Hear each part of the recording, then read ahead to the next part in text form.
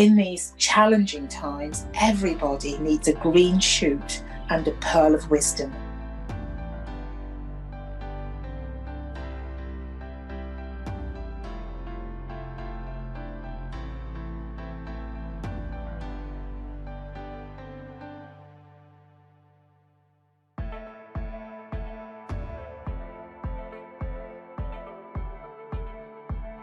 What 2020 has shown us is that there's a real need for vigilance, that women's rights are not yet really embedded in our maternity system, and that they can be easily eroded.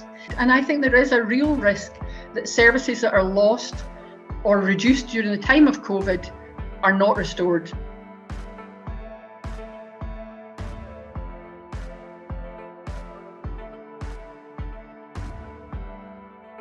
My argument is that the solution is health optimization. Prevention is far better than cure. The hard truth is there is a lot of racism there. It's not enough to be non-racist, swimming in a pool of racism. You have to be anti-racist, actively working against racism.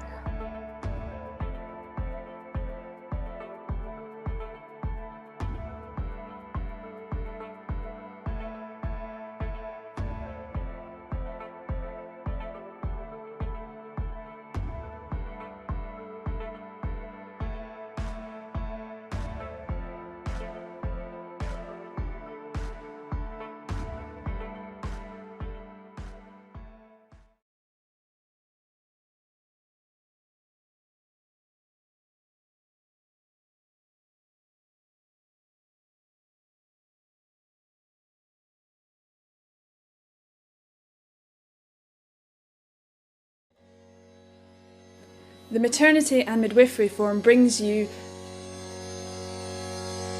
Matflix, video streaming from maternity experts. All your CPD and revalidation needs met in one place. Our expertly curated box sets are the perfect way to engage with the latest thinking, issue by issue. They make revalidation easy and are the perfect accompaniment to any project or university coursework. In addition to video from expert speakers across maternity and midwifery, there is easily accessible research and links to the latest government policy documents. Our reflective questions at the end are the perfect primer for your revalidation.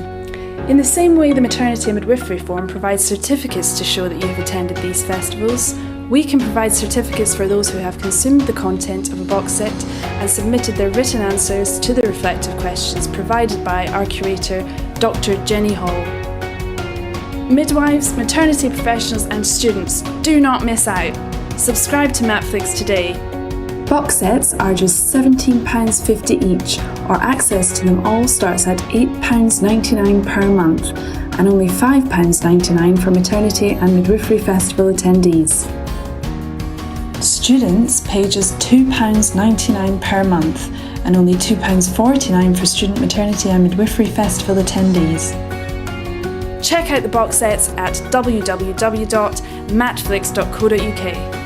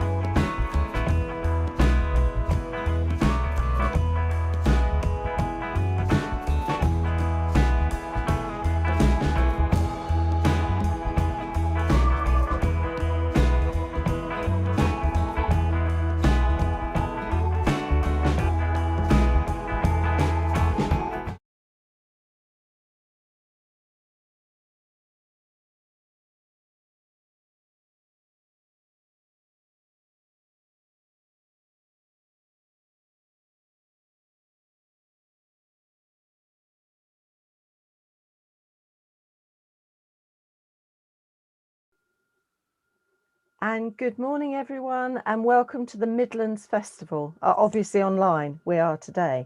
Now I'm going to be showing my screen just to keep myself on the straight and narrow. So here we are. Okay, this is me. Good morning, I'm Sue MacDonald. I'm the chair of today, and I'm also the curator for the festivals and for the Maternity Midwifery Hour. And welcome to everyone who's come today. It's really fantastic. We've got a lovely programme, and you're not going to want to leave your computer or your mobile. So make sure you've got plenty of refreshments, water, tea, whatever, and chocolate bars or whatever to keep you going through today. Okay, oh, there's a bit of a delay on that. Okay. Now, why isn't it doing that? No luck. Okay. All right, it's being a little bit grumpy.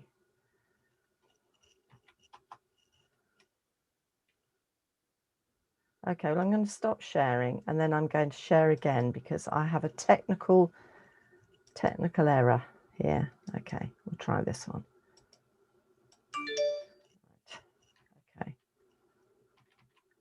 Okay, I'm going to say sorry about that, guys. This always happens, a little technical glitch.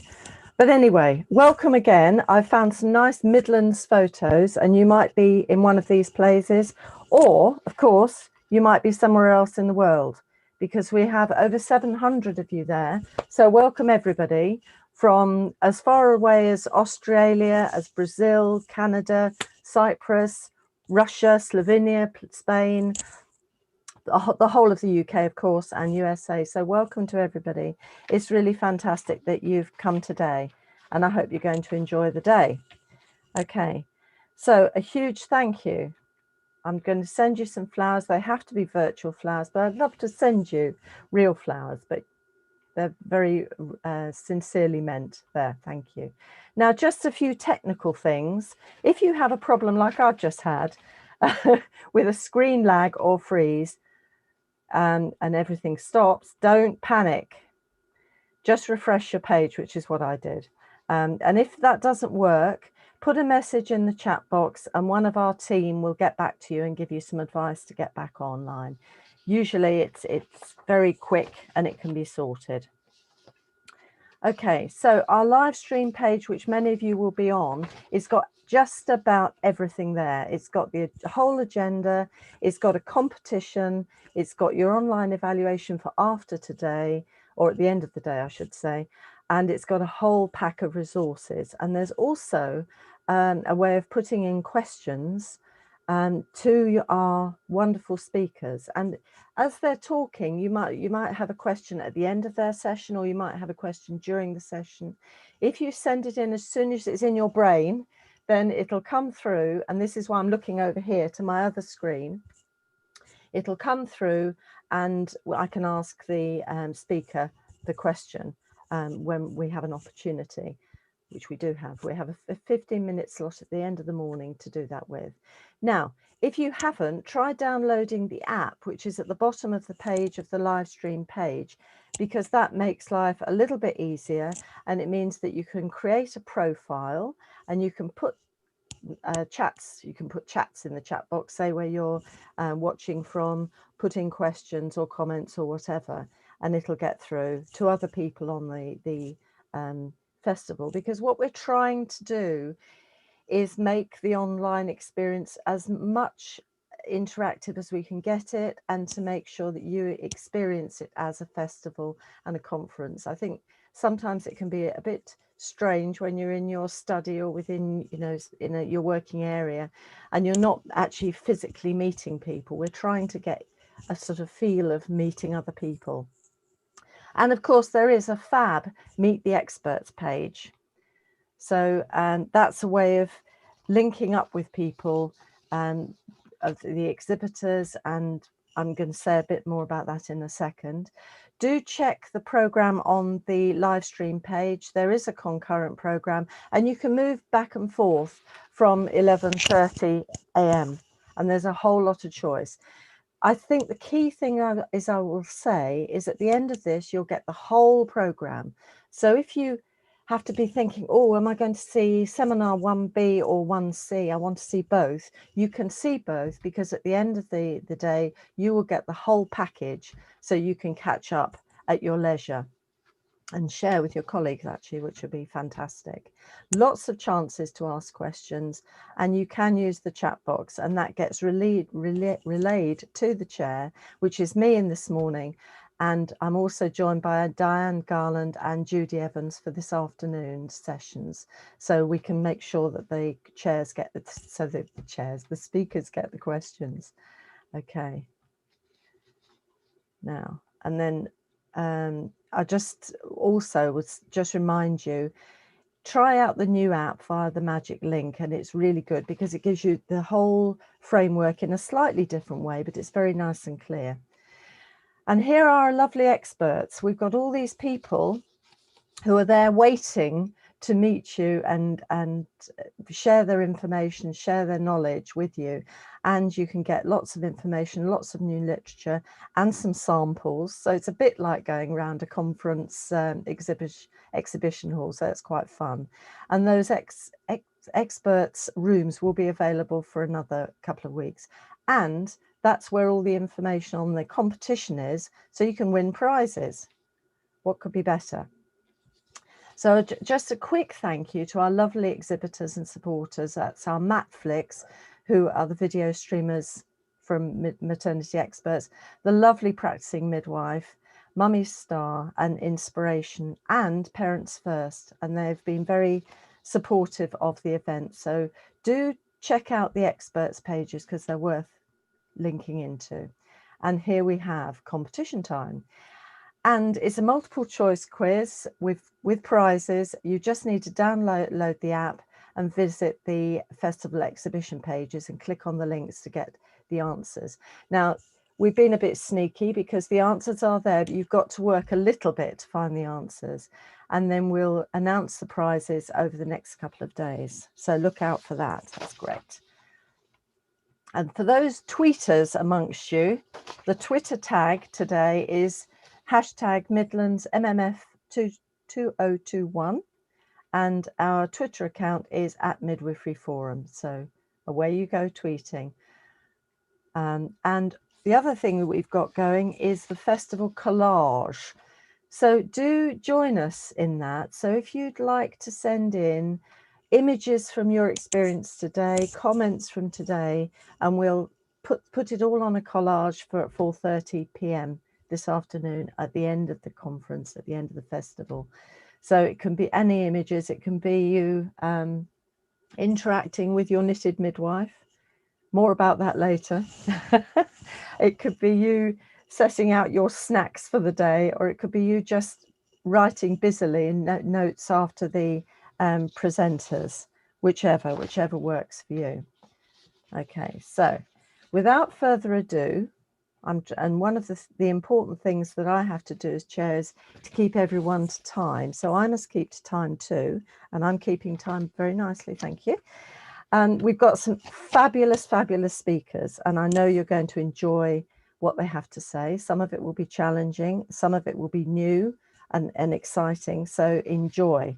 And the first speaker, I'm delighted to say, is Dr. Professor Julia Sanders, who's a professor of clinical nursing and midwifery at Cardiff University.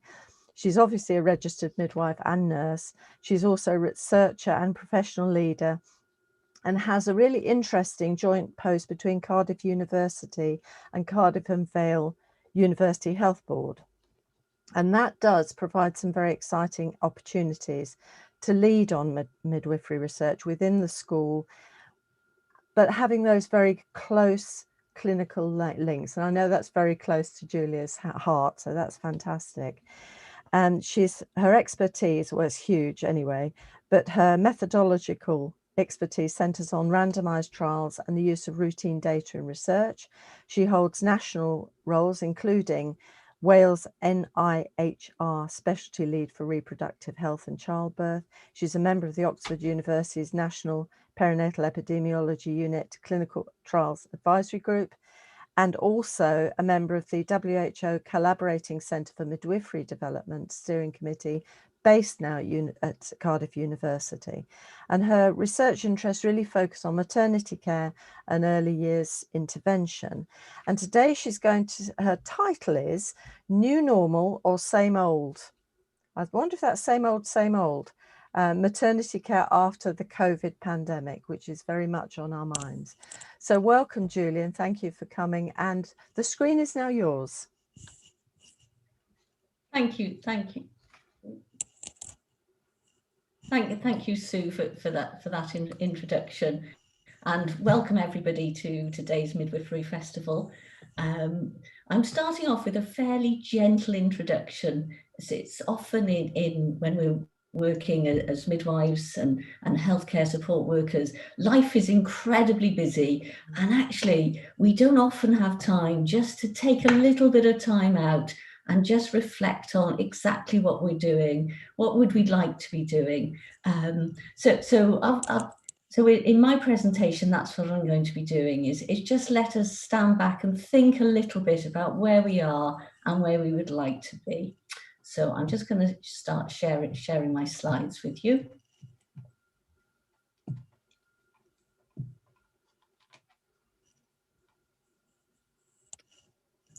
So we're going to be looking at, everyone's talking about the new normal. What does new normal mean post-COVID? We changed so much, and where's the balance between what do we keep from the changes that we had to make to clinical care during the COVID pandemic, and what's better that we go back to doing what we did before. So let's just we're just going to be thinking about that for the next few minutes, and I particularly thought I'd focus on antenatal care. We could be looking at this in exactly the same way around intrapartum care and particularly around postnatal care, but I thought let's just concentrate on antenatal care for this morning. And I'm very conscious that how exciting that we've got people joining from around the globe, and of course care is very different in different settings. So it would be wonderful to hear in the chat how different countries have responded to the COVID pandemic in terms of providing their antenatal care, and again what they're thinking of keeping and what they're thinking of changing as time goes by. So let's just take us back first of all. Most of you won't need very much reminding of what was going on a year ago, but suddenly we were thrown into a situation where all our established procedures, are very carefully drawn up pathways for care, were almost shredded overnight, and we were told to completely redesign services and to introduce virtual care for women that had been considered for many years, but we hadn't quite ever got over the hurdle of providing it. But virtual consultations were rapidly set up, particularly for antenatal care. The pathways for screening and for providing care in terms of the numbers of blood pressure checks and urine checks and pathways for screening for gestational diabetes were suddenly changed and to some extent compromised, which was very unsettling for a lot of healthcare professionals and perhaps for women. We reduced home visits. Midwifery care in the UK is still very proud of being able to offer home visits, often for some antenatal care and some postnatal care, but that was more or less stopped. Face-to-face antenatal and postnatal groups were discontinued. We put severe visiting restrictions on visitors and partners coming into our hospitals and into our clinics. And midwifery-led services were reduced. In the UK, many midwifery-led units were closed temporarily, and there were other effects on hospital services. And all that happened literally within a couple of weeks. So massive change and massive reorganisation. So where were we before the COVID pandemic? Well, In 2003, NICE, the National Institute for Health and Care Excellence in the UK, produced their first guidance, maternity guidance, and that related to antenatal care. And it was at that time that across the UK, we introduced a new schedule of antenatal checkups. Prior to that, women had been seen in what we considered a very traditional model, which was actually introduced in the 1940s, of seeing women for checkups monthly until 28 weeks, fortnightly to 36 weeks, and weekly until they gave birth. And that was very established practice. Everybody did exactly the same. And then in the 1990s, there were a series of certainly 3 randomized trials conducted in England, which looked at offering women different schedules of antenatal checkups with reduced visits. And they were found to be effective and acceptable to women. And it was those trials and information that then informed the NICE antenatal care guidelines and pathways in 2003. And so that was very well established practice. Those pathways of care were well established. And then suddenly the COVID-19 pandemic hit us. And what did that require? Well, it required overnight these massive changes in care. And the RCOG and the Royal College of Midwives pulled together very rapidly to produce new guidance on care, and that included antenatal care provision. And to their credit, the professors of the Royal College of Midwives pulled together and produced ultra rapid reviews of evidence to try to inform care in a pandemic setting. But if you look at the normal ways in which we produce guidance, they would always be informed by the best research evidence, by clinical expertise, and by women's and users' values and preferences. But we were thrown into a situation where actually we had very little evidence relating to a pandemic suitable schedule of care. So guidance was very much driven by clinical expertise and by clinical opinion, but clearly informed by the little amount of evidence that was around. But what we would produce then was very much a scaled down package of care compared to what we had previously been providing and what we had previously considered to be good care. And this is an article that was published in the British Journal of Obstetrics and Gynecology, which looked at the service provisions and the way that antenatal services did in fact change in practice. And that this was produced from the RCOG. And what did they find? Well, they had a fairly good response rate. Around just under half the units in the UK responded, of whom 70% reported a reduction in antenatal appointments. So absolutely in line with what had been suggested that they should be doing. 89%, so the vast majority, were using some sort of remote consultation process.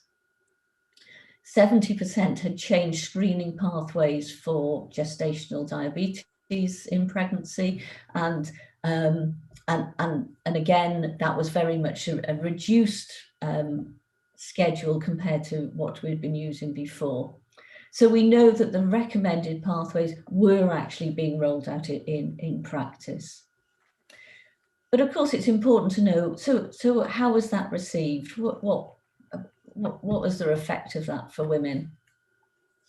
And at this time, I was part of a group, the RISK study, which is a study which was primarily funded and initially funded by the Wellcome Trust to look at the way that women receive information about risk in pregnancy and labour in the postnatal period, and how they perceive public health messaging. And we'd completed that work prior to the pandemic, but we felt we couldn't miss the opportunity to go out and ask women how they were finding the new COVID socially distanced antenatal and maternity care that women were now receiving. So this was an online survey which we conducted last summer, just over 500 participants. So not huge numbers, but it's still 500 women and their views. The majority of the participants were still pregnant, and around a third had given birth to a baby during the pandemic.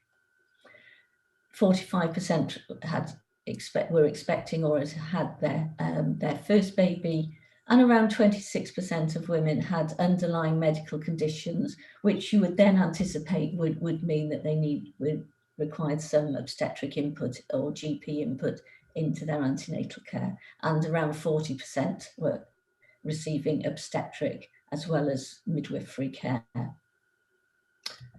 So how are women finding the new package of virtual antenatal care? Well, what we found was around half of the participants had what we would describe as a routine checkup, an antenatal checkup by phone or by other virtual means. So that was just a face-to-face conversation, a virtual conversation that replaced the usual hands-on checkup with blood pressure and urine monitoring and the midwife doing an abdominal palpation. Some had experienced a virtual appointment with a doctor, either an obstetrician or a GP.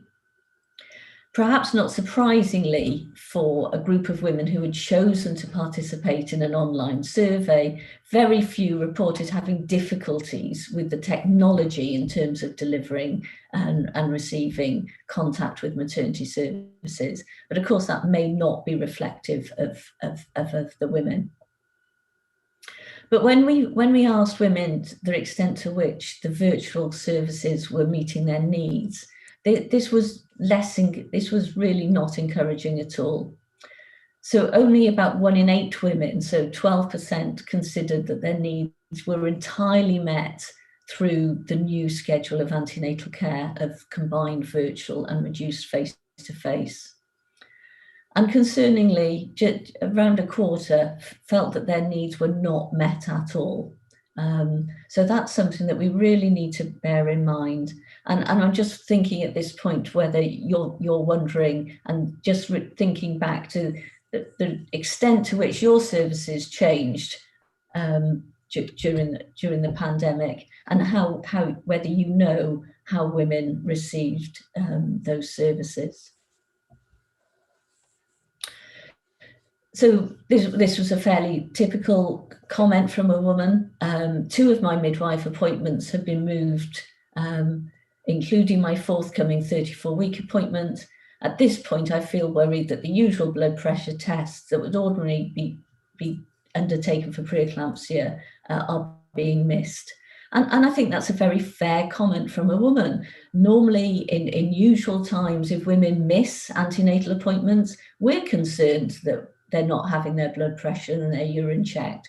So why should women suddenly think that it's acceptable and safe for them and their babies that overnight we decide to reduce our schedule of checkups? So it's perhaps not surprising that women were responding in this way. And of course, ours isn't the only survey. This is another survey which was led from Norwich that looked at women's perceptions again and experiences of socially distanced maternity care. This survey had over 1,000, nearly 1,500 response. And again, but the theme was similar. The main area of concern was around virtual clinics antenatally, and the extent to which this virtual care is meeting the needs and how acceptable they are to women. So exactly the same concerns across these 2 surveys.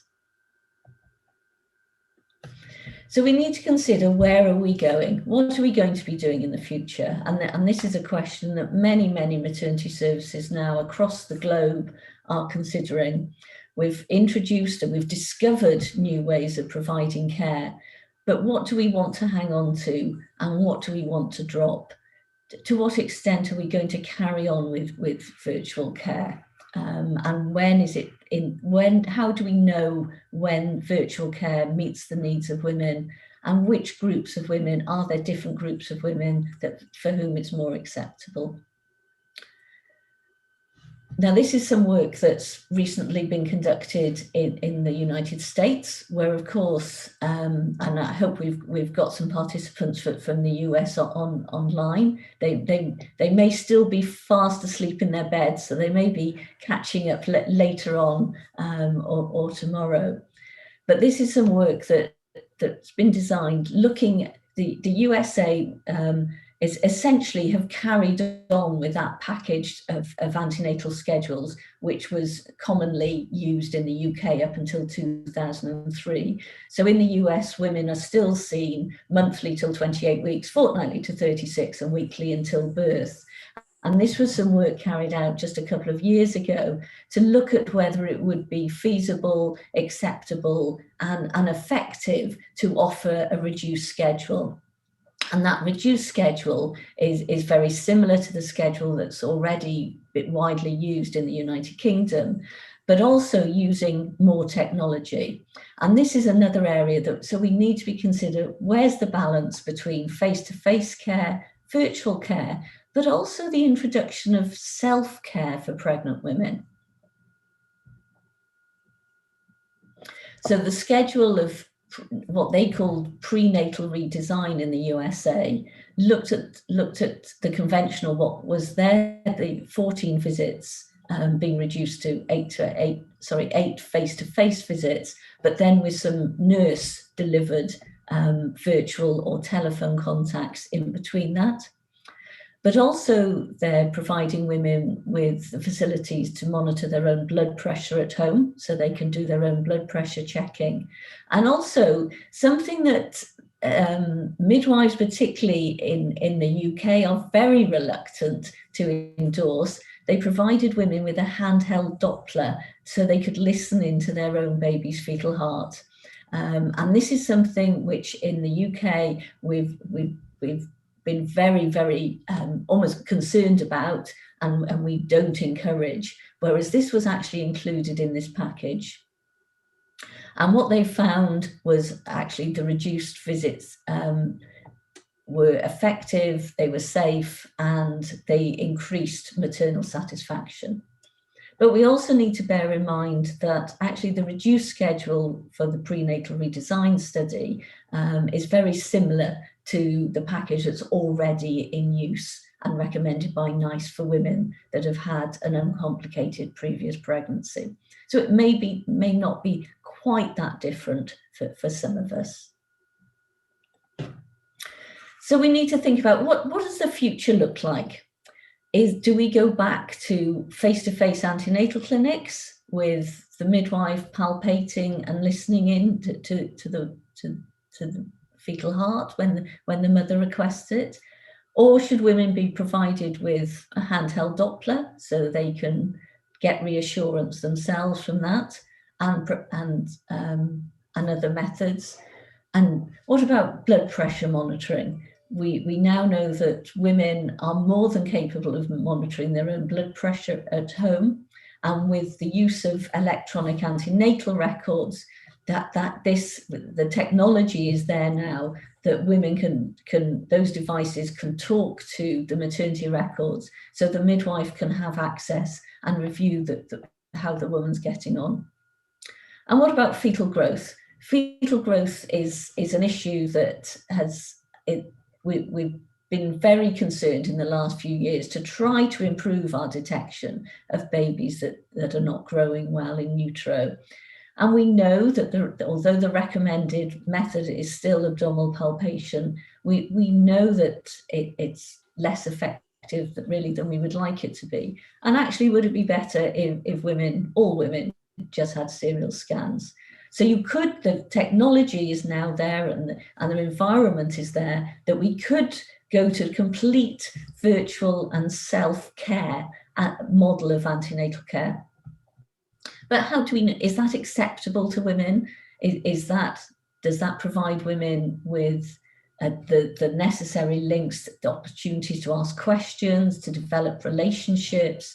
If you're looking to develop relationships and provide continuity of care through the antenatal and intrapartum period, how does that fit in? How many times would a woman want to meet or need to meet a midwife before she felt that she'd received that continuity model?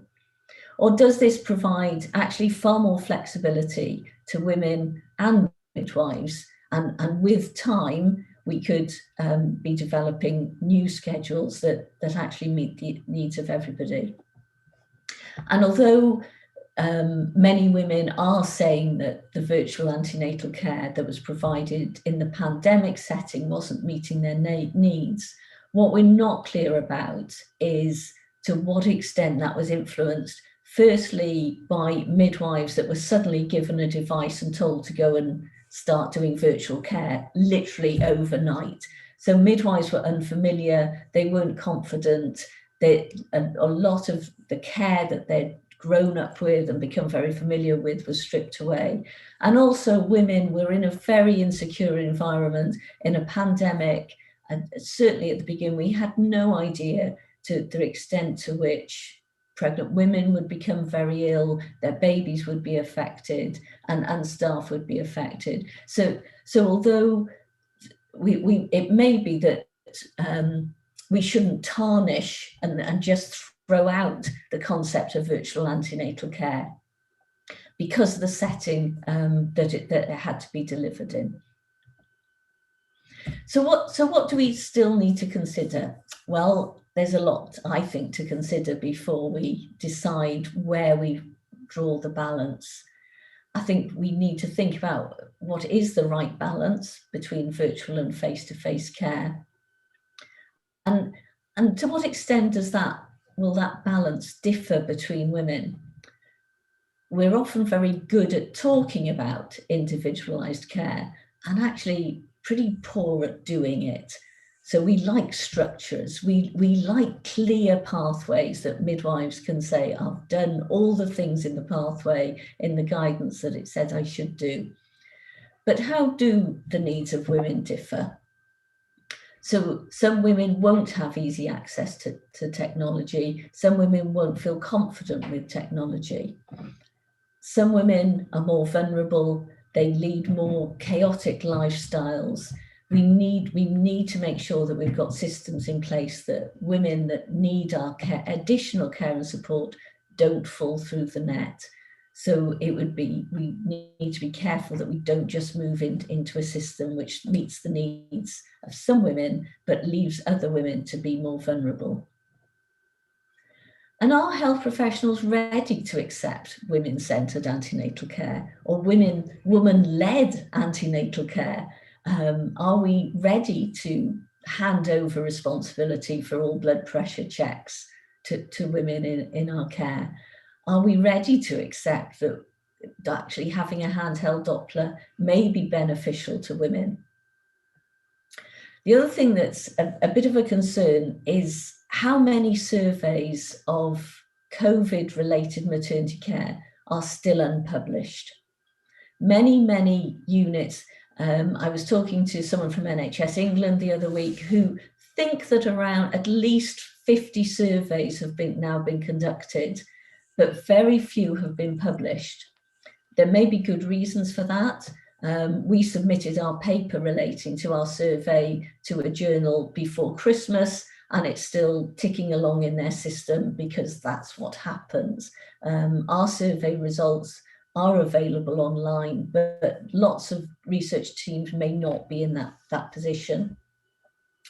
I'm also concerned that some maternity units may have surveyed women to find out what women think about their new package of care, and actually women just said they didn't like it, so it's easier not to put that information out in the public domain.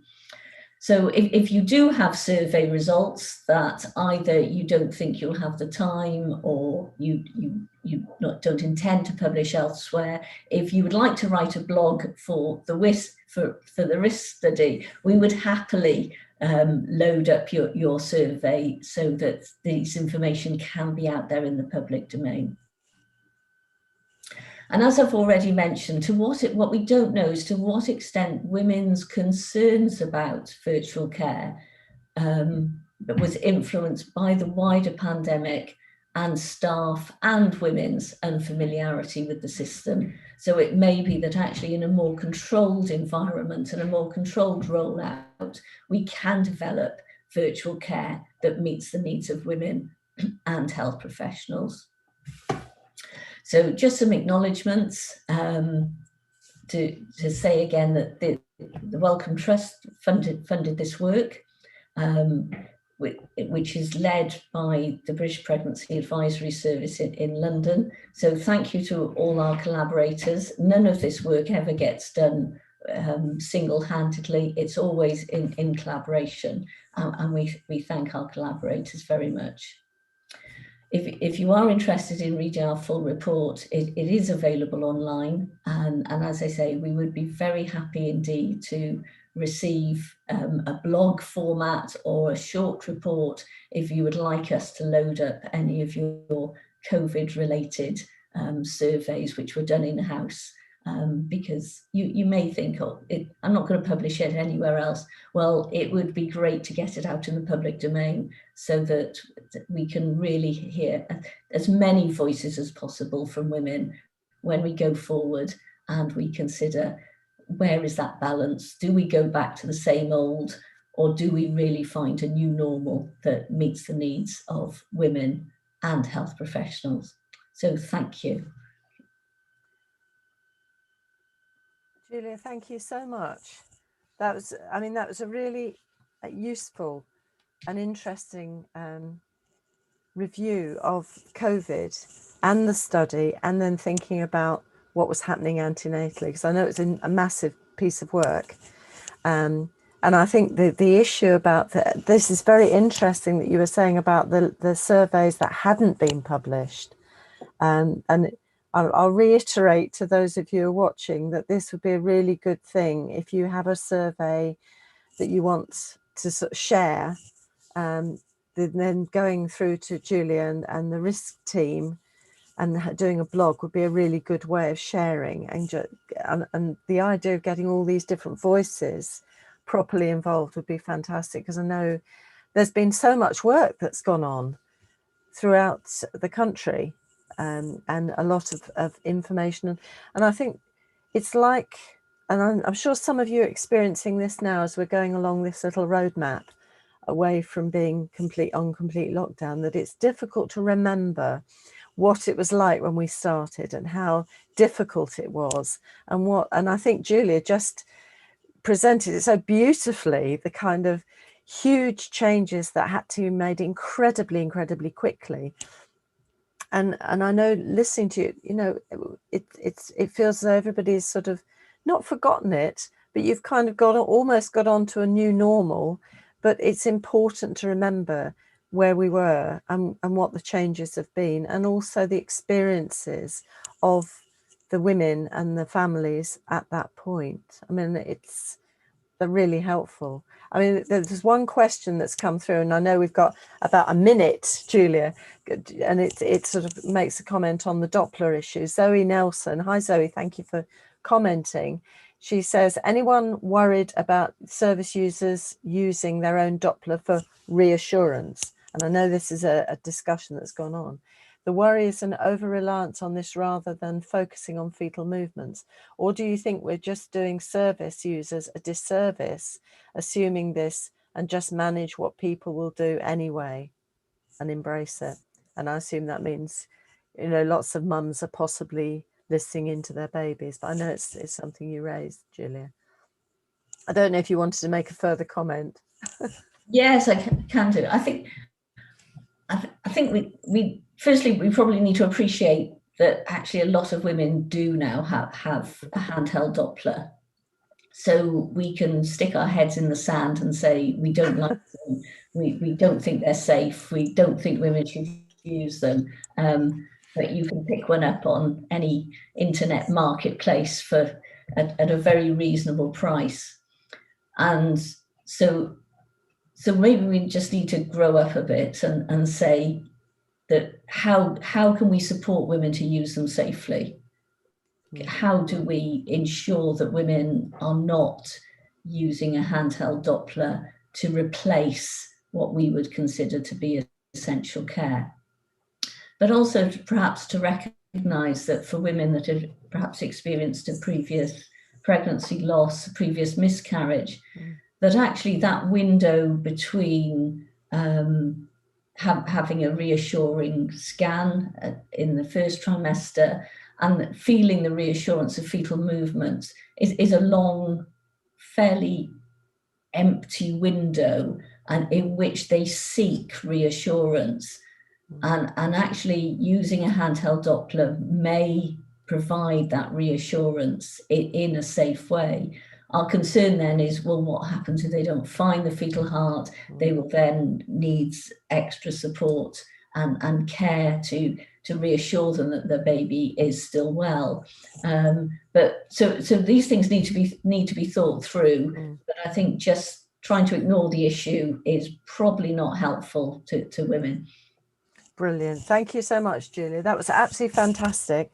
And I'm sure if we had all our audience, and there are a lot of people there, if we clapped, your hair would be pushed back with the pressure of the clapping. So thank you so much, Julia, for starting us off.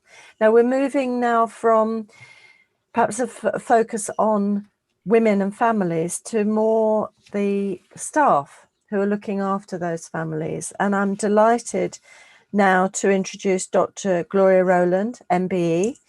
She's a chief nurse for the NHS South West London and also an NMC Council associate. She is a nurse, she is a midwife, and also a specialist public health nurse and doctor of clinical practice. She's the first Black African director of midwifery, or was, because she's in a different role now. And she's been a Mary Seacole and Florence Nightingale scholar, and she's won many awards for her work. I ought to say at this point, all of the CVs are online. I'm just giving edited highlights because these people are very prestigious that we have today.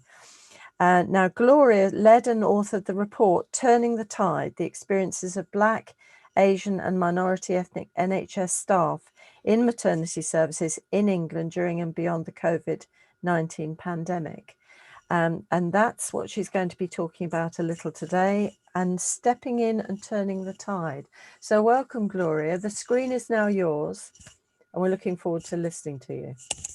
Thank you very much, Sue. Thanks for that introduction. And good morning, everyone all over the world. And we have been introduced already, so I won't be introducing myself again, but hopefully we will have a great time together, just trying to explain some of the things we did during the pandemic with you.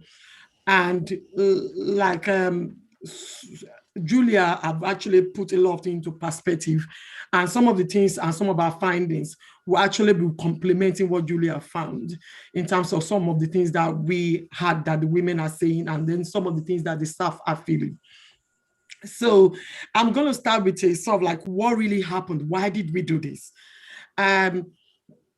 During the pandemic, yes, as I was being introduced, I was the director of midwifery at Bathsells, and that's the largest maternity unit in the UK. And I'm always proud to say that it's the largest maternity unit in the UK. And we were in East London, and that's one of the most diverse organization one, and also the kind of people we looked after are also very diverse in terms of ethnicity. So the pandemic started and everybody was worried. And we all know the story of different information. Everything was just flying in. And initially, we were concerned about how women are getting the information, especially the people that live within East London. However, I think one of the things that then struck us was initially there was that information about COVID will not affect pregnancy. And everybody was focusing on ITU care. Suddenly we started having pregnant women sick. And then we had a mortality in the community. And I think that for me, that was where I was so worried. I was in a trust where we have mortality in the community. And again, this is a sort of like an ethnic minority woman that have actually tried to contact the service to say that everybody within our household was showing COVID symptoms. Obviously, the message then was stay at home. And again, the information and the sort of like advice given was stay at home and call 111 if you are sick, if you are still not well. And that time, I think that was just what the information was at that time. So by the time the woman actually called in to say, look, I am sick, and the husband was on the phone by this time, it was a bit too late. So by the time the paramedic got there, they were performing cesarean section in front of the family. Unfortunately, we lost both mothers and the baby. Obviously, that didn't go well. And that really, really then brought the whole issue about what can we do with our community. And then when we then start looking at what was going on the TV, obviously we have a lot of our staff as well that were sort of like being affected as well.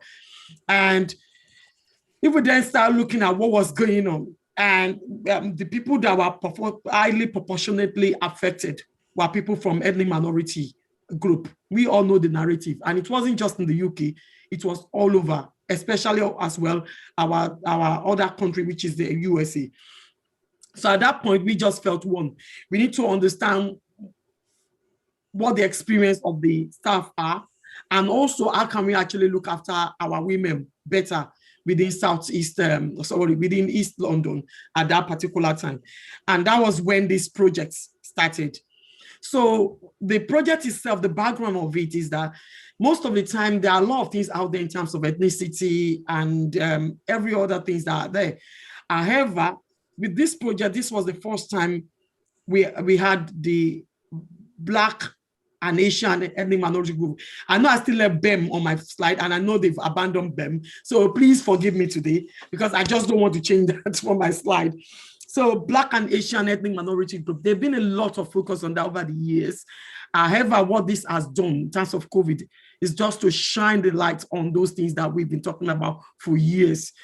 And what also happened during that COVID time is that some of the things you're going to hear it's not going to be comfortable, but I'm just going to say to you, please bear with me, because again, I think by the time I finish everything, you understand the fact that when we talk about inequalities and so on and so forth, and racial discrimination, I think we should all get into that stage whereby we are comfortable with discussing it openly and trying to actually change what is going on.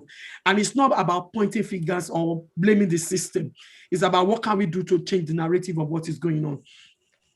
So looking at the TV, there were a lot of things, and a lot of people that were coming on the TV talking about PPE and all this kind of thing are all sort of like from the white community.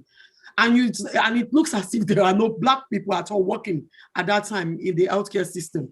And for me, when we then were thinking about putting this together, I thought, okay, fine. I'm sure we still have head of midwifery that are actually leading maternity services. And for the first time, I reached out to the head of midwiferys across the country to say, look, the people that I remember that are sort of like from Black and Asian community, and say, can we join up and then do this project together? And by the time we finished that, we found out that it was only about 7 or 8 of us in the whole country. In a country where we have over almost about 200 maternity services, whether as a sort of like standalone or not. And you just found that, again, that actually brought it to light that there are issues going on here. If in the whole UK, you only have about 7 to 8 Black and Asian head of midwifery. And if you look at my introduction as well, when I then actually got the director of midwifery job, then to just realize that I was the first from Africa. And I say Africa, not the first Black, because people made that mistake and say first Black. No, they've been Black head of midwifery far before my time. But it's just the African origin bit. Again, that is just about really explaining what is going on in terms of inequalities that we are talking about. So we began the discussion, we decided what we're going to do, and then we pulled ourselves together and we wanted to do something about what was going on. So some of the things, like I said earlier on, is just about the impact on that Black and Asian communities. And then we wanted to find out, we developed about initially 4 key lines of inquiry. And why we are doing this between April and May, we had the death of George Floyd in America. Obviously, that's like stir up Black Lives Matters. So whatever we wanted to do there, we thought, okay, as much as we are looking at maternity, we have to look at race and the issues around race as well. So that at least then we are current in terms of some of the thinking and some of the things we want to be asking people. So we developed 4 key lines of inquiries. So the first one was to look at the challenges that the staff face, that from the community. And also as a member of that community, what are the social cultural factors really affecting the community that makes us susceptible that much to coronavirus in terms of COVID-19 infection. And then as a member of the BAM, Black and Asian Ethnic Minority Group, what else can we actually do to actually change the narrative? How can we improve the care for our women? What is it that is affecting women, and how can we really support staff to do their job effectively? And really, when we were talking about this, we know that there've been a lot of reports out there, but we wanted to make sure that our report is more or less action focused, and we don't want people to come and moan and complain and say, okay, everything is wrong about the system. So on every of the forums, we actually ask people, okay, what can we then change now? How can we then do something now? So that at least people come with the fact that we are not coming to sort of like attack the system. We don't want to attack the system. We want to create solution. And that was what that group did. And we are still carry on doing that. So, like I said, our approach was we actually brought up the objectives, and one was to look at the challenges that face people, look at the support that Black and Asian community needs. How can we enhance and change and manage misconception? Again, probably when I go deeply, you understand it. When I talk about misconception, I'm from that community myself, so I can say a lot of things myself without being accused of being racist. So that's the beauty of me presenting this. Because again, there were a lot of misconceptions. There was a lot of concussion prescription on WhatsApp and everything else. And obviously, I've got a call from mom and friends and say, okay, have you mixed your ginger with lemon, with lime, and all those kind of things? So there were so many things going on within the community at that particular time. And some of the things I'll be talking about as well is about how our community, how do we engage? How do we relate? How do we do things? And I think those are the things that people still struggle with, to understand that the way we engage, the way we do things is quite different. And it's about how do we sort of like reach those communities. And the final thing was to look at that social cultural influence on both staff and women. So, like I said, our approach was more or less like a qualitative approach, and we did 11 forums. And the 11 forums that we did, people were able to express their feelings. We actually make it a safe place for people. And what we wanted to do was not just to hear from the senior people. We have people ranging from Band 5 to Band 8, bank agency, maternity support workers, and student midwives, really. And also, what we found out is that because a lot was going on, a lot of people are under pressure. Some people could not come to the forums, and they did ask for us to send a survey out. We did send a survey out within 1 week before the closing of the whole project. And we had about 132 responses. And I'm glad to say that some of the responses are from doctors as well. So which shows actually that the issues are not really from just midwifery point of view in maternity. It also affected the medical groups as well that are from the same community. Obviously, that time as well, when we were doing this, there was a lot of issue around risk assessment of Black and ethnic minority people and that PPE issue across the board. So what we did was to do that extra forum to actually concentrate on those 2 issues. So some of the key findings are this. The report is out there, and I'm sure if you Google Turning the Tide, the same headline, you will get the report. And it's a lot. There's a lot of things that we actually brought out. But I'm just highlighting some of the things that we thought there are common trends across the whole findings. And I'm sure we all know that we all know the narrative that everybody was so scared. Everybody was like anxious. And I think one of the big issue was that psychological impact of COVID on people. And then by the time people start getting later to self-isolate and so on and so forth, people are really, really scared about what was going on at that time. And also, there was that thing about trust. Trust is a big thing. And I'll talk about it later on when I talk about vaccination and so on and so forth. Trust is a big thing. And I think that's one thing we really need to continue to work on going forward. Trust, the lack of trust is not just from the system alone, also from ourselves, even within the work environment, which makes it a bit difficult, because again, you find that some of the issues we find out when we ask people, why are they not engaging with the risk assessment? Well, Black and ethnic minority people are the most affected, and then we are not having risk assessment done. It doesn't really make sense to me. The same thing as what we are seeing with the vaccination as well now. So when I then ask people, why is it that you are not doing your risk assessment so that people can look after you? People just don't trust the system. It's about trust, and which is a shame, really. And for me, these are the things, when I talk about this, I balanced it up.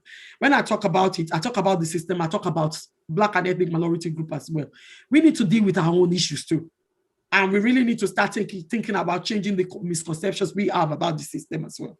I think it's both ways. I agree that the system might be racist, but we have a role to play in this. We have to engage for us to change what is going on. By not engaging and saying we don't trust the system, that means nothing will happen. And I'm sure people have heard me say this over and over again. And there's that bit, and I've highlighted some of the key areas. So you can see what was going on. When people, you can see why people said they don't trust the system. One of the participants was very clear about this. This was a direct quote. I was made to feel I was being a time waster, and I was going off sick for no reason, and she didn't. So this is a communication between a staff and a manager. Again, these are the things that actually make people not trust the system, and people sometimes don't want to say anything, whereas it's not the right approach, or people leave things too late.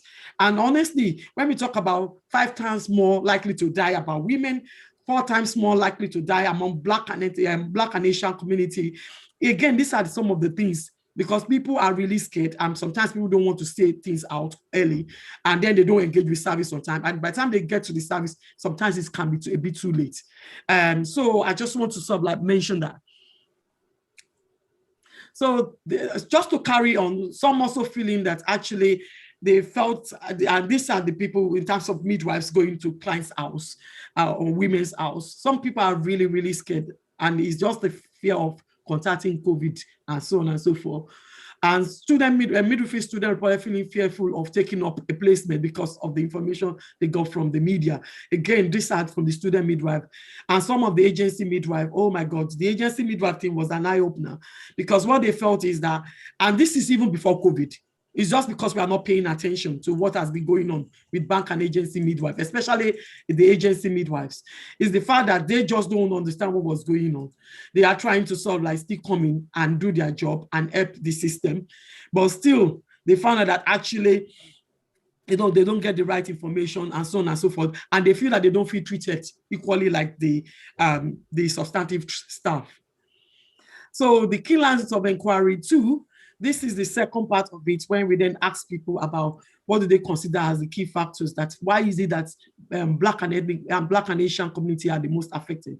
And these are the things that they've said about what they feel is going on at that particular time.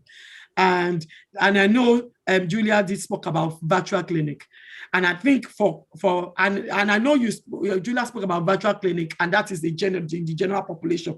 Can you imagine somebody that cannot even speak English, that doesn't even know what to do, and that doesn't even have money to buy sort of like top up on their phone, talk less of having an iPad. So again, if you then think about that, then the cultural differences of actually sitting on the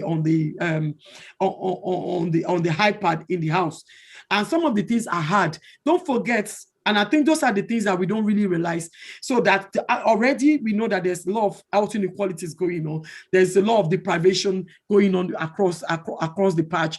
What then happens is that the schools are closed, the children are in the house, there's homeschooling. Some people live in a house that is only one room, and you have the mother, father, and the children living there. So that everybody is competing with maybe one desktop or laptop that is in the house, because the children has to log in for their schoolwork. And then the midwife is also coming to make an appointment with the mother. So these are the things that people are not really putting into perspective, that people might not have that privilege that other people have. And people might think everybody is the same. Virtual clinic is actually not just for everybody because of other intersectionalities that are going on. So it's not just about culture and race alone. There are other things like deprivation that is actually affects those communities as well. So the other things as well And I think this came out loudly, was about racism. That was so big in the issue. And people were just sort of like so angry. And also with the death of George Floyd and Black Lives Matters, there was a lot of anger that came out. And I've actually sort of highlighted, this is a direct quote as well. I'm sorry to say, but in my opinion, the system of oppression actually is the causation. They feel that there's that systemic racism that has been in the system for a long time, and COVID is just sort of like magnifying it. And the next one is also talking about how do we improve, improve care and thinking about maternity care for women. Again, there was that concern about that virtual working and so on and so forth, and the incidence of domestic violence, and a lot of things that were happening at that time. And it's about just really thinking about one size does not fit all for everybody. And I understand that everybody, the whole system was trying to do their best to meet the needs of majority. But actually, some people actually did suffer through this period. And that's just continuation of that key lines of inquiry. And one of the areas that also that people are struggling with is in terms of antenatal screening. And we know that things like sickle cell, thalassemia, and hemoglobinopathy, people need to actually access with the service right on time in the beginning of their pregnancies. And honestly, from my trust, because I look at the data, we had a lot of women that actually did not come in because everybody was afraid of it and people didn't get that done. Even when actually there was provision for people to access the service, people did not come. And so again, a lot of people did miss some of their screening program, but hopefully we were able to mitigate that. There were a lot of sort of like risk assessment done later on when the pandemic was a bit easy. And the last thing was, what do you need to do your job effectively? Again, there are tons of things that people came up with, or in terms of what we can do to really support them in actually making things better. And one of it is the one code that we put there. One of the biggest challenges that I am facing is supporting staff with their mental health. So there were a lot of issues about mental health and how we can support staff with their mental health. And there's a need for management support to deal with this. So again, mental health was a big thing that came out throughout the pandemic. Like now, the risk assessment team, when we were like so worried and say, how come people are not engaging with it at the beginning? You can see what people say. And they just like, well, they just think these things are tick boxes. And honestly, majority of things, that's why people don't trust the system. They just say, okay, they want to tick box, they will tick box, and that's it. It's vague and unclear. It's actually useless, and some people think it's a joke. Again, it's all boiled down to not trusting the system, not accepting that the system will actually help them in doing anything. And then in terms of PPE, again, there's a lot of issue around PPE before we then got to the stage of thinking about the anatomy of the face and so on and so forth. But I would say this, all these things that we talked about was during the first wave. Obviously, the government did a lot of good work. We did have a lot of PPE. We did have a sort of like people had their risk assessment done. But this was just in the thick of pandemic when we were doing the project. That's now at the minute is not the same story because a lot of things have changed for better. And then the findings continue. I'm not just going to talk about this because I'm conscious of time. We then move into recommendation. And you can see the first thing in my recommendation is self-care. And I cannot re-emphasize this enough. All over the world, if you are hearing my voice, please, it's about looking after ourselves, looking after each other, checking on each other. And one of the things that happened during pandemic is a colleague of ours as well that actually passed away at home by herself. Again, this person lives alone. They called, and when we did not see them at work, unfortunately, she's a doctor. We didn't see her at work, and we are the one that actually contacted the next of kin and said this person did not turn up to work. By the time the police got there, the person is gone already. So for me, those are the bad memories of COVID-19 that actually stuck with me because that really shook all of us. And again, it's about checking up on each other, by really looking after each other. And I know COVID has brought us more together, but it's about how do we just do that more. So again, in terms of the second recommendation is about how do we support each other through mentorship to actually sort of like improve in terms of giving people equal opportunities and so on and so forth. The second things in terms of our recommendation is about support for staff that are from the community and how do we advance their career. And I've really written some things there as tips. I'm not going to go through them one by one. So if you really want to read that in details, please do go and look at our report. In terms of also in workplace, what can we do differently in workplace? There are a lot of recommendations, and these are some of the recommendations in terms of having Black and ethnic minorities speak up guidance. And I'm happy to say that some trusts have taken this up. They've got Black and ethnic minority speak up champions and so on and so forth. So a lot of things have improved from the time this report was released. And one of the biggest things also is about having Black and ethnic minority representation in some of our group or some of our regulatory bodies, so that at least that issue, there will be that diversity of learning, diversity of ideas across the board. The next one is about how do we hear the voice of the Black and ethnic minority women. That is the big thing, because I know a lot of people do survey, a lot of people do focus group, but these people don't engage that way. There's other ways of engaging people. And I talk about this when I talk about music. Music is a different thing. And I know people say it's Africa. It's not just Africa, including Asian. People dance, and we are used to actually using our hand and body. And there's that thing about music. So there's a way of reaching the community in terms of how we campaign. But the way we campaign at the minimum, not just to be the right way. And that's why people are not engaging. So there are other ways that we can look at it. And our group is looking at how can we actually help the community to understand how to engage with this community. Those are some of the work we are doing. And also to say that, and I'm glad to say during the second wave, there was that clear message about staying at home doesn't mean staying away from care. So again, that message was changed quickly. The third recommendation is about understanding Black and ethnic minority people. Again, there's a lot of work we are doing. If you ask people, where do you get your support from? Would you respect within the community? Who can you actually confide in?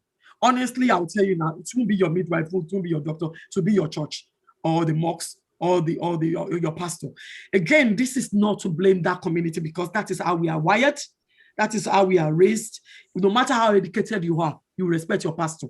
Again, this is where we have to then think about, if we're going to do health promotion and all those kind of things, how do we use those people of influence to those community to reach the communities? And I know people are doing it, but again, it's about how do we do it in a more coordinated approach.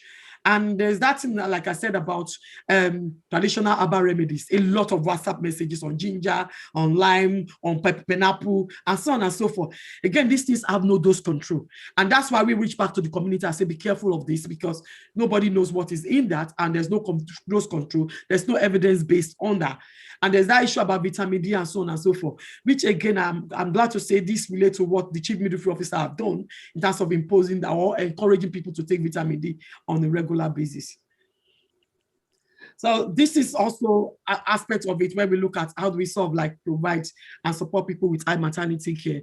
Again, I've spoken about virtual working, thinking about the pathway, and actually using people from the community to support the community. That is what it is done in most of the developing world. And why can't we do it that easily here? And the last thing is about understanding the body. Again, there's that thing about anatomy of the body, and how do when we really want to change this narrative, it has to start from training. And I will say to you now, when I was in Nigeria, my favorite textbook is Margaret Mice. And actually, I'm in Nigeria, and they're teaching me the anatomy of physiology of somebody, of the white women. How can that be? Whereas the skin texture and everything is different. So if we are going to change the narrative, we have to start from training and changing some of the things in the evidence and the textbook that we have at the minute. Risk assessment, I've already spoken about that. I'm not going to really go into that. So we summarized it, things that we are looking at present into 5 key themes. The first thing is about how do we increase leadership across the board, looking at our regulatory bodies. The second thing is about that curriculum that, as I've rightly said. The third thing is about how do we improve career and give equal opportunities to people. And then the fifth thing is about how do we sort of like risk assess so that people can actually, the people that need that 75% continuity of care do get that continuity of care. And the fifth thing is about how do we then promote and really reach this community widely. Since the report was launched last year, October, it's just to give you some of the things we've done. We've got 7 work streams that is working on different aspects of this, and you will be seeing more of some of the output from the group. Like I said initially, we don't just want to be a talking group, we want to be an action group. And I cannot really finish my slide without talking about some of the topical issues about vaccination and things that are going on. And I know things are changing on a daily basis, things have improved, but the picture in the UK was that, like I said, it doesn't really tally with me. If we said the people that are most affected are Black and ethnic and Asian minority ethnic group, and then we are not engaging with the vaccine, again, there's a lot of things going on in terms of information that is going on within the community, and it's very powerful. We do things by word of mouth. It's not by poster, it's not by leaflet. It doesn't work for that community. So again, it's about understanding that the biggest thing again is about trust. And I'm not going to go into that because I've spoken about that every time. When we ask people, again, it's all about trust. And just to say to you now that if you look at this is from an American slide. They even look at people that will totally refuse. It's only a few of them. The people that we need to convince are the people that sit on the fence, they are not really sure. And those are the people that we really need to talk to. All we need to do is to change that narrative and change the information. And I'm just going to show you some of the things, how we've been helping out from our group. We've actually had some seminar to actually help to encourage the community, speak to the community, and actually talk about using evidence-based rather than just using any information that you pick up on WhatsApp. Again, these are the things we've done. We've done women forums where, again, we talked about vaccination. We talk about other things that really bothers the community.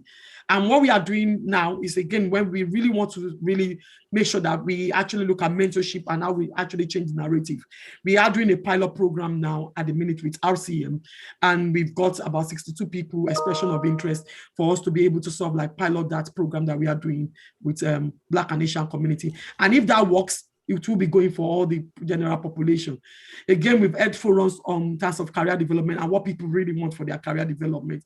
Again, we've got all that narrative and we are working through that with Capital Midwives in terms of how we actually do that. And when I talk about Capital Midwife, I will actually talk to Capital Midwife. Capital Midwife is London, but what we said to them is that actually make it a bit open for people that are not in London as well, so that people can benefit from it. And they are looking at that.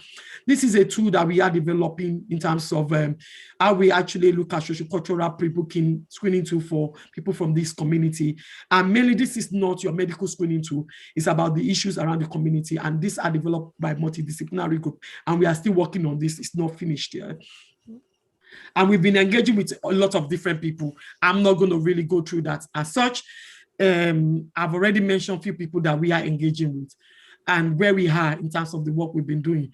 And in terms of next steps, these are the things we are doing, and there's going to be a sort of like a 6 months on into the project where we'll be able to talk elaborately in terms of some of the things we've done. And that's me done. Thank you very much. Thanks for listening to me. Thank you. Gloria, I feel quite breathless. That was fantastic. You've covered such a huge amount, and you're obviously a very busy person. And one of my questions was going to be, are you going to be doing a follow-up?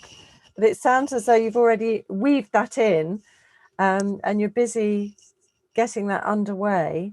And I love the fact it's very much based on action, because I think a lot of people have said, we've known this stuff for a long time. We talk about it and we don't actually do anything. And I think what your presentations really hit me is the action bit of it. You know, and actually not just apportioning blame, but addressing it and getting some action going. And I love the idea of the mentorship and the leadership of this is really fantastic. But will you be doing a follow-up, do you think? To kind of compare, and I mean, I can imagine you'd want to do a sort of serial follow-up just to track through the impact of what you've been doing. I think there's so many things that have come out really from it. So yes, definitely we are doing a follow-up, and all the things we are doing, we are weaving evaluation into it, because again, it's about evaluating it. And like with the mentorship issue, we actually thought about what would be the best thing to do. And we don't just want to make it a London thing. It's Turning the Tide is a national thing, it's not just a London thing. Absolutely. And that's why we are working with RCM, which is a sort of like a national organization, to actually see how we can collaborate and actually make this a reality. Like I said, if it does work for Black and ethnic minority staff, then it will be available to everybody, because I'm actually a great believer that everybody will benefit from mentorship. It's not just a certain group. Absolutely, absolutely. I mean, I think there was so much in, and I have to direct our audience to the report, which is excellent, and it's very readable. It's got huge impact, and I think we can all learn from it very much. So do go on, and you'll remember it's at the beginning of the the give us the word again, Gloria, where we get the just put in, actually it's easy, you just put in turning the tide into Google and it'll come up and you get the whole PDF. You don't have to register or anything, it's all there to see, and it's very readable and very useful. I mean, I suppose I know that those of you who are listening, if you have any questions, remember we've got a little bit of time at the end of the morning to actually ask Gloria a particular question. So in the meantime, Gloria, I'll say a big thank you to you for putting such a huge amount of information for us. Lots of things to think about and reflect on. So thank you, Gloria. Okay, we're now going to move on to our third session of the morning. And so this is going to be Professor Marion Knight. She's Professor of Maternity and Maternal and Child Population, NPEU, and lead for the Embrace UK work. I think all of our audience will know Marion from that. Marion trained initially in obstetrics and neonatology, completed a DPhil investigating the pathogenesis of preeclampsia before becoming interested in epidemiology and population health. So she's undertaken specialty training in public health, becoming a fellow at the Faculty of Public Health in 2006. She's an honorary consultant in public health with Public Health England, and her work focuses on using national observational studies to address clinical questions concerning rare and severe complications of pregnancy and early life. She leads the Embrace UK National Confidential Inquiries into maternal morbidity and mortality. And in 2012, Marion was awarded one of the first NIHR research professorships to further develop her work relating to maternal morbidity and care of infants requiring early surgery. And Marion is going to be talking about improving care, reducing inequalities and saving lives, Embrace report and its implications. And I know it's a huge piece of work, and many of you will have been dipping into the Embrace report, so you know how large it is. So I'm delighted that Marion is here with us this morning. So Marion, welcome, and the screen is yours. Thank you very much, Sue. And thank you very much for inviting me to talk this morning. In some ways, we should have done these talks the other way around, because actually Gloria's identified very clearly some solutions. So I'm going to tell you a little bit about some of the problems, but also broaden it, thinking a bit more widely about inequality and the biases that the women we care for are subject to. As Sue said, you will be very familiar with the confidential inquiries into maternal deaths, which have been going for more than 70 years now. On the left, the very first report, when 90 women out of every 100,000 who gave birth died. We're now down to around 10 per 100,000. And we now have a report that comes out every year, but reporting on maternal deaths from 3 years, because we do have to recognise that maternity is very safe in the UK, and we do have the rate of maternal death is very low. And there's some really clear successes for the confidential inquiries and the actions that all of you have put in place in your hospitals. And this is just shows the maternal deaths from hypertensive disorders and how they've clearly fallen, linked to recommendations for management, such that now fewer than 1 in every 1,000,000 women who gives birth dies from a preeclampsia or related disorder. And that's a condition that is one of the commonest causes of maternal deaths worldwide. But things have not changed very much recently. So we now see an almost static maternal mortality rate. And you can see that although it was falling in the sort of 2000s, in the 2010s onwards, really we've not seen a big change. This bump here was due to maternal deaths from the H1N1 pandemic. And sadly, we will see a similar bump due to COVID-19. But as hopefully you will also all be aware that the majority of deaths now, more women die from medical and mental health complications that are made worse by pregnancy or made worse by the treatment women receive because they're pregnant than are from direct complications, which is the bottom line on this graph. And we know that our maternity population is changing. So the women that we're caring for have many more pre-existing health problems, for example, more social complexities, many of the points that Gloria raised in her talk. So we can potentially regard a static maternal death rate as actually a success, given the complexity of the population of women who are now giving birth. And this just shows the leading causes of maternal deaths. And as you can see, the dark bars are those deaths from medical and mental health comorbidities, of which heart disease is the leading cause. And the striped bars are the more traditionally direct causes due to pregnancy complications. And one of the key points that we have to always raise is the important message that heart disease can occur for the first time in pregnancy. We know that of women who die, 3/4 of those women did not have a diagnosis of heart disease in pregnancy, did not have a diagnosis of heart disease before they became pregnant. So we must recognize that the symptoms of chest pain, and typical chest pain, as if it were occurring in a middle-aged man, you would think this is a heart attack. It is a red flag for pregnant women. We must recognize that breathlessness, especially when resting and lying flat, is not normal in pregnancy, and again may be an indicator of heart problems.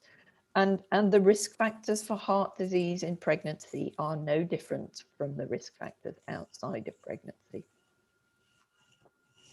So the other recent observation in relation to those maternal deaths from medical causes are thinking about deaths in women from epilepsy.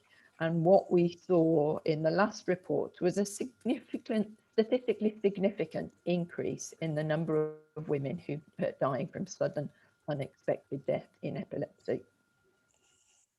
And what's changed substantially between the last 3-year period, the 2016 to 18 3 years, and the 2013 to 15 period with which we were comparing it, is the valproate pregnancy prevention programme. And there is no doubt that we need to start talking about SUDEP, because we know that if we institute some simple risk minimization strategies, we can reduce the number of women who are dying from SUDEP. We know that of the women who died, many didn't receive the specialist care they needed. 1/4 were not taking any medication, bearing in mind that the majority had uncontrolled epilepsy before they became pregnant. Fewer than 1/4 had documented pre-pregnancy counselling, and less than 1/3 had specialist review during pregnancy. And for the 2/3, our assessors felt that there were improvements in care which would have changed the outcome for these women. And it's a recurring message that we do need to think about. We need to think very carefully about how we are discussing medication and medication choices in pregnancy. We all too frequently talk about risks, and you've obviously had Julia's talk this morning, and we must make sure that we're thinking about discussing benefits as well as risks when we're making decisions around pregnancy. In terms of direct maternal deaths, blood clots, thrombosis and thromboembolism remains the leading cause of death. And sadly, maternal suicide is still a leading cause of death. We do need to think about sepsis, because sepsis deaths, and this red line is genital tract sepsis, sepsis deaths do continue to gradually rise, and bearing in mind this was pre-COVID. And actually the main reason for this rise is women who've had ruptured membranes in that sort of 18 to 22 week period and have continued with the pregnancy, and maternal sepsis has not been recognised sufficiently early. In the late pregnancy period, so between 6 weeks and a year after the end of pregnancy, again, no change in the numbers of deaths. And you can see that the section down here between around 1 in 5, 1 in 6 women who die in that period die by suicide, and that's just represented here. We've heard very clearly from Gloria around ethnic inequalities in relation to COVID in particular, but sadly you will all be too familiar with this graph, where we can see actually that inequality. The top line here is the maternal death rate amongst Black women, and the dark circles here is the maternal mortality rate amongst white women. And you can see that has been increasing. And although we're down to a disparity of 4 times, that's actually no different from the 5 times disparity. So we mustn't think that we're solving the problem yet. But there are other inequalities. We know that older women are more likely to die in pregnancy, and we know that women who live in deprived areas are also more likely to die in pregnancy. And when we look at rates amongst women who live in different areas, I think you can probably see these bottom 2 lines, which are the maternal mortality rate amongst women who live in the most affluent areas. You can see a very clear decrease, suggesting that actually the actions we're putting in place are working for the well-off women living in affluent areas, but not for women who live in more deprived areas. So we need to think about inequalities in many different population groups. So why do these disparities exist? Again, you've had a very comprehensive talk from Gloria about her recent work, which has emphasised a lot, has identified a lot of these factors. And I also just want to point out that it's not just mums, it's their babies as well where these disparities exist. We know that if we take account of some medical complications in pregnancy, such as gestational diabetes, pre-existing medical illness and pre-existing pregnancy problems, as well as late booking and fewer antenatal visits than recommended, it does explain some of this disparity, but it doesn't explain all of it. So we do need to think about those biases, again, that you've heard in much greater detail from Gloria, and a very clear editorial in the BMJ emphasised that Black and ethnic minority women were paying with their lives for the lack of action. We know that in national surveys, as well as the work that Gloria's undertaken, Black and other minority ethnic women report poorer experiences of maternity care. And it is my, the evidence from the Embrace report actually suggests that the women who die are subject to a constellation of biases. We know that the women who die have multiple pregnancy, health, and other issues, such that they need complex care. They need care from multiple teams, often based in multiple locations, not just from health teams, but from social care and other teams. And they're therefore subject to a constellation of biases. There are biases because of women's ethnicity. There are biases simply because women are pregnant. There are biases because women are women, and there are biases because women have other health complications in pregnancy. And the system as it is at the moment has been a sort of one size fits all, and we know that women need to have the individual care that they need. And these are just some quotes from women with multiple disadvantage, indicating that although we felt we were giving women the care they need, this clearly reflected that women didn't feel able to speak out, and didn't feel that they were able to cause trouble, as it's written here, which is very stark. We do need to think about our own biases, and I've used this example before, so apologies if you've seen it before.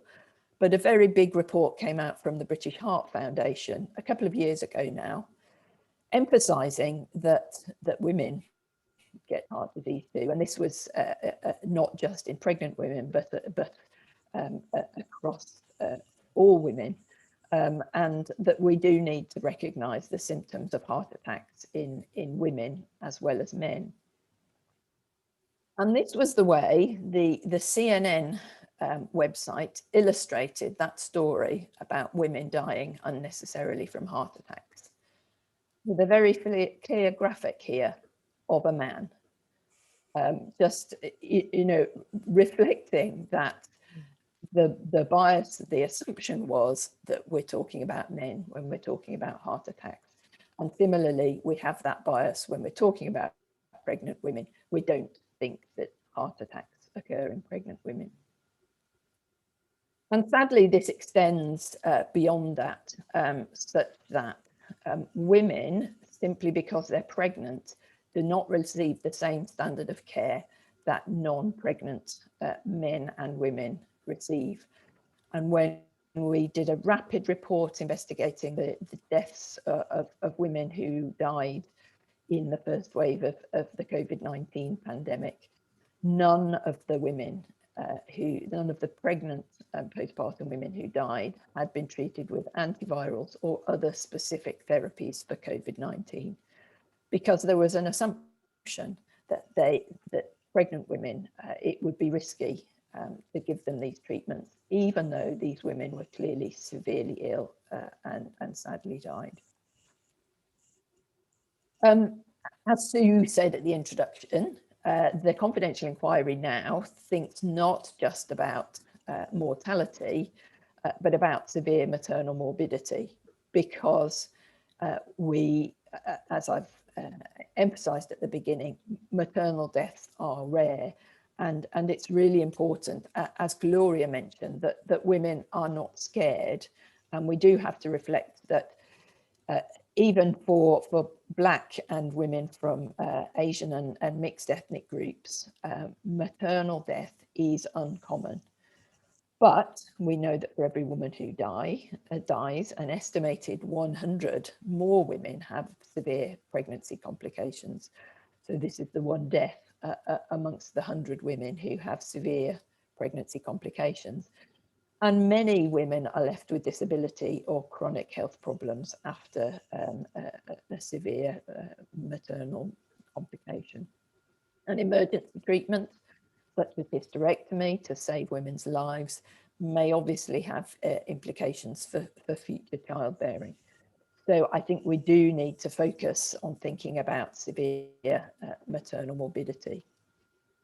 We know that disparities exist in morbidity in the same way as they exist in mortality. So when we look at severe morbidity as a whole, Black and minority Black women have about an 80% higher rate of severe morbidity compared with white women.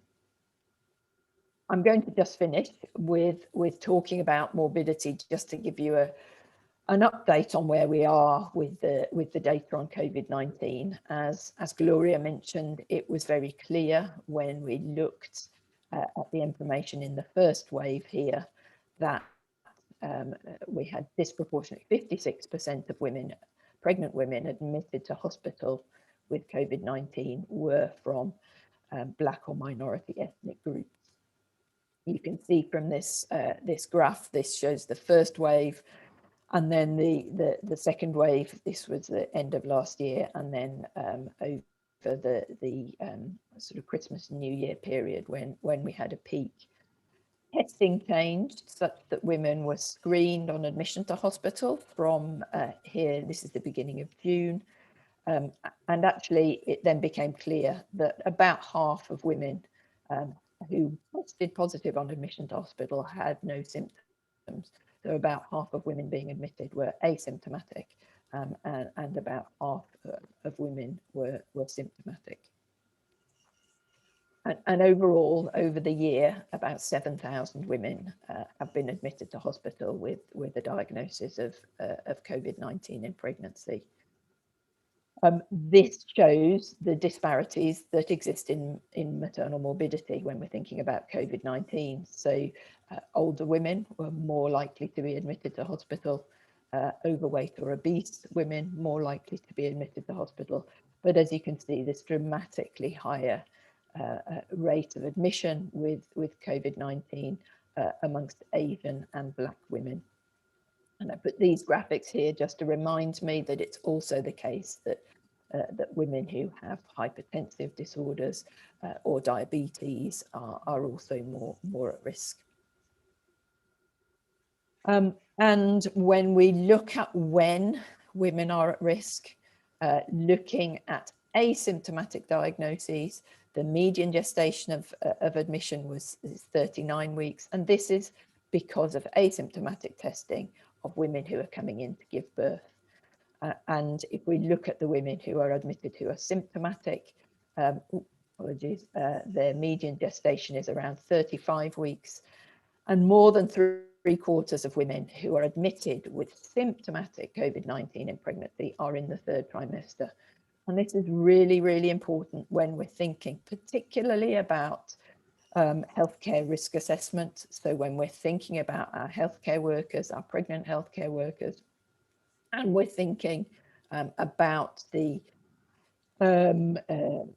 social distancing measures and what to recommend to women. We're not asking women to shield, but it's really important that women recognise that if they do get COVID-19, it's going to be more they're going to be more likely to be symptomatic and admitted to hospital if they're in the third trimester.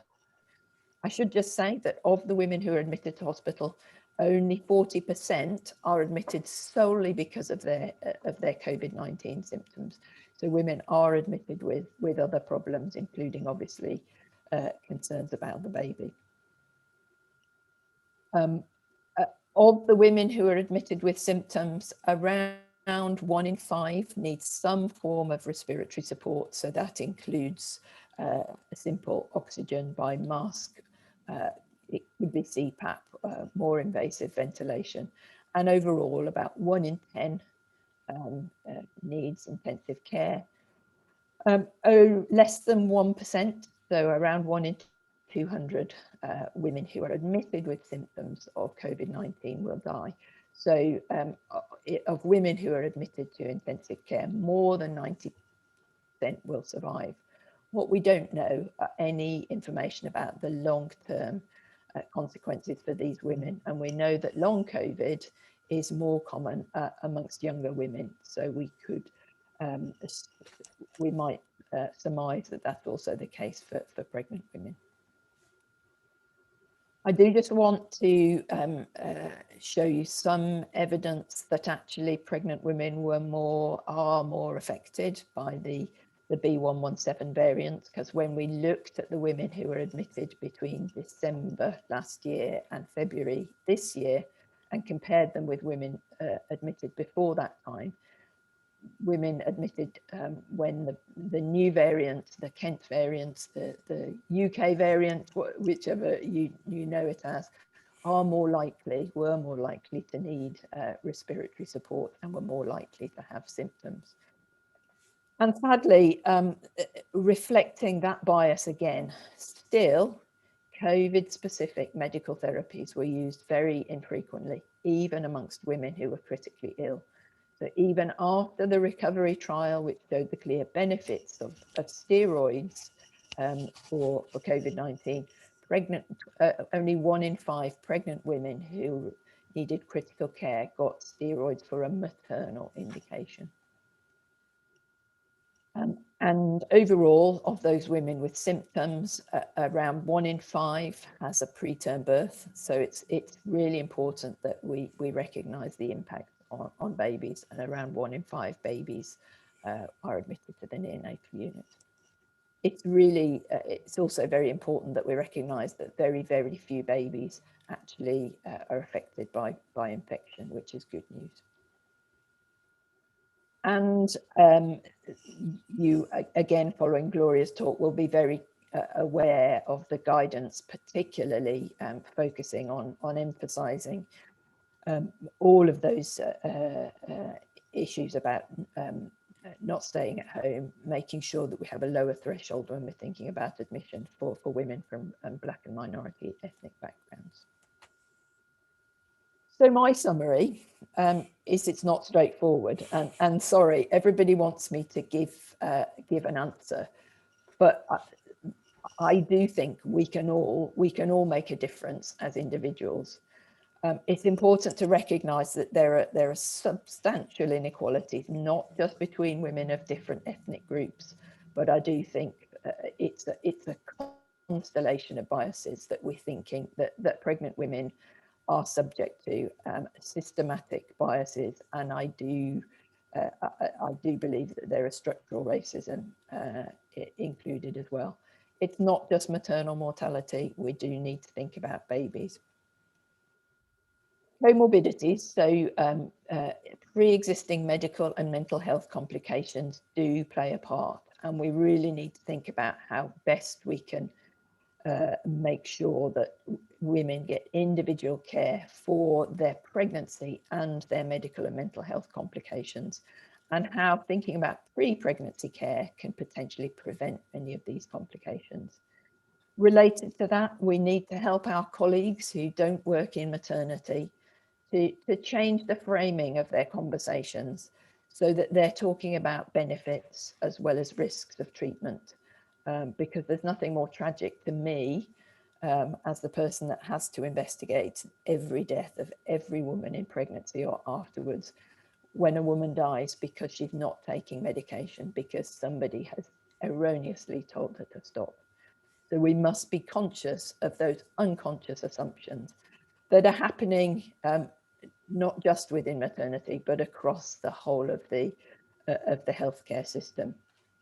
And there's absolutely no doubt in my mind that trust, as Gloria highlighted, is a really important issue, and continuity of care with a specialist midwife. And we do need to recognise that we will need specialist midwives with expert training is at the heart of a multidisciplinary team is absolutely key. I do have to end with a thank you, because I know that many of you watching will have contributed not just to the confidential inquiries, but also to the UCOS COVID study.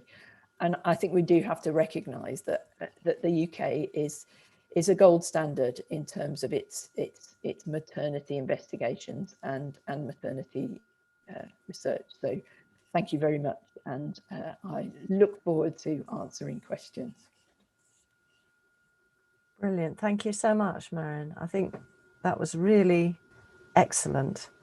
If a little bit uncomfortable, I think, and your comment about not having the answers. I mean, I think we can't all have the answers, sadly, but you've given us some key conclusions to think about. And I think the constellation of biases would be, I mean, I guess it's the modern equivalent of the Swiss cheese effect. Absolutely. For incidents. Yep. That we just need to be kind of much more aware about our practice as midwives and yep. women's care and families' care and the babies, and balancing all the rest of it. I mean, I think, oh, crikey. It's such an important resource, actually, because, and I think what we've had this morning is such a good balance between what's happening to families in a sort of qualitative way, to the statistics, of morbidity. And I think that the emphasis on not just mortality, but on morbidity is really important, because that slide that you did, Marion, of the one woman who died and all those other women who are affected in minor ways. And you can I always think of the tenor lady, and other things are available, adverts of incontinence being almost an accepted part of being a new mum. And that's just one of the problems after a birth. There's all the other sort of psychological issues and backaches and headache. And actually that's an area of research that my perception is there's not been a lot done for a little while, apart from the work that you're doing, I mean, from a qualitative point of view. But I haven't had any questions. We've had lots of comments from the audience, so you have got some time, audience, if you want to address a question to any of our wonderful speakers. I mean, I think looking at the risk study, Julia, let's start off with the one thing, if looking from the study yourself, what would be the one thing that you would keep and the one thing you'd throw away from the changes that had to be done through? I think what I would suggest is that we actually have a conversation with a woman at the beginning of her pregnancy and ask her what would work for her. I would imagine that there's a complete spectrum of women, some of whom would absolutely leap at the chance of being in total control of their antenatal care, receiving all their care virtually, testing their own blood pressure and urine, and happily going along for a few serial scans to check the baby looks as though it's growing well. And I don't doubt that there are some women who would welcome that. But even I think what they would then be seeking is, well, how do they ask questions? Where's the contact? How do they contact somebody that can answer their queries and concerns as they come along? And then there'll be women in the middle that are happy to have a little bit of each. And then we need to really watch out and be aware of the more vulnerable women who may say it's fine, but perhaps it's not, that they would actually struggle to check their own blood pressure or engage in that way. And also the women that don't have technology, that where there's language barriers, there's family barriers, there's all sorts of barriers that mean that they're not able, they just don't have the capacity in their lives to be able to take on one more responsibility. So I think my main message would be talk to women, ask them what would suit them and what would work for them. What would I like to see in terms of what I'd like to see dropped is an assumption that virtual care must be good. That if it works for us, it's got to be good. Let's face it. But equally, I think we shouldn't throw it out completely. I'm sure there's many women for whom actually waiting, particularly if they're waiting for a senior obstetric opinion, if they can have that more rapidly virtually, that may work very well.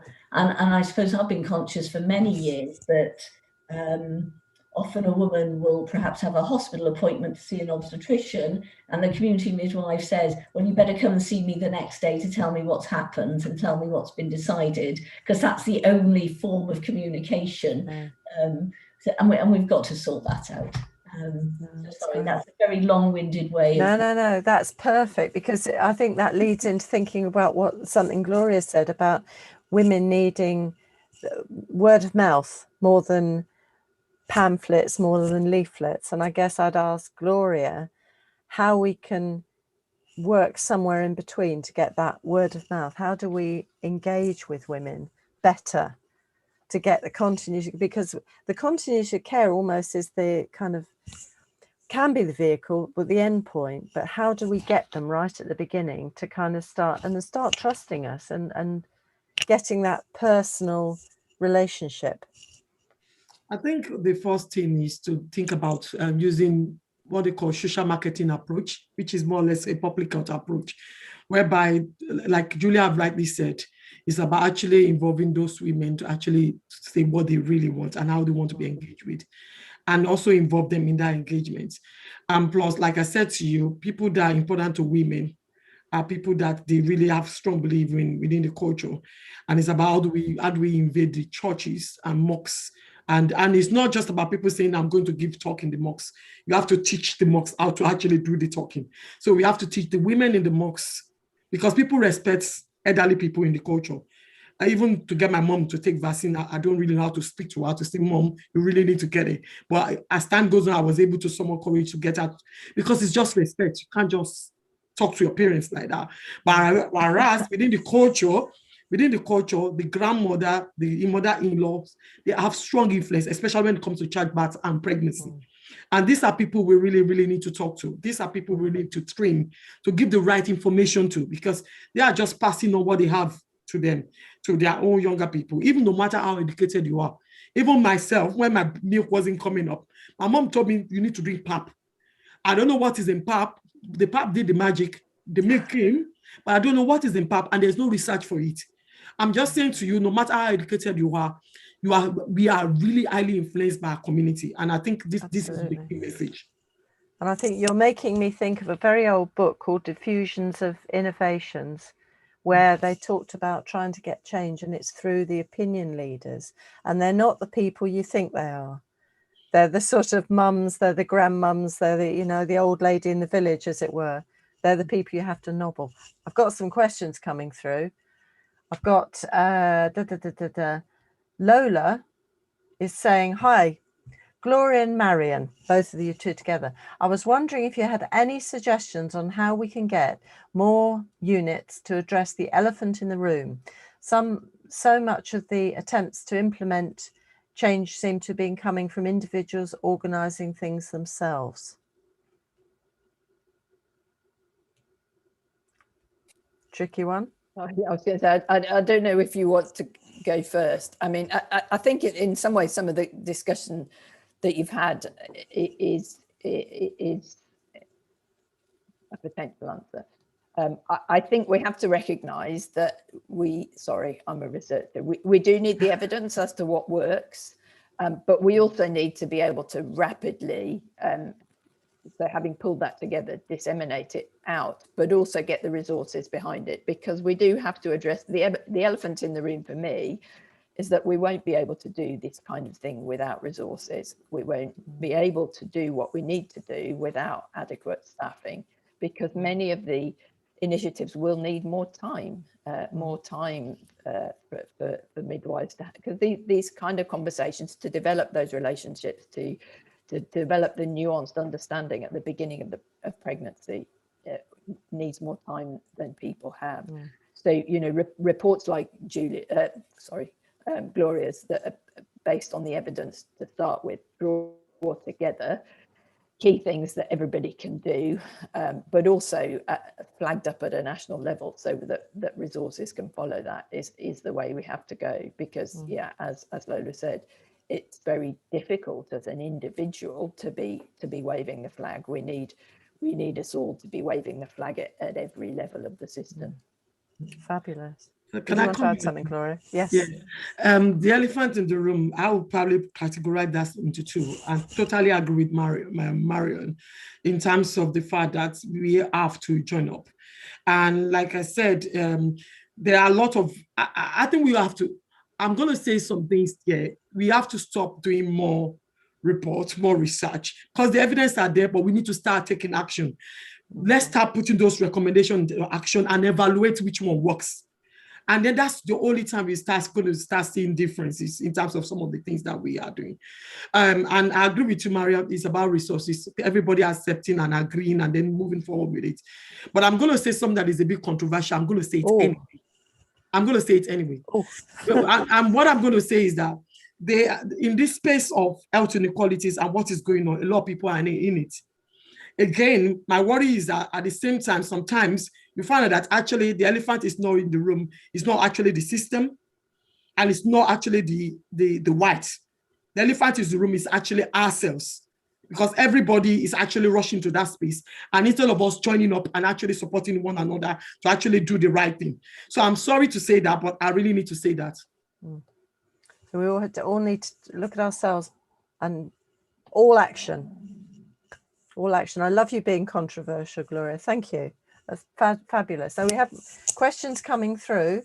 Helen, EM or M, says, my understanding is that Embrace contributions are voluntary amongst trusts. Might it be worth getting the message out there to maternity staff that they need to document staffing issues within maternity notes as they happen? I don't know if that one's for you, Marion. So reporting to Embrace isn't voluntary for the hospitals, and we do ask for a local clinician's report about each death.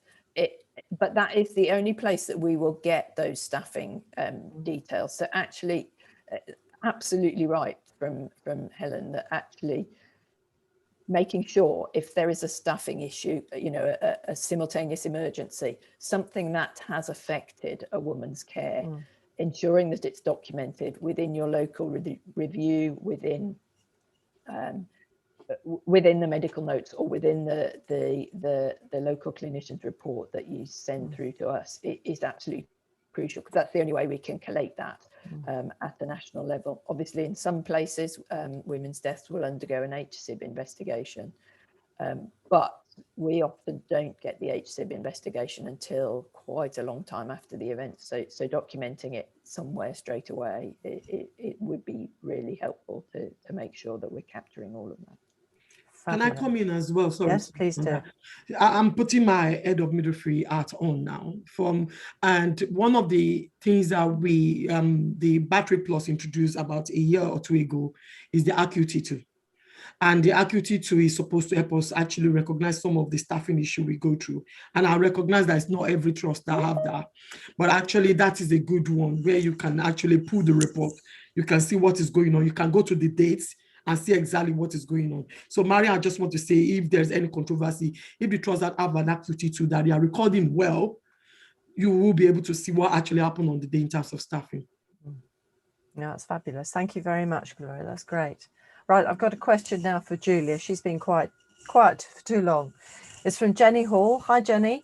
You mentioned an antenatal study in the States with the self-monitoring. For that study, were all the women from high income areas, all of whom may be more motivated? It's meeting the needs of those women who are more socially deprived, needing the social support. The short answer is I don't know. Okay. I would need to go back and have a look at it. Okay. And often in studies, of course, they report the numbers of women that were recruited. What you often don't know is very much about the women that weren't recruited and how representative the women were of general populations. I mean, clearly this was a study where women were being requested and were expected to check their own blood pressure and check their urine. So presumably, if that's something that women weren't comfortable with, they wouldn't have joined in. So we always have to be aware of the sort of biases in recruitment to studies, but also I suppose not to make assumptions about which women would feel comfortable and confident checking their blood pressures or doing doing some self-care, because that can be yet another bias that we just introduced to the system. That we assume that women, white, affluent, middle-class women are capable and want this, and other particular groups of women don't. So again, make sure it's individual, and we need, if we're going down that route, we need to take time. But I think at the moment we don't really have a good evidence base for this type of care in the UK. We're embracing virtual care with great enthusiasm, and I feel we just need to take a step back and say, let's actually start looking at outcomes and look for who does it work for, and when, and how do we best facilitate and support women to lead on their antenatal care. Brilliant, brilliant. Thank you. And I've got one final question, I think, from Suzanne Crozier. And this one I think would be, for Gloria, but it might be a bit for Julia. I don't know how much you're involved in recruitment. And she's saying, as a midwife educator, what can we do to recruit more midwives from non-white backgrounds? And that might be Julia or Gloria, I think, because Julia's probably involved a little in recruitment. Yes. In terms of recruitment of non-whites, I think it starts from the university. And I've actually met with somebody last week that talks about what is going on outside London in terms of the amount of people that actually get admission to the university, into midwifery, especially that are from Black and ethnic minority. And that number is proportionally very low. And sometimes they call for an interview and they don't get through. And I think those are the things that we might need to start looking at, and then probably finding out what is going on outside London. So to get more people into the profession, we have to start first from training, getting more people into training. And secondly, our maternity support workers. I'm passionate about midwifery apprenticeship because, again, I led that work nationally. And I will encourage that we should probably embrace that, because most of the maternity support workers, especially in London, find that they are from Black and ethnic minority group. And these girls are looking for opportunity to actually become midwives. Again, we've already developed the pathway. It's there for us to use. It's just about how do we support them and give them that career pathway. Fabulous, thank you. Julia, did you want to add anything? Well, I'm happy because I'm involved in the recruitment into, recruitment of student midwives into the university. And we're always very conscious of the small numbers of applicants that we receive from Black and Asian and other minority groups. And we want to see more, but it's how do we support those potential applicants. I think we're also very conscious that there is bias throughout the system entirely, in that young people that are applying from more affluent schools will have had more preparation. They may have had more parental support in their writing their personal statements. So the bias goes right the way through. And how do we start to select student midwives who have got the potential to become fantastic midwives, but actually may have not had the opportunities to that point in their lives?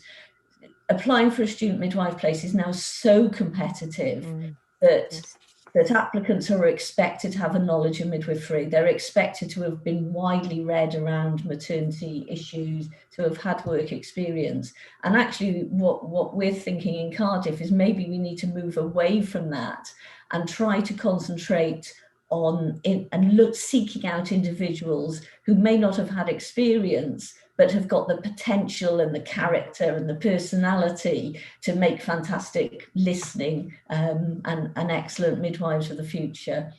Fabulous. And midwives that will be able to reflect, will be able to challenge assumptions, biases, and address that constellation of biases. Because those are my little, I've taken lots and lots of notes, but also the things that are staying with me from the speakers this morning are about challenging, not addressing the taken for granted and the assumptions that we can make. And really the other thing is action.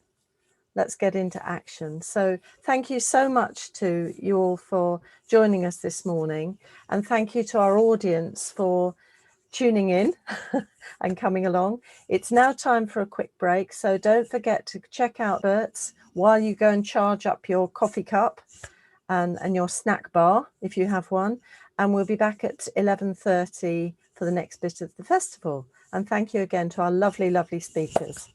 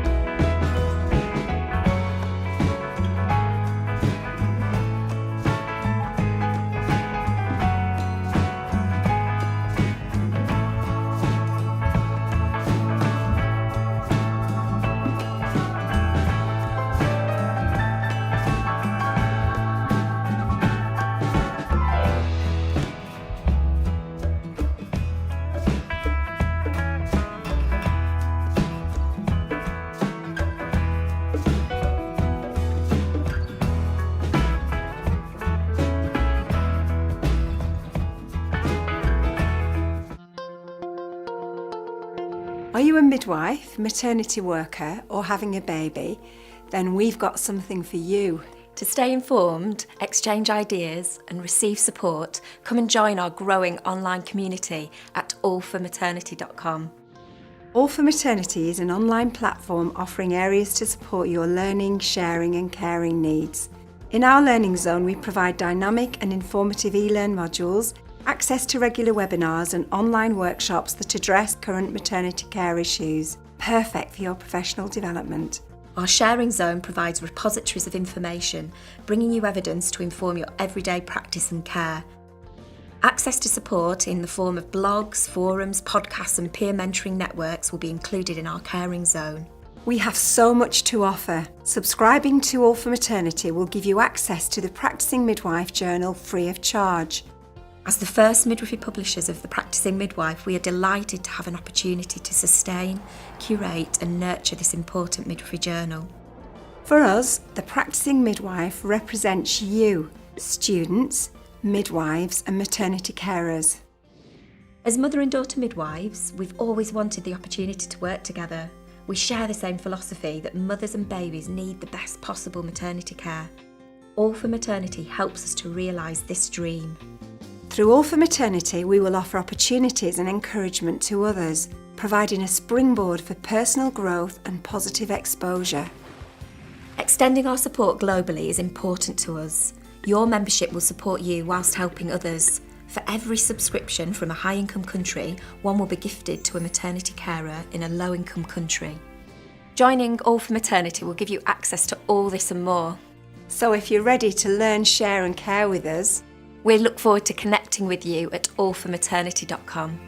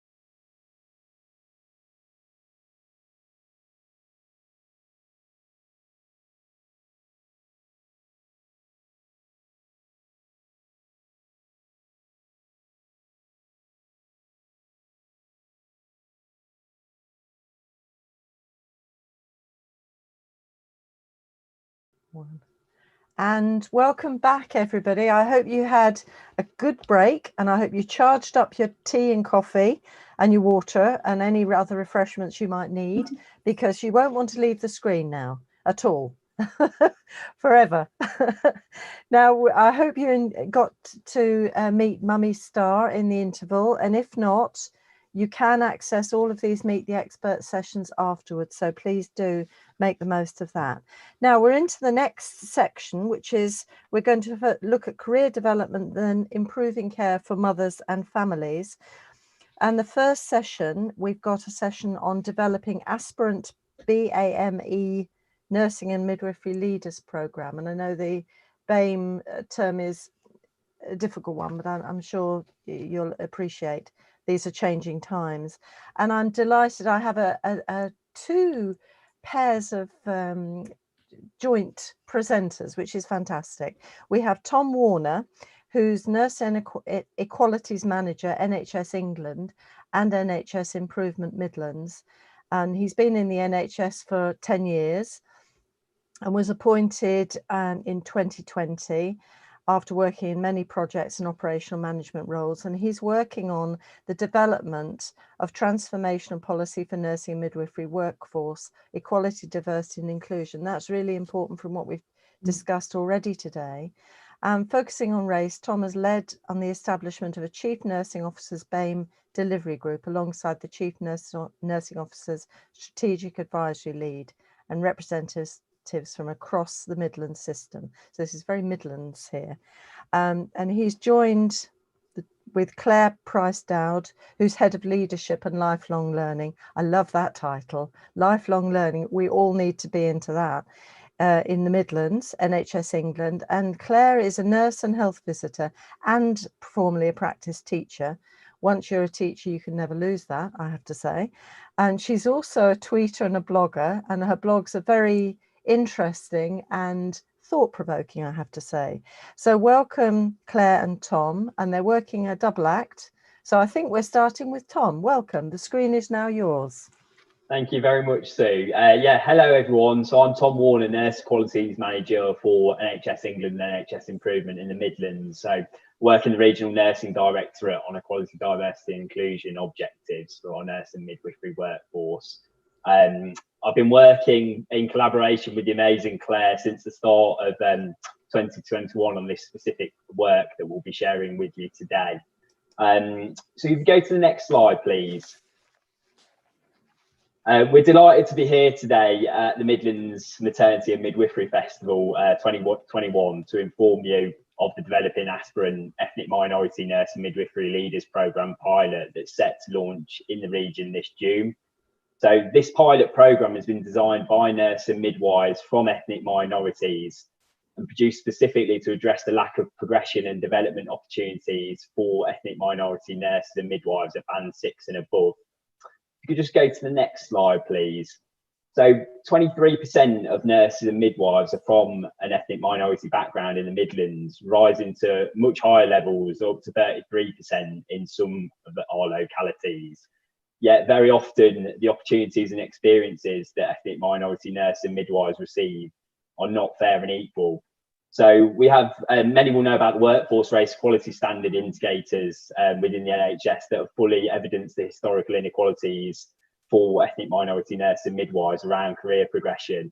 And we've seen previous evidence of racism in the NHS and recommendations for reducing inequality in things like the 10-point race equality plan, the Snowy White Peaks by Roger Klein. And there's been little progress that's been made in that area to date. And we also know that the disproportionate impact of COVID-19 on ethnic minority nurses and midwives has shone that spotlight on those structural inequalities and institutional racism that exists in the NHS. Our NHS England and Improvement national strategy addressing the impacts of COVID-19 on ethnic minority staff highlights the priority of representation in decision making. And this pilot also dovetails into the Chief Nursing Officer Ruth May's priority of working with all regions in the country to meet the ambitions of inclusive representation. The NHS People Plan also sets out the action that we need to create an organisational culture where everyone feels they belong. That includes leadership diversity at its core. The data that you can see on screen at the moment, that's our Midlands regional workforce data that really highlights that barrier for ethnic minority nurses at band 6 and above. We see that representation falls for ethnic minority staff, and stark contrast it increases for white staff. We know that our ethnic minority staff are well trained and equipped for seniority, but they're not provided with the same opportunities as those that are given to white colleagues. So this pilot scheme therefore directly addresses that underrepresentation and links to our national and regional priorities in the NHS. And the hope is by targeting those nurses and midwives at band 6 to 8A, this programme will address that lack of representation and create a talent pipeline into senior positions and other programmes of work, such as the Aspiring Deputy Director of Nursing course. Next slide, please. So the programme is to redress that balance, and it's going to last for 12 months, launching this June, providing a holistic programme of clinical leadership activities for ethnic minority nurses and midwives. It will feature 11 nurses and 11 midwives who are between band 6 to 8A, and there will be 2 participants, 1 nurse and 1 midwife for each of our 11 systems that are in the Midlands. These participants have been nominated by their systems, and they will be shortlisted at a regional level. Within the programme itself, will it include specific clinical masterclasses on areas such as research and innovation, recruitment and retention, commissioning, governance, board leadership, influencing and communications and media. And many of these masterclasses are going to be facilitated by inspirational nursing midwifery leaders who are from an ethnic minority background that we have in the Midlands and nationally. And just to reiterate, this programme of activities is not designed on a deficit model at all. We know, again, that we've got talented, experienced, skilled, knowledgeable, aspiring ethnic minority leaders in our system. And again, this programme aims to redress that balance. Essential to the programme is going to be the support of the participants' line manager, but more importantly, a named executive level sponsor who will have a link to nursing and midwifery and is working as part of the system that their organisation is a part of. And that those executive level sponsors will really play an essential and important role in ensuring the long-term success of the members of staff on the programme, enabling the implementation of the learning back in their organisations and systems, and providing the opportunities and long-term development and career opportunities for staff in their organisation. Next slide, please. So this pilot programme started off as a very small idea at the end of last year, 2020. It's been developed by a task and finish group made up of incredible ethnic minority nurses and midwives and allies from across our region, of which you can see their names on screen at the moment, who shape the programme content to ensure that it will meet the needs of our aspiring leaders.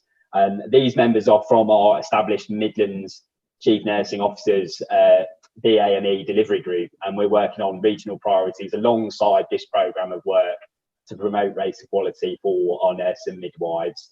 I'll now hand over to Claire at this point. Thank you, Claire. Thanks, Tom. Hello, everybody. I'm Claire Price-Down, Head of Leadership and Lifelong Learning for Midlands, but I'm also a nurse. I trained as a nurse 38 years ago, which seems a lifetime away now. And it made me really reflect when I was looking at this programme, the difference in how education and how lifelong learning has changed phenomenally from when I was a student and we learned just by watching somebody else to having something like this pilot programme, which is a fully immersive learning experience. And if you can just go on to the next slide, I'm just going to go through actually what are we going to do as we develop these 22 nurses from across the Midlands. We've called it a programme, but in effect it's a scheme. And this came about from talking to a colleague of mine who is a midwife who's from a minority ethnic background working in Midlands. And she said, everything we know, we can't just take people and put them on a programme and then put them back. We've tried that and it really doesn't work if we really want to achieve change and develop people. She said, when it happened to her, it felt like she was a goldfish swimming in a dirty pond, and somebody scooped her out and put her into a bowl of clean water where her gold shone, and then took her back and put her into the dirty pond. So what we want to do is have a fully immersive scheme that has different elements, that doesn't just take people out of the workplace, put them on a programme and then put them back into the same situation. The context in which they're working has also got to acknowledge that they are on a learning journey and that they will be different and they will want to practice as a nurse and a midwife in a different way. So that's why we've come up with the different elements that are making up this scheme. And it's really important in month one that we do some really detailed onboarding. There's the people that are coming on the programme, but also the managers, the sponsors, the people that are supporting them are fully signed up to what this is about. So we're having a day with all of them together so they hear the same things at the same time.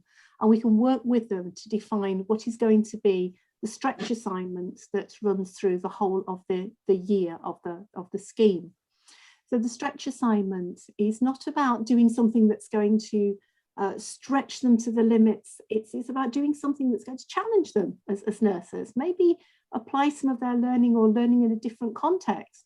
It might be taking something that they do from an organisational level and making it a systems level. It might be working in a different context within nursing, learning how to influence without authority, or it might actually be learning a new skill and putting that into practice to change a way of doing something in their organisation.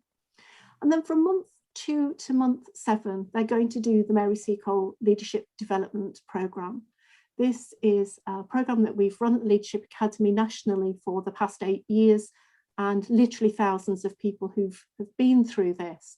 And it takes them through different elements of leadership development, understanding themselves, working in teams, etc. But it also introduces some management competencies around finance and around appraisals and managing people. So those two things will go coterminous from months 2 to 7, alongside reverse mentoring.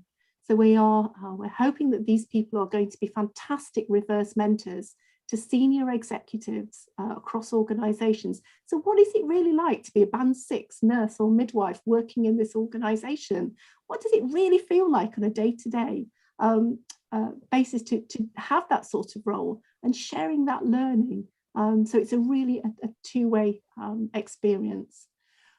After the Mary Seacole programme has finished, there is a period of consolidation where we will do different types of learning along with these people. So action learning sets. So they will have a series of action learning sets probably every 6 weeks for the remaining months. They will have a series of masterclasses that Tom spoke about. And importantly, they will have career development and career workshops. So they've done all of this, but what next? How is their CV, how is their application going to stand out? So all of this learning gets put into place. And then at the end, we're going to have a celebration. Really, really important to have a celebration of the great work that they've achieved, but also dissemination of the stretch assignment results of what they've done. And the stretch assignment isn't about passing or failing. It's about doing something and learning from it. They may have decided to do a project that actually, for whatever reason, didn't give the results that they expected it to take. But what did they learn from doing that? We're asking them to keep a reflective journal throughout the whole of their time. So this will add into their revalidation and their hours of learning. And we found a small amount of budget, because often we ask people to do assignments, but the thing that makes it fall down is there just isn't that small amount of resource or money. So they could hire a room to do a workshop or something really simple, or buy a small piece of equipment. So we've managed to get sponsorship from our NHS England colleagues to cover that. So that's the programme in a nutshell. But how are we going to know it's made any difference? So do you want to turn over to the next slide, please? So this is how we are going to run a very robust evaluation. So the National Leadership Observatory is going to run the evaluation. They work with academic partners. This is going to be one of the first pieces of work that they do. And typically evaluation, we ask the people that went on the programme how they got on. Did they like it? That's feedback. We want really robust evaluation. We want to see return on investment if we can realise some of that. So we're going to be looking at evaluating before we even start, during the programme and after the programme has finished. And we will do that with the individuals, but we will also do it with the systems, so the sponsors. We'll do it with the nursing team in the Midlands, so did it fulfil their objectives? And we will do it with the people providing the education, people providing the learning sets. You know, were these people engaged in the learning? But by doing it before, we can do things like thematic analysis on, you know, whether the right type of people, did we get the quality of applications? What were the themes that were the differentiating success between all of the applicants and the ones that got onto the programme? And also by evaluating with the providers, if a piece of learning isn't particularly going as we have thought it might do, or the participants say, actually, that was great, but we'd really value doing something else. We've got that robust, agile approach to learning. It means we can put it in and we can make sure that we meet the needs. And then afterwards, we have a plan to career track these 22 people. So we will be checking in with them at 6 months after the programme's finished to see what are they doing now? How's their world changed? What's the learning that they're still putting into place? What was the most valuable learning? What do they go back to every day? And actually on reflection, were there any parts of the programme that they haven't revisited or found as useful? And then we will repeat that at 12 months after the programme and at 18 months after the programme. So 2.5 years from now, we will be wrapping up our involvement with these people, but we hope that they are in a really different place, both in terms of their leadership, in terms of their learning, and hopefully in terms of their careers, which we can only be the best thing for nursing and midwifery in the Midlands. And finally, final slide, please. So we expect there to be benefits. This is what we think it might be, but we're always open to unexpected benefits, and we're hoping that there's going to be lots of things that we haven't thought about. So for the people themselves, we want to, really develop knowledge and skills and emotionally intelligent behaviour. So these people, when they do get into those senior roles that we know there's a deficit of, they're successful, because this is the absolutely crucial point. We can promote people into roles, but we want them to be successful. We want them to thrive as senior nurses. So we want to coach them and mentor them and give them the best possible opportunity to take which I think is a fantastic profession, our profession forwards. And the organisation, of course, is going to benefit from having these people working within but also this diverse workforce. Hopefully, we will see more diversity in senior roles, more representation of the communities that we serve, which again can only impact on staff engagement and patient care. Thank you. And we've got a slide at the end. Would you like to ask myself or Tom anything?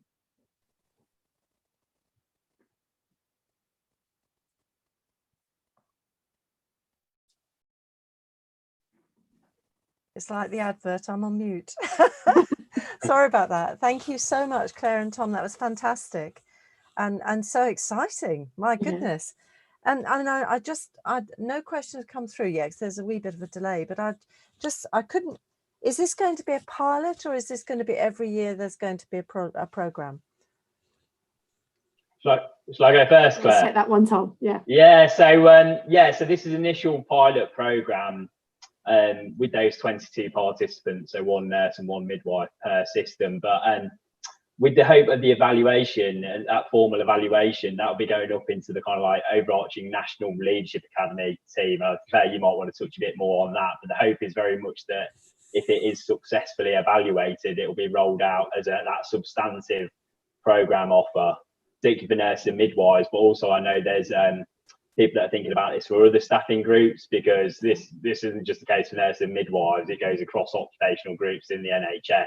I know personally I'm going to share the work of this programme at AHP's regional meeting, and they're considering what they do around that kind of development support offer for their staff. But I know multiple people have asked that question, like, will there be something similar? But I guess, we'll be putting every effort into this programme with the hope that it is successfully evaluated and becomes that substantive offer going forward. I don't know if there's anything else you'd like to add, Claire, on that. Yeah, just to say that the mere fact that we've done this or doing this pilot has really raised awareness within our systems of upping their own game. And I can't think of a better way of putting it, to be honest. So lots of conversations going on at the moment about, they've all put 6 people forward, 2 people will get onto the programme. Actually, we've got 4 other really aspiring nurses and midwives that want to do this type of development. What actually can we do to support them to make sure that they also they put themselves forward for this? So let's see what we can do. And a couple of our systems are already talking about double running.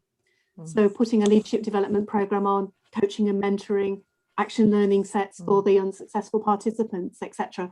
So I think it's started to just raise awareness that this is a bigger issue, and that there are solutions. We've got a blueprint for something that they could do themselves.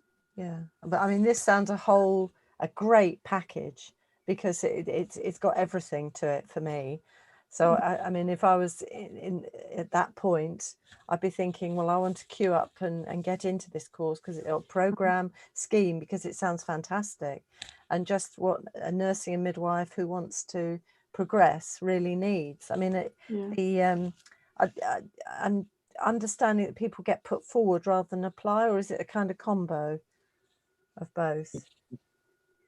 Sorry, do you want me? Yeah, I'll come in. Yeah, so it was so basically the process went out to each system for them to cascade across widely across their nursing midwives and network. So it was an application process where they put forward their applications at that system level. They then had to shortlist from that cohort for a final 6 that came to us at region. So actually, there will be numerous people in that stage that are unsuccessful at that system level as well, which is coming back to Claire's point. It's important that there's work being done with it at that local level, at a regional level, at a national level. It needs to be on all those points in order to actually shift the dial here. Again, coming back to the RES, that's been in place for 5 years, and organisations have been asked and systems to do stuff around this is going to make a difference. So it's a difficult area, but that's why the resource and importance at all those levels is really needed, I feel. Yeah, great. I think it is getting away from isolating programs that just take people and put them on a program and then put them back. We've got to think differently. We truly have got to embrace lifelong learning, and this being part of a talent scheme or a talent pipeline for the future. Absolutely. I loved your fish coming out of the pond and then being sent back into it, because that really highlights what often students or practitioners being sent off on a course coming back, if they can't come back to exactly the same. But of course, they might well have changed that muddy pond themselves. So that's fantastic. I've got a couple of questions have come through. One from Nasreen Harris. Hi, Nasreen. And she says, have the applicants been chosen already? That might be shrouded in mystery, of course. No, it's not. The application process has closed, and we are now in, because there are 66 to go through, and it's a diverse panel that's doing the shortlisting. So we are meeting a week tomorrow. Okay, fabulous. So Nasreen, if you want to be applying for this, think about next year, get yourself ready to put yourself in the queue for that. Fabulous. And Lola says, thank you, Tom and Claire.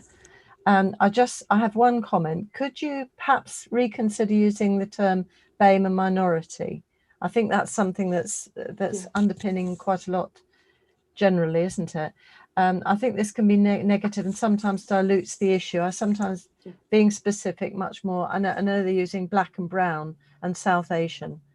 But, that is because there was some updated government guidance on the use of that, and that's actually it was stated to use ethnic minorities. But I know that's not favourable for a lot of people, and people still don't like that. And from our national heads of equality, diversity and inclusion, I mean, their stance on the use of that, I think it is good to, as they said, to use black, Asian, minority, ethnic in full, without a doubt, because the acronyms and terminology don't account for individual experience within that. So we need to get to a better place with it. Our EDI leads nationally very much said they feel it's almost the terminology debate is distracting from actually the issues in terms of, like work like this right now that we want to put in place.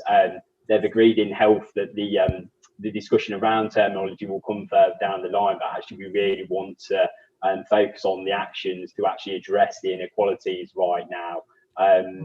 That's just kind of like what I've heard nationally, and that's how kind of like that's steering what we do in the regions. And unfortunately lots of the language is kind of, it's been built in, with the RES that uses DME still. So it's a difficult situation where we're in right now, but we would obviously want to get it right for people in terms of what they want to see going forward. Okay, that's great. Thank you. That might be one of the stretchable assignments for some of the practitioners coming in on the programme, of course. Right, we've got call-in. What can we do for BAME student nurse, student midwife level to make sure they can be thinking at this level before they even qualify? That's some forward thinking, Carolyn. Call-in. Yeah, is there anything the Leadership Academy offer that's around that at the minute, Claire?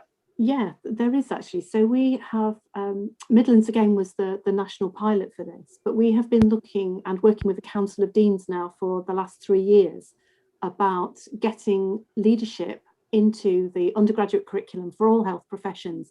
So people come out on day one understanding what leadership is about.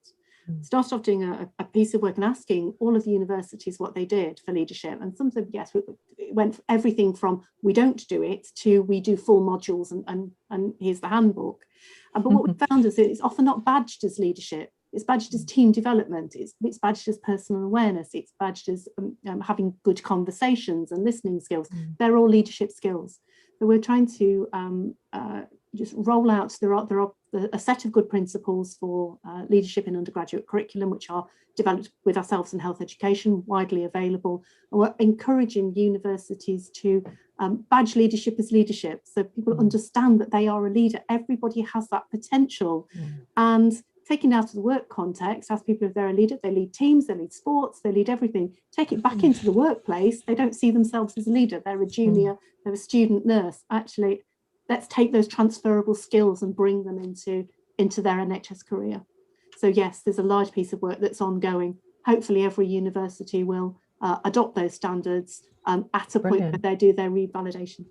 Brilliant. That's great. Thank you. That's very nicely widespread to think about. And finally, Maxine Chong. Hi, Maxine.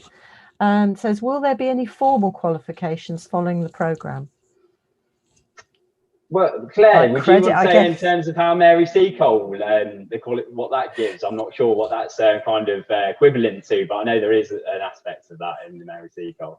Yeah, so Mary Seacole used to be a postgraduate certificate. The feedback that we had from the NHS was it was too academic and too long for that first line, frontline leader. So it now just carries hours of learning, which add into revalidation, but it is designed in a way that it could be APELS, so accreditation of prior learning. It could be taken as a portfolio piece to a university and assessed for credit. Right, that's fantastic. Perfect. And that's I think, I'm not sure if there's any more questions. I think that's all your questions from here. And we had I just wondered that, you know, after this group, is there a sort of plan to have the group, when they finish their programme, almost to have an identities and action learning type set? I mean, I know that with some groups, they carry on meeting, they carry on networking. And having talked, I think Gloria was talking about sort of networking and having mentorship groups and groups that link up together. I wondered if that was a sort of end product as well, because it sounded pretty much as though it would go that way.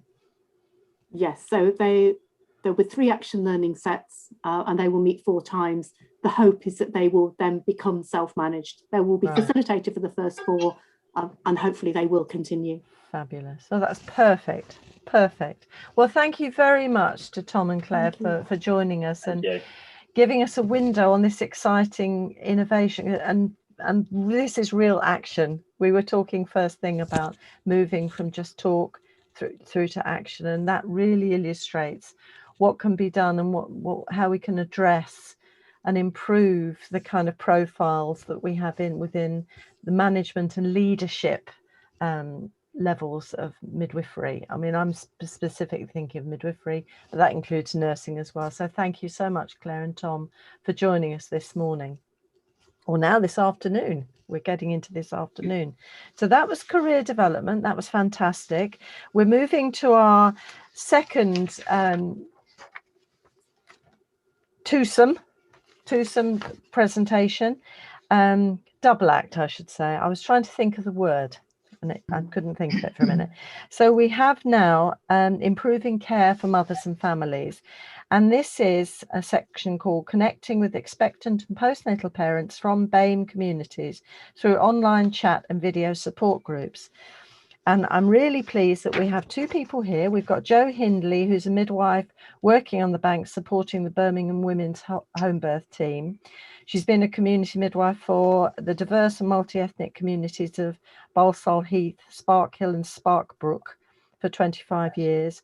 And she completed a master's research having a baby in Balsall Heath, for which she facilitated focused learning listening groups to hear a local women's pregnancy and birth story. So there's a long history of listening to stories. And she continues to listen to women in midwifery practice. And since lockdown, online in collaboration with the parenting organisation Approachable Parenting. And this is where we have Kathleen Rosh-Naji, is it Naji? Yes. Who is the managing director of Approachable Parenting. She's a registered non-for-profit organisation providing parenting courses and coaching for BAME families, especially Muslim families. And this enables parents to explore problems in a safe environment and teach them skills which enable them to develop a better relationship with their family. She's one of the developers of the 5 pillars of parenting, which I'm sure we're going to hear about, and the ME4U pre-marriage and marriage courses. She's a qualified counsellor, life coach and teacher. She's been working with families for over 20 years, enabling them to increase their self-esteem and confidence while shaping their abilities. And she's a convert to Islam, and she's married with 4 children. So I don't know how you balance all of that. I have to say, you're both busy people. So welcome, Joe and Kathleen. The screen is now yours. I'm looking forward to hearing your presentation. Thank you. Thank you very much. Good morning, everybody, or good afternoon, everybody. Now it's afternoon time. I'm just pulling up the screen. I hope you can all see this, our first slide. Indeed. Thank you. Thank you for having us here today, indeed, to present to you what we did over a lockdown, which seems so far long ago now, but actually we're still in lockdown and we're still supporting and helping our WhatsApp groups. I myself have a nursing background, like Claire before you. 30 years ago, I was a nurse and midwife, so I've come to this with a lot of energy, hopefully, to make those changes and to be proactive is our motto in approachable parenting, not reactive. So we're hoping that, like the action you're talking about this morning, that we continue this action as well. So this was a time of uncertainty. If you go back to March 17th, when we came into lockdown, very much time of uncertainty. What was happening, what was going on? Nobody seemed to know what was the communities, especially our ethnic minority communities that we had lots of connections with, were very unsure of what effects did lockdown have on them, and becoming very, very anxious. And we want to share here this morning our experience of how we engaged with them over this period of time. And we may talk a little bit fast, Joe and myself, because we both have actually an Irish background. So although we haven't kissed the Blarney Stone, we do tend to talk quite fast. Just moving on, I'll give you a little bit of background about approachable parenting first. Approachable parenting delivers evidence-based parenting programs from pregnancy right up to parents of teenagers. So we have pregnancy and beyond, pregnancies 3, 4 to 11, and teenage programs. They are recognized by Department of Education. We were recognized in 2011. We received the Can Parenting Quality Mark in the House of Commons, along with the Solihull Approach and Family Links, which was a great privilege in 2014. And we are also on the Early Intervention Guidebook. As well as delivering parenting programs, we train up trainers to deliver those programs, and all our trainers get a teaching qualification as part of that. We then train parents who come on our programs to peer mentor other programs, and we call them sparklers because this originated from Sparkbrook, and they are really our sparklers. They do shine and glow and help parents so much, either on our WhatsApp groups or on a one-to-one basis. And also, we do have a history of working with the midwives, working with Jo and the team, her home birth team, where we were hosting over more than a year, I think it was nearly 2 years, the home birth team coming into our organization to meet parents and to share experiences of home birth. So that's kind of a little bit of background. As well as that, I do host a weekly Unity FM show. It's called Parenting Hour. It goes out in the West Midlands as well as down south in Luton and Milton Keynes with a lot of listeners. And Jo is one of our wonderful guests that comes regularly on, promotes active parenting, our pregnancy and postnatal, how we can look after ourselves, as well as home birth. So it's really wonderful there. She brings some of our parents that have actually gone through the experience of home birth as well, mums and dads, to share that. So that's been wonderful having those links with Jo over many years. If you do want to find out more about approachable parenting and what we do, please do visit the International Journal of Birth and Parenting Education, because we actually have done a publication there recently, and all information is there. So just giving you a little bit of flow of how we formed these groups. Approachable parenting, our journey is really based on the 3 R's, where we have the relationship, the resources, and relevance. Our relationship with our parents, we came in with 100 lockdown groups already, 100 lockdown WhatsApp groups already in lockdown. And these were from over the years where all our parents that were on programs were already in a WhatsApp group, and it worked very well. So we were able to communicate with them very well. But also on top of that, starting from just after the 17th of March, doing lively Facebook sessions to ask parents, what are the issues? What are your concerns? We want to listen to you. We want to know, we want to be able to respond to you. What's going on there? And we were flooded. We were flooded with issues, flooded with concerns. I remember talking to the team thinking, what are we going to do with this? And then the idea came, let's start up an antenatal, and later on it was a postnatal WhatsApp group we set up as well. Within 2 hours of setting up our antenatal group, we had 60 mums, pregnant mums, join us. So that will just give you the worries, the concerns, the issues. And as you mentioned this morning, everything was changing. If you remember back those days, everything was changing, the uncertainty, nobody knew what was happening. And minute by minute, it was practically changing.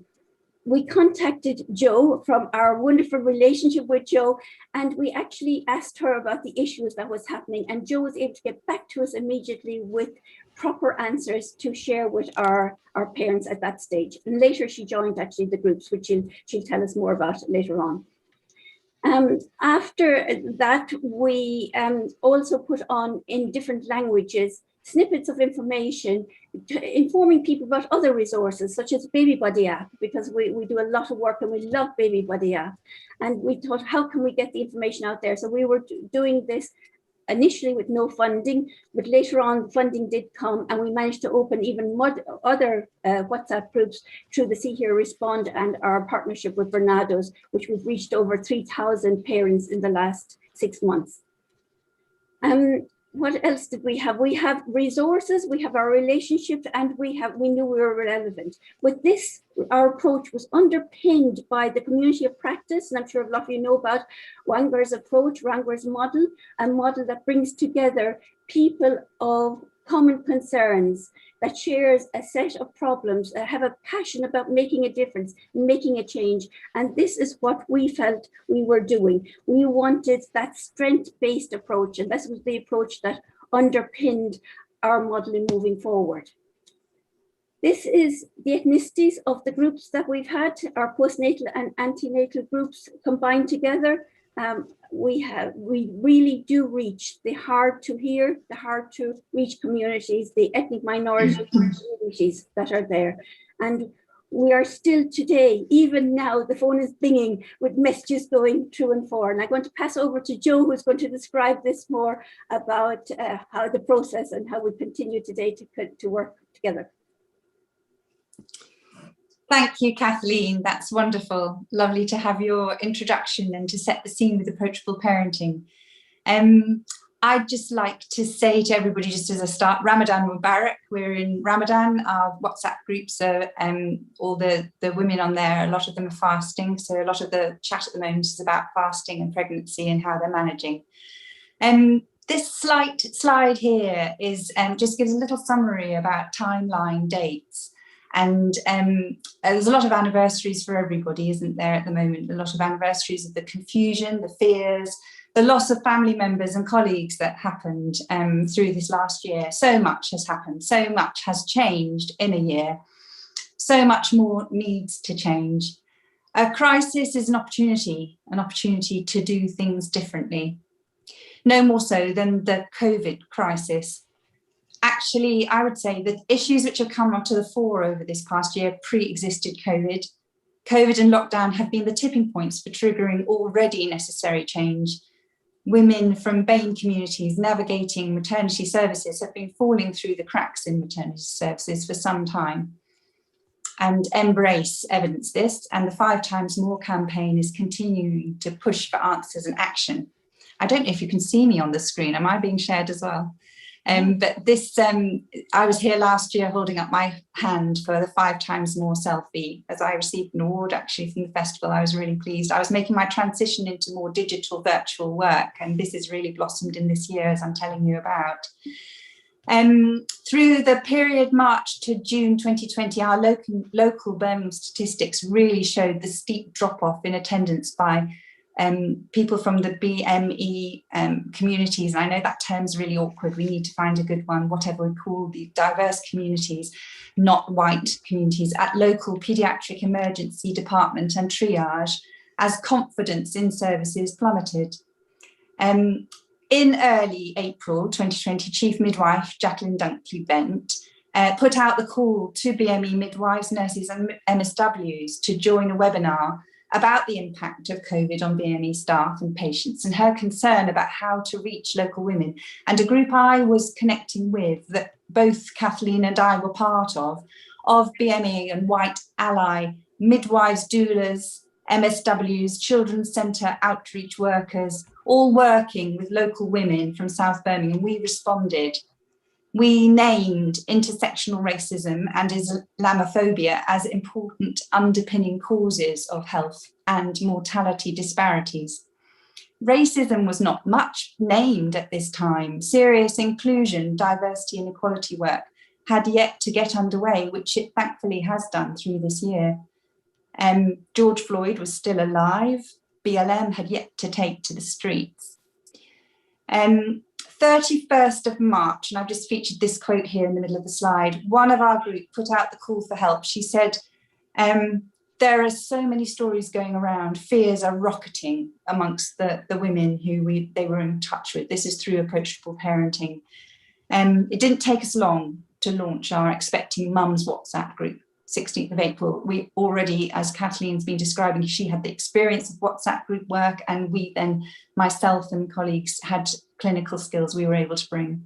So we already had a working relationship of collaboration, not working in a silo, working across between the maternity trust and then the local parenting group, and a sister, needless to say, a sister postnatal WhatsApp group quickly followed.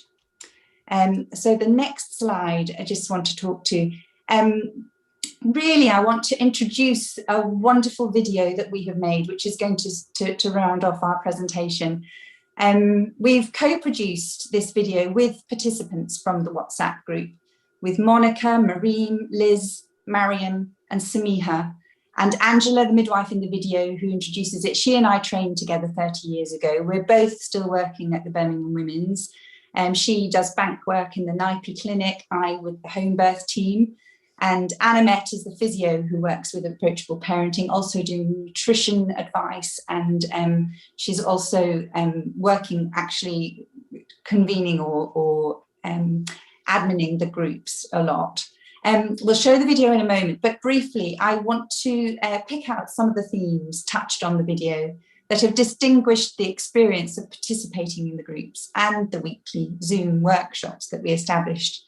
I've just put this under a slide heading of C's and S's. Kathleen did ours, but it just helps to remember the issues that are important here, I think. And I want to say about communication is two-way. It's not one way. It really is a chat, a dynamic conversation on the WhatsApp groups. It's not just sending information out to the communities, it's receiving it back. Traffic on the groups can be heavy. Sometimes I check my phone after an hour and there are over 100 messages. And you know, these messages, it's not sort of that I have to engage with every single message. The women are responding to their own messages and I just sort of nudge it here, nudge it there, clarify it, whatever. So other times it's quiet. And then someone asks, how are you, Messina? Because maybe she had issues yesterday, and off goes the chat again, which is brilliant. And, you know, we hear all about everything. So early on, I discussed my involvement with the groups with our trust consultant midwife and our head of midwifery to put them in the picture and check I had their support. And mostly from the women are from Birmingham. Women are booked at diverse maternity units across the LMS. But they're also coming from beyond Birmingham, from Guildford, from Cardiff, from Sheffield, from Barking, and that's because of the reach of the approachable parenting work. So we're nurturing a culture of supporting clinical choices. Women used to, in the early parts of the group, ask, am I allowed to do this or that? And their questions aren't phrased like that so much anymore. the prevailing culture is now one of choice, which is brilliant. And sometimes that choice can be facilitated by a referral to the consultant midwife or to the PALS team to debrief a previous traumatic birth experience. Many women have high risk aspects to their care. They have diabetes or raised BMI, previous section. The majority, as you've seen in our demographic slide, are South Asian, who are 2 times more likely to die in terms of the analysis, the study of the embrace statistics. But then we also have a number of women who from the Black community, Black Caribbean and Black African, who have this 5 times more dreadful statistic connected with them. So we've got intersectionality as well then with these women, majority being Muslim. So I won't go into much more detail about with the slide. You'll hear about from the women in a moment in the video. But just to say about connecting communities within, women to women, and then also with professionals, we try and create a comfortable, culturally, culturally inclusive and nurturing space. That's been so important. And the psychoanalytic concept of containment, I think, is relevant here. Professionals and the approachable parenting team admins provide secure boundaries and emotional holding. If someone shares something upsetting, then one of us moves in to offer to direct or private message them to gather them up, so it doesn't sort of overflow into the whole chat and just contains that, and then we can move along. The complementary concept of reciprocity reflects the conversational dance of mutual support and interweaving flow that we have in the groups. I think so beautiful. I think these groups are replicable. I think we've done this with this group of particular community, but I think very much it's a replicable model and really reaches women. I was talking to a colleague in the home birth team. I think we're going to try and set this up with women who are currently booked with the Birmingham Women's Home Birth team so they can connect. We've learned as we've been going along, we've learned how to keep the groups secure from being bombed with offensive material, which I'm afraid we did have at the beginning, which was awful, but we've dealt with that and the women managed and coped with it really well. And now joining is via an Eventbrite link, which also gives us the chance to collect and monitor demographic details. At first, we ran the group 24/7. Now we close around 9 p.m. and reopen at 9 a.m. Anyone from the team with admin status can open or close the groups. For safety, we've needed to establish clearly that we're not an alternative to triage, nor are we an emergency service. Being clear about when to call 999, 111 or triage. We've picked up undisclosed safeguarding issues, which we've been able to signpost onwards. We signpost a lot for mental health support to the infant feeding team, breastfeeding counsellors. As most of the women on the group, and I'm nearly finished because we need time for our video, sharing the experience of being Muslim, specific cultural and religious interests are discussed. And then women offer prayers, dua, when someone's having a difficult, hard or sad time, or offer blessing and prayers and congratulations when babies are born. And our last slide at the end of the video you'll see is this wonderful blessing, which I had never heard of before, but it's about when your baby's born, they say, may your baby be the coolness, and that's my last C, of your eyes, which I think is beautiful. So enough from me, and let's hear from the women and from the group's video.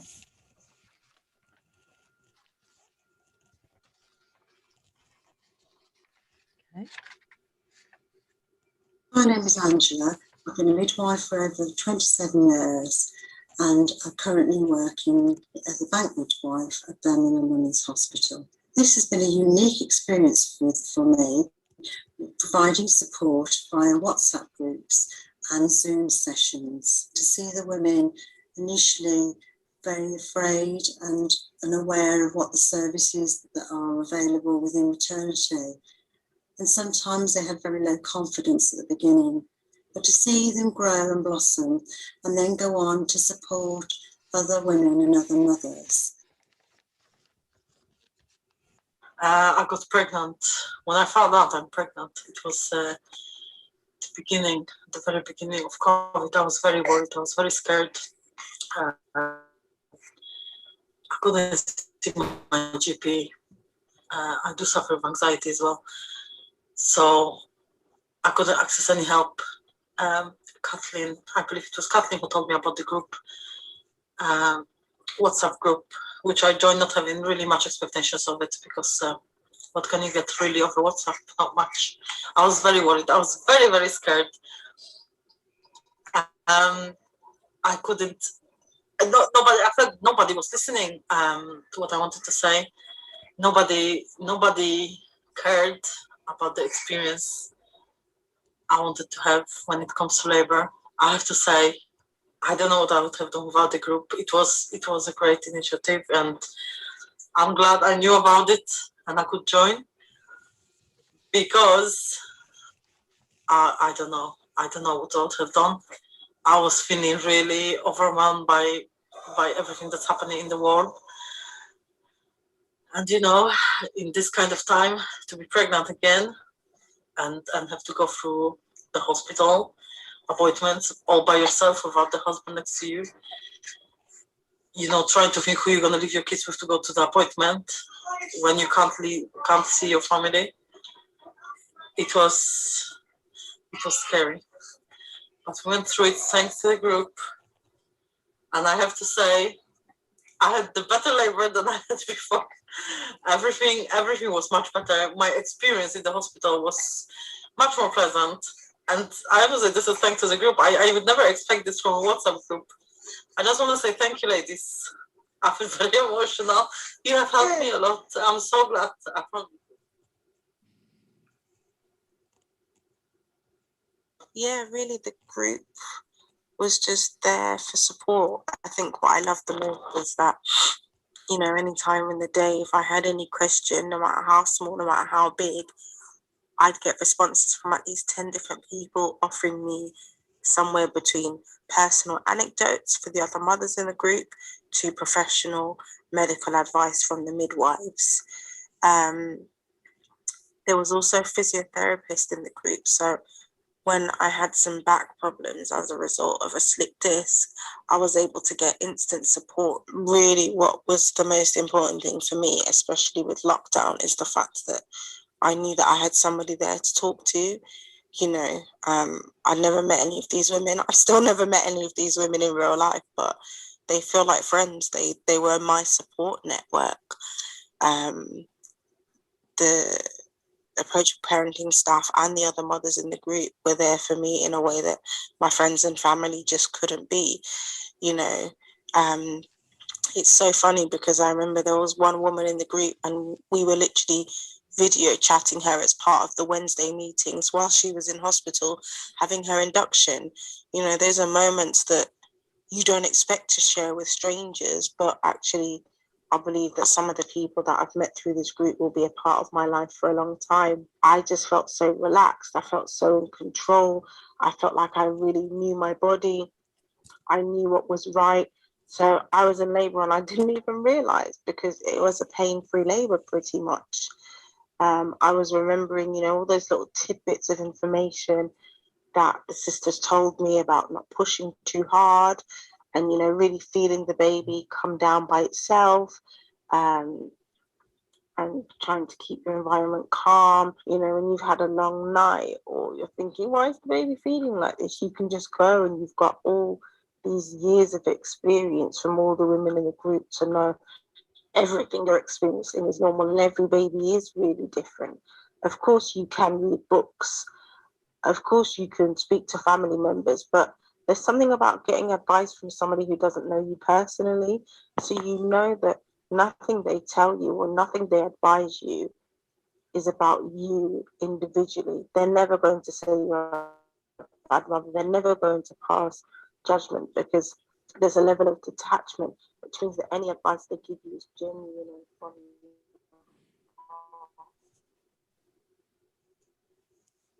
Another key thing about approachable parenting is there aren't women or Muslim women, and I'm both. And when I see these other classes from other organisations, all I see is white women, and I'm like, well, how do I fit into that? How am I going to be advised when people don't believe in God in the same way that I do, or don't understand my faith, and thus don't understand when I say that I have to do this because Islam says I have to do this, or well, yes, I do this because that's part of my culture, that's part of my blackness, that's part of my Africanness. I joined the prenatal pregnancy group when I was 7 weeks pregnant. I am currently 35 weeks pregnant, so we're almost there now. Although this is my third pregnancy, so I feel a little bit experienced in terms of what pregnancy entails for me. I have felt that the prenatal pregnancy group has been absolutely invaluable, actually, just to have such wonderful midwives like Jo and Angela and all the other women who monitor and support the group. They're at my fingertips to ask any question I want, however trivial and silly it may seem. I honestly feel so lucky to have this group on my phone. Whenever I've got any questions or anything I'm worried about, I know I can ask the question there and it'll be completely non-judgmental. Really, thank you very much. And I'm looking forward to joining the postnatal group once my little baby is born. My name is Anna Mette, chartered physiotherapist, where I have been monitoring the prenatal and postnatal group on a daily basis together with midwife Jo and Angela, as well as the approachable parenting team. For some reason, they hold back and they don't share what they're experiencing with anyone. So that they don't feel that they're having a little bit of mistrust in the system, or they don't feel as if they can go anywhere and get the help that they need. Yeah, so they were rather posted in the group, and that's where the midwives and myself has trying to be very quick to respond to these messages and to encourage the women and empower them to really go and seek medical help. But it has been a real joy being part of this multidisciplinary team, and it has been a real joy seeing all these women in the group coming together and supporting each other emotionally and mentally and spiritually in so many different ways, and just having that beautiful community. And it has been a real joy to witness that. Yeah, so it has been a great blessing.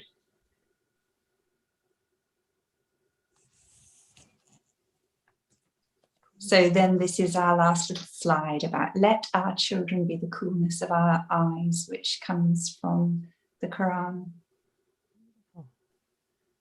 That's wonderful. Thank you very much.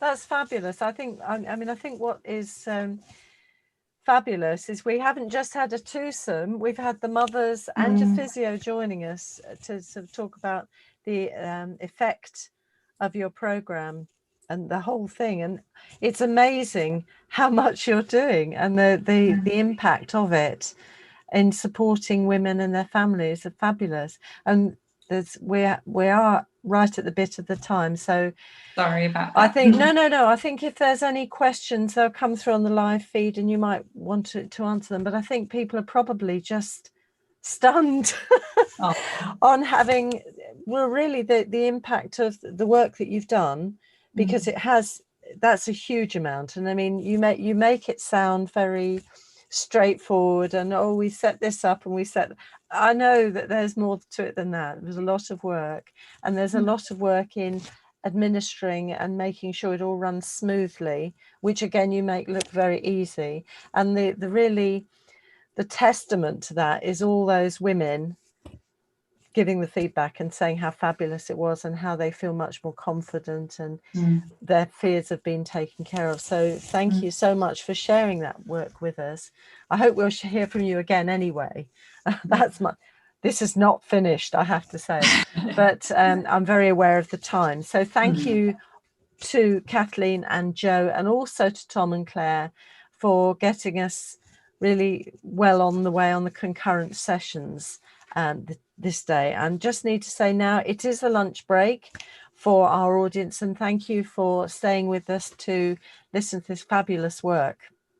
And I'm sure what you need to be thinking of when you hear of all these projects and bits of work, and it's not just bits of work, I don't mean it to say bits of work, but projects like this, take some ideas. These things can work in your own locality, and you might have been hearing Kathleen and Jo and thinking, we could try something like that, or do I know a mum that would like to set something like that up? Because the other thing is you've got a lot of untapped resources in midwives and nurses and in our mums and families also. So that's fantastic. Now, it's now lunchtime. You have a Meet the Expert with the practicing midwife at 12:35 to 12:50, and Inspiration Healthcare from 12:55 to 13:10.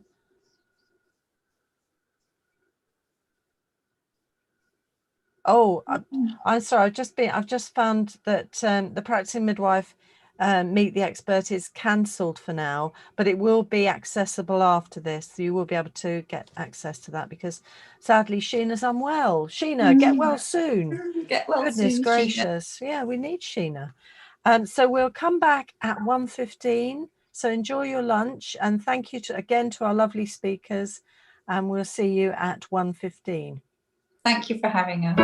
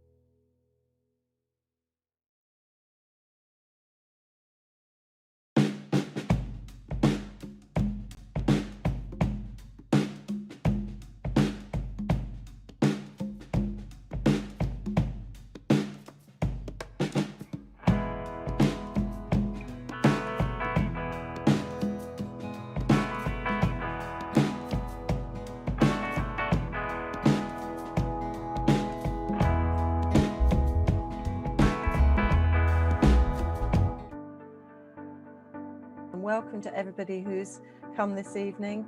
I think we've got an interesting evening. I hope you're going to enjoy it. I remember another patient who we both looked after, who, you know, was in a relationship with a chap, getting serious, thinking about starting a family. And I remember her bringing him to clinic, him getting tested, them coming back to get the results.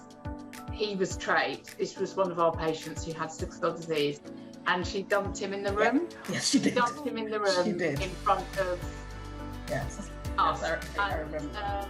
And I said, Mummy, I'd never let you get a vaccine that is not safe.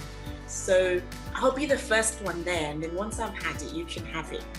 And I remember this text message coming back to me while I was at work, where you'll be the first to die. For every touch point, be talking to women about the importance about having the vaccine. And if you don't have information, say that to somebody. I don't have the information. Can I pass it on to the person that can? Some women are saying that they're actually having a really positive breastfeeding experience because their situation of having to stay at home and not having lots of visitors around and not feeling they have to rush about everywhere means they've actually got the excuse almost to sit on the sofa and just breastfeed their baby. So Black and brown women and birthing people are not treated with equity, leading to unacceptable levels of morbidity and mortality. They then become marginalised communities that become mistrusting of maternity services, and they might be reluctant to engage because their initial experience has been negative.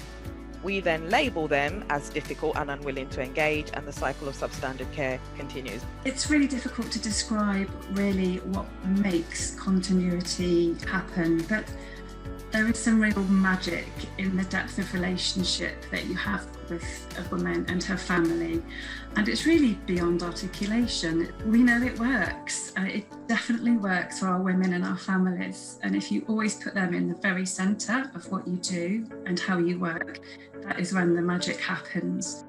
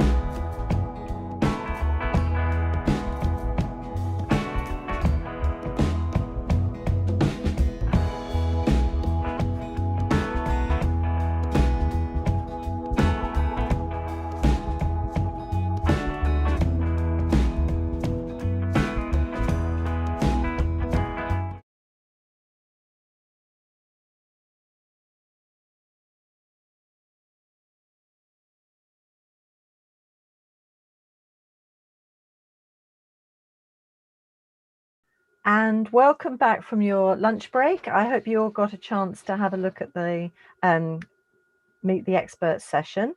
And I hope you're ready for the next section, which is going to be really interesting. In fact, everything's been interesting today. My brain is buzzing away here. So this next chunk is improving care for mothers and babies, and you'll see exactly how.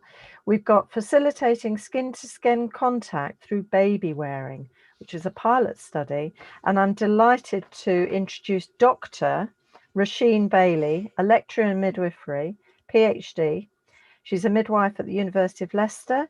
She qualified as a direct entrant registered midwife in 2015 and has done her doctoral research at Birmingham City University alongside her work as graduate research and teaching assistant and as a rotational midwife at Sandwell and West Birmingham Trust. So she's used to juggling. Like all our speakers seem to be fantastic women of juggle. Roisin's other interests are infant feeding, social models of midwifery care, and theories of health promotion, including salutogenesis. So welcome, Roisin, and now the screen is yours. Oh, thank you so much.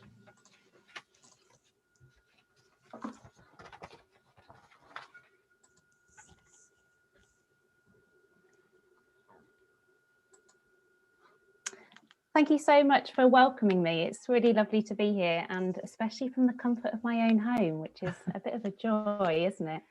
I'm presenting today on the first part of my doctoral research, which is about facilitating skin-to-skin contact through baby wearing. So to tell you a little bit about the research field, because it's a funny old place. There's a really well-established research field on ongoing skin-to-skin contact, and that's particularly relevant for our small and premature babies. The term widely used is kangaroo mother care, coined in Colombia around the 80s, which was an intervention when there weren't so many incubators, and babies were maintained mainly against their mother's chests with lots of breastfeeding and early discharge from hospital. And over the past 30 years or so has shown a significant decrease in the neonatal rates of morbidity and mortality. So it's been a fantastic intervention for our small or sick babies. And there's another research field that sits alongside it, which is skin-to-skin contact for healthy babies, and particularly focusing on that first hour after birth.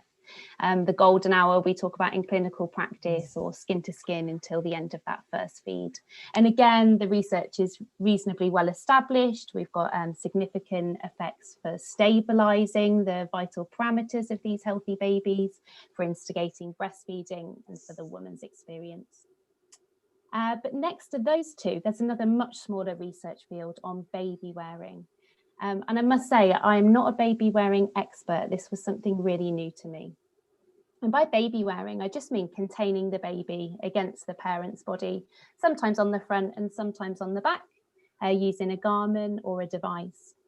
And this study kind of sits smack bang in the middle of all those fields. I'm really interested in ongoing skin-to-skin contact for our healthy babies, and looking at the mother's chest fundamentally as the place that babies live, as their evolutionary habitat. And that was the idea behind this project, to bring something as simple as baby wearing together with skin-to-skin contact, and look at how we can make the maternal chest the easiest place to contain and care for a baby. And here is the garment. This is called the Snoopy garment, modelled here by Kate and her little one. And we talk about it as an anti-intervention. And the reason for that is because it does have some special properties, but actually it's really, really low tech.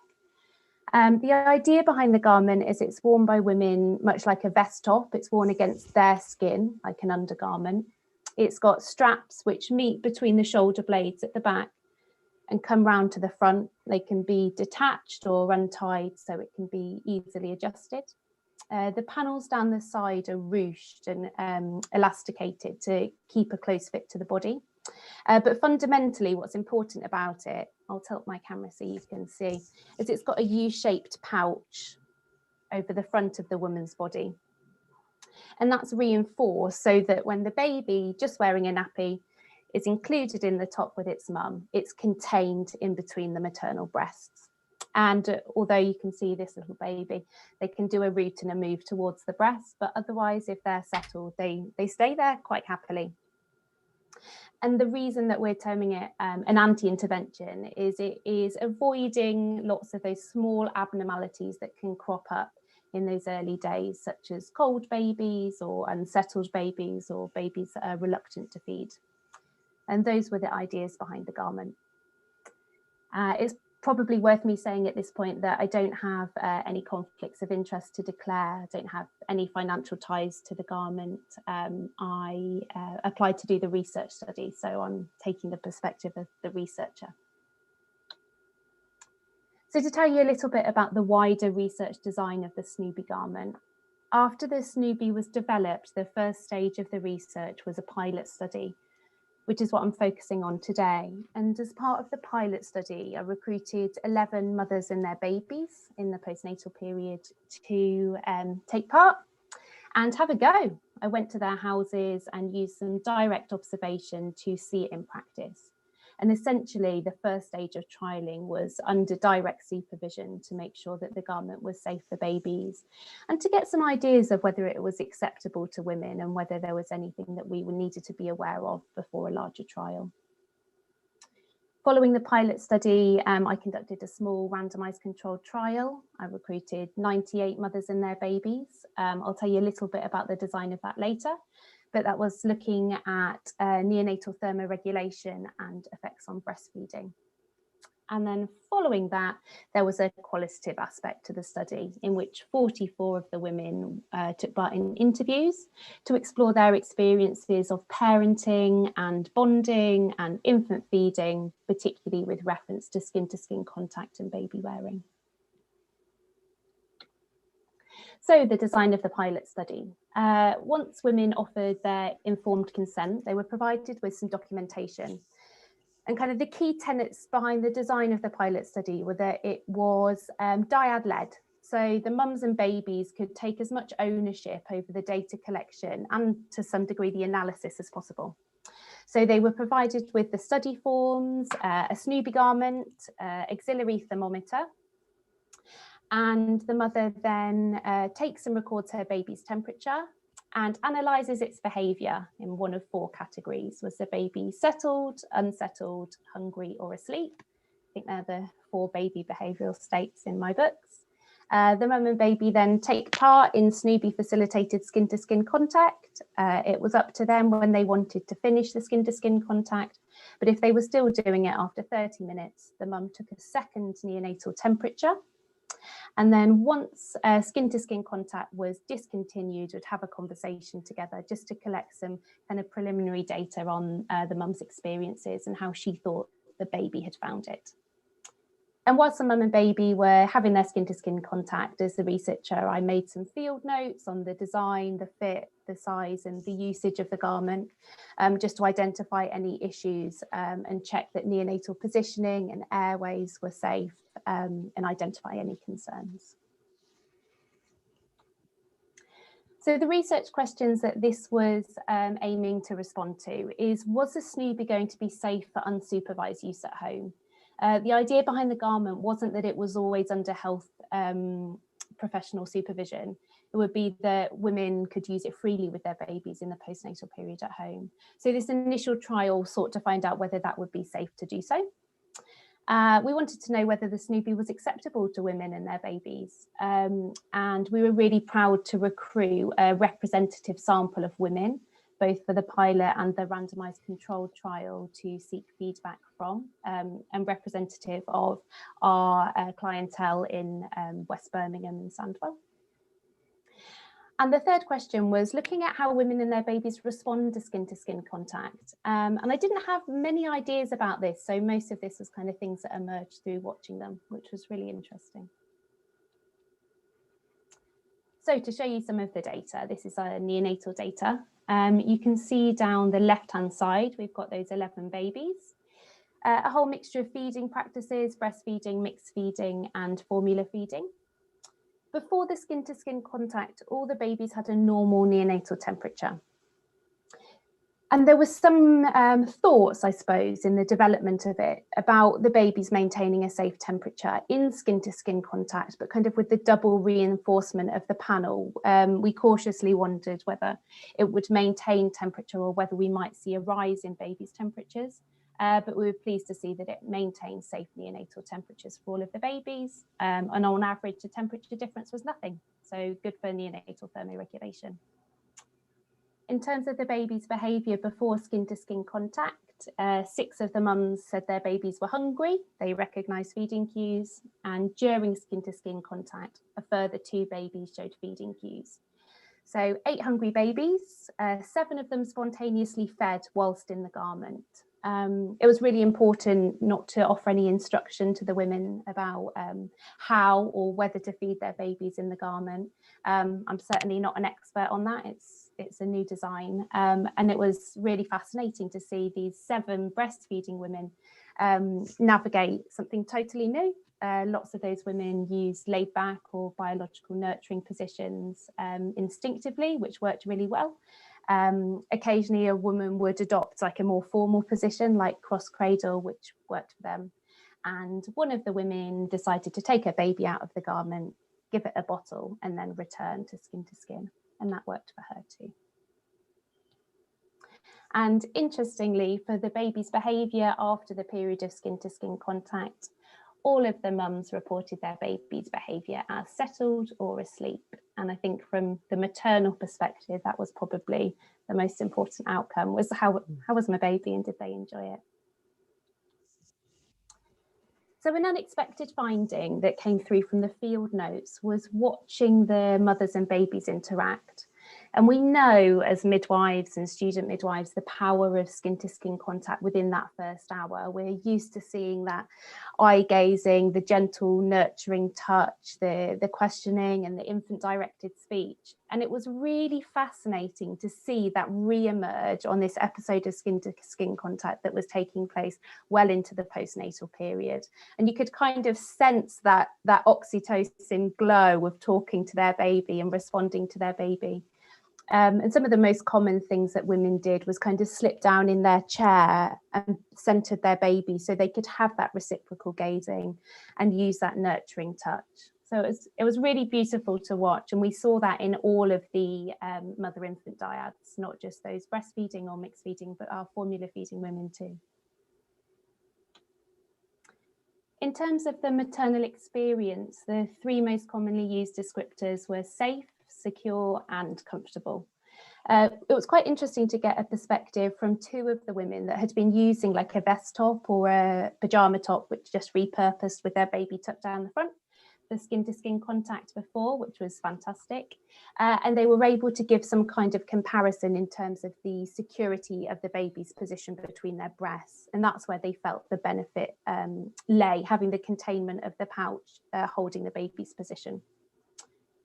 And in terms of the design and acceptability, women told us that it was really important to them that they perceived the garment to be gender neutral in terms of their baby's gender.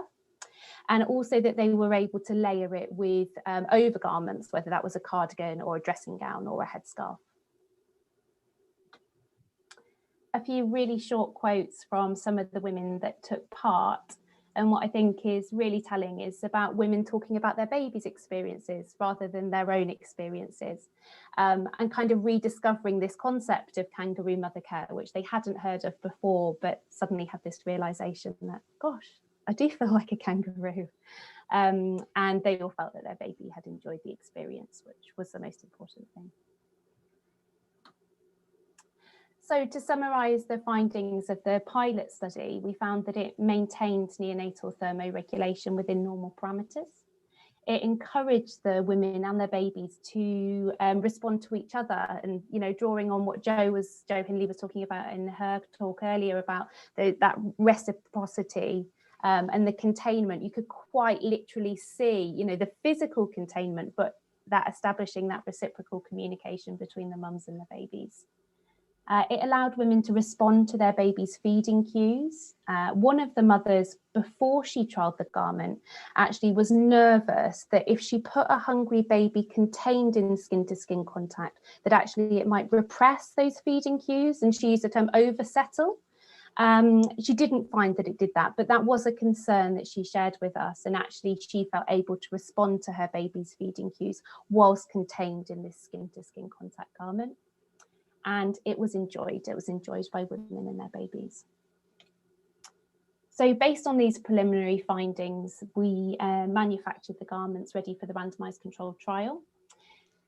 Women were randomised either to the control group, which was to receive standard neonatal and postnatal care, or to the intervention group, which was to receive standard care with the provision of a garment to wear as much or as little as they wanted to for those first 6 postnatal weeks.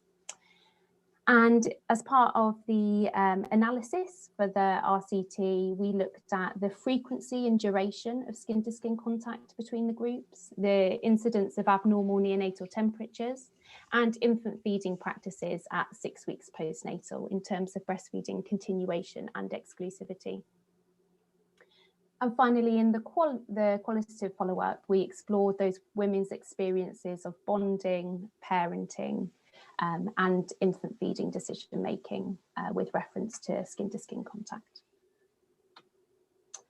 Unfortunately, I can't share the results of the RCT with you today, but they will be published soon. And if you're interested in following the work of the Snoopy project and baby wearing and skin to skin, then please follow me on Twitter for updates, and it'll be great to connect. You can get me on my work email as well. So thank you so much for tuning in. Ooh. Thank you, Roisin. That was really interesting. And I just was, I mean, you've tempted us now with talk of the RCT results not allowed to come out yet, but I understand because obviously you need to be published first. So for those of you audience, we'll have to get Roisin in at a later point to talk about that, because that would be really interesting. I mean, were there any women who were resistant to using this Snoobie garment? I think the findings from the study will never be fully representative because it was about informed consent. So women that weren't interested in baby wearing and skin to skin wouldn't choose to take part. So there is that element of self-selection. And I suppose it's about opening up the conversation as much as possible to as many women as possible. And that was really featured in the recruitment strategy, that actually recruitment needed to be me on the ground having face-to-face conversations with women and enabling, you know, conversations about skin to skin happening early in pregnancy, and looking at the garment and having a feel, and even if that wasn't for them, that, well, skin to skin might be for them. So, you know, trying to open it up as wide as possible to women that had perhaps parented lots of babies before and never done it, or women that didn't think it was their kind of thing. And so was the garment taken away every time after 6 weeks? Was that it? Yes, absolutely. So they had 6 weeks to use it, and the 6 weeks essentially is how long a baby can fit there. After 6 weeks, feet poking out the bottom, and the baby is well on its way over the mum's shoulder. So it's kind of practicality. It's about 6 weeks in which a baby is comfortably contained there, and that the woman is comfortable holding a baby there too. Okay. And did you, I mean, I understand that the airway for a baby is a sort of weaker structure. How did you make sure that women understood how to put the baby in so the baby's airway would be maintained? Because I know that a lot of people will be concerned about that aspect. Absolutely, and I think that's why small study numbers really helped. So when women were enrolled in the study, we did first of all a demonstration, and supported by like pictorial information, and about adopting the tree frog position, which is very easy to recognise looking at those flexed hips and arms outstretched and baby's face to the side. And actually it was really easy for women to sustain. There's two ways that you can put baby in the garment. You could put it on and essentially jiggle them down the front, or in my technical language, or if you're less confident, you could have the garment around your waist and position the baby and then pull it on. Top. All right, okay. No, that's very interesting. I mean, I can imagine some mums would, I mean, were you able to give them some advice about what to use after, when their baby had grown out of the Snoobie, of the sort of gadgets or baby wear, mum wear that they could use? Yeah, it's, I guess, less about kind of specific baby wear and more just about the principles of skin to skin. And women have kind of navigated this themselves, whether or not they had the garment. They might be having skin to skin in the bath every night, or might be having snuggles in their dressing gown, or different ways in which they would spend that close time with their baby. So there wasn't, you know, a Snoobie part 2 as such, but women have developed their own strategies throughout those first 6 weeks of how it feels good for them to have their baby close, and how their baby responds to being close. And for them, they're solving their own problems with, you know, really simply with that kind of close proximity and responsiveness. Yeah. And I actually was very interested in the communication aspects of that.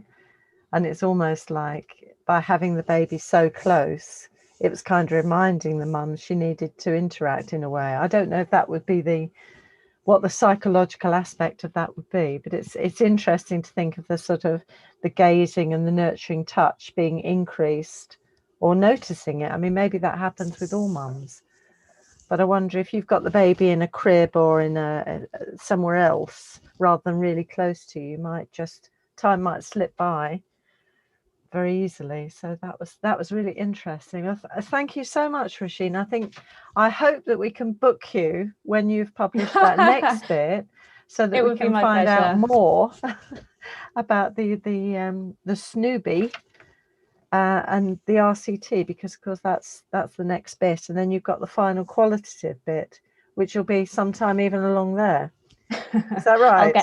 I'll get there, yeah, slowly but surely. Because what I should have said was big congratulations to Roisin, because she's just completed not just a PhD, but also any amendments that they had to be made. So she's formally, properly now Dr. Roisin. Fantastic, and well done to you. That's really kind. Fantastic. So we've got an invite in for the next time. Thank you for that, Roisin. Well, without further ado, we're going to move on to a bit of perinatal mental health. And this session is Perinatal Mental Health Champions Leading the Way in Wales. And I'm delighted that we have Emma Anderson with us this afternoon. She's a specialist perinatal mental health midwife for the Perinatal Mental Health Services in Betsy, I'm sure I'm going to pronounce this incorrectly, Cadwaladr University Health Board. That's in Wales, and I'm very poor at my Welsh pronunciation, so apologies. This is a varied role in which she provides support to women with serious mental illness, open to secondary mental health services. She also provides, and I'm sure she's going to talk about this, the rewind technique to help address birth trauma. And that's we talked this morning about morbidity, so this might be very relevant to those of you watching now. And she's responsible for development and delivery of training and education to midwives, health visitors, mental health professionals, and also students. Emma graduated from the University of Leeds with a degree in animal nutrition and physiology and worked in a veterinary laboratory. Goodness. And she's also recently completed her MSc in health sciences. So welcome, Emma. The screen is now yours. Going to look forward to this. Well, thank you, Sue. And that was not bad Welsh at all. Oh. That was quite impressive. Not bad at all. Okay, so let me just take control of this and then we can get started. Fabulous. Okay, so yeah, thank you so much for that, Sue. And thank you everybody for kind of tuning in to this presentation. Luckily, we don't know how many of you there are, which is great, but for those of you that are here, thank you so much for coming to listen. So I'm Emma, I'm the specialist perinatal mental health midwife. I'm currently working in North Wales. So kind of a little bit of background in terms of Betsy Cadwaladr, the University Health Board. Move this on. There we go. So BCU, which is much easier to pronounce, is actually the largest health board in Wales, and that's both kind of in terms of geography and in terms of birth rate. So we cover a really, really large region, which is made up of 6 counties, and it's also a really, really diverse region in terms of kind of the geography, the population. So we cover an area that's got some quite big kind of urban towns with kind of very big diverse populations, but we've also got you know, a very large coastline, and then we've also got a lot of very, very rural and quite isolated populations. So some of you kind of might be familiar with places like Anglesey, places like the Llyn Peninsula, very, very isolated kind of farming kind of communities. So it is a very interesting but really, really challenging kind of area to work. So in terms of kind of the team itself, we are quite a small team kind of compared to the geography. So we're kind of made up of team manager. We've got 6 practitioners who are mental health nurses. We've got a nursery nurse. We have both psychology and psychiatry provision, and we've also got myself, so I'm the only midwife working in the team. And because, probably not so much because of kind of numbers necessarily, but because of the geography, engaging kind of with women that are referred to our service can be really, really difficult. You know, sometimes we are spending, you know, 2 hours or more kind of trying to get from kind of one visit to another. So really, really difficult. It's difficult for women sometimes to kind of access clinics because of transport and things like that. So kind of really, really difficult. And then also kind of engaging with other professionals. So other professionals who will be involved with women at this time is really, really difficult. And if you look at kind of all of the services that are inputting into our team, We have 10 community mental health teams. We've got around 99 GP practices, so main practices, and then we have all the branch practices that come with that. We've got 15 community midwifery teams. We have 3 main maternity units, but then we also, because of kind of where we're situated, we can have referrals from kind of across the border. So kind of Countess of Chester, some from Shropshire, some from Powys, so kind of those additional referrals. We also have 5 CAMS teams across the health board and 70 health visiting teams. So all of this kind of leads to quite a lot of issues in terms of trying to engage with other professionals. And, you know, we are quite a new service, so we have only been operational now for around 3.5 years, so still relatively new and developing. And because of that, things are kind of constantly changing. So as we kind of, you know, as we work through things, we kind of are finding what works, what doesn't. We're also kind of undergoing accreditation at the moment via the Royal College of Psychiatry. And because of that, there have had to be kind of some changes to the way that we work. So we're constantly having to kind of update other services about what we do and kind of where they sit within that. Then in addition, obviously, we know that perinatal mental health is a massive public health concern, and that means that there is evidence emerging all of the time. Guidelines are changing all of the time. There are new recommendations all of the time. You know, and again, people need to be updated about those things. Like I said, the team itself is kind of small compared to the area which we're providing care. And within other services, particularly within adult mental health, kind of staff change is quite high. So kind of retention is quite poor, particularly in mental health. So it means that there's staff changes all of the while, new people coming in. And then obviously we have new kind of midwives, we have new starters, you know, all of those kind of things. We've also kind of identified that there is still an ongoing issue around other professionals and their understanding not only of kind of perinatal mental health and its impact, but also kind of where the specialist service fits in and where they fit in as a, you know, kind of as a service and what they're expected to provide to women and families. And also there are kind of ongoing communication problems, difficulty linking in with other services and kind of keeping, you know, that communication open. And we know obviously from kind of the Embrace reports that's an issue, you know, that or the kind of the mind the gap message. So all of those things are contributing really to a lot of issues which then have an impact on the woman and her family. The main thing is that what we were doing is we were kind of trying to go around services and update them and kind of improve links between services, kind of trying to tell them about what the current issues were. But we found by the time we'd got through a couple of teams and a couple of services, something else had changed and then we'd have to start the cycle all over again. And it just takes up, you know, a huge amount of our time.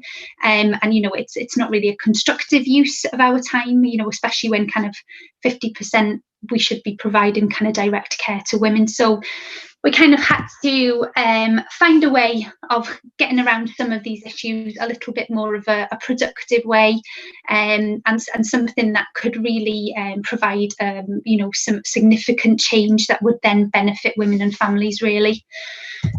And so the thought was we needed some really good leadership. We needed somebody to kind of bring all of this together, you know, at the centre of things. And then we needed other people to take up kind of a leadership role and kind of and run with this as well.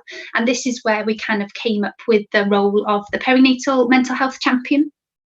So that came off the back of, in BCU probably, which is the same as many health boards and trusts, you know, across the country, we have mental health champions that are run by occupational health, and they're for staff, you know, staff members. So this was kind of, you know, very similar and kind of just leading on from that, just quite a specific role.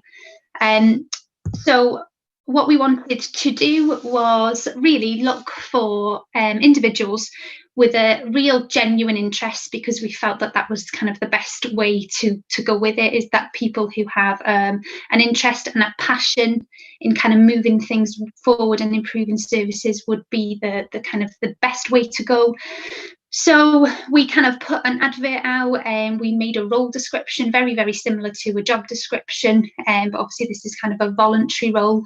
But we put this out, I think it was kind of February time, so not that long ago. And basically the aim of this role is to raise awareness of maternal mental illness, not just around the impact on mum, but really the wider impact on kind of the family and that child and the child's life course, to help really kind of improve practice across the board, to kind of support us in cascading up-to-date information around our service, around local services, around third sector as well, which is a really important area for women with mental illness and their families. Because very often that's kind of what women need more than anything is kind of the voluntary sector, the third sector. They don't necessarily need a specialist service. So it's about making sure that professionals know how to access these things and know what's available in their area. And it's very, very difficult for us as a service to be constantly updating each team in each area about what they can access. So this is kind of it was kind of a way of being able to disseminate all that information all at once to everybody across the board. Also, we wanted the champions to kind of keep displays and those kind of things up to date, resources, to have up to date resources that that colleagues could use with the women under their care, to be able to kind of collect some user feedback, really. So some feedback not only from the women and the families about kind of the care they've received, but also feedback from colleagues about whether they felt that, you know, the champion role has been helpful. You know, was it helpful having somebody in their team that they could kind of just go to kind of ad hoc, rather than having to always contact the specialist team, especially if it was something around kind of women in that kind of more mild end of mental illness. And also to kind of promote and support kind of any mental health campaigns. So for instance, we've got coming up in May the Maternal Mental Health Awareness Week. So things like that, just trying to just raise awareness really and kind of get these things out of there.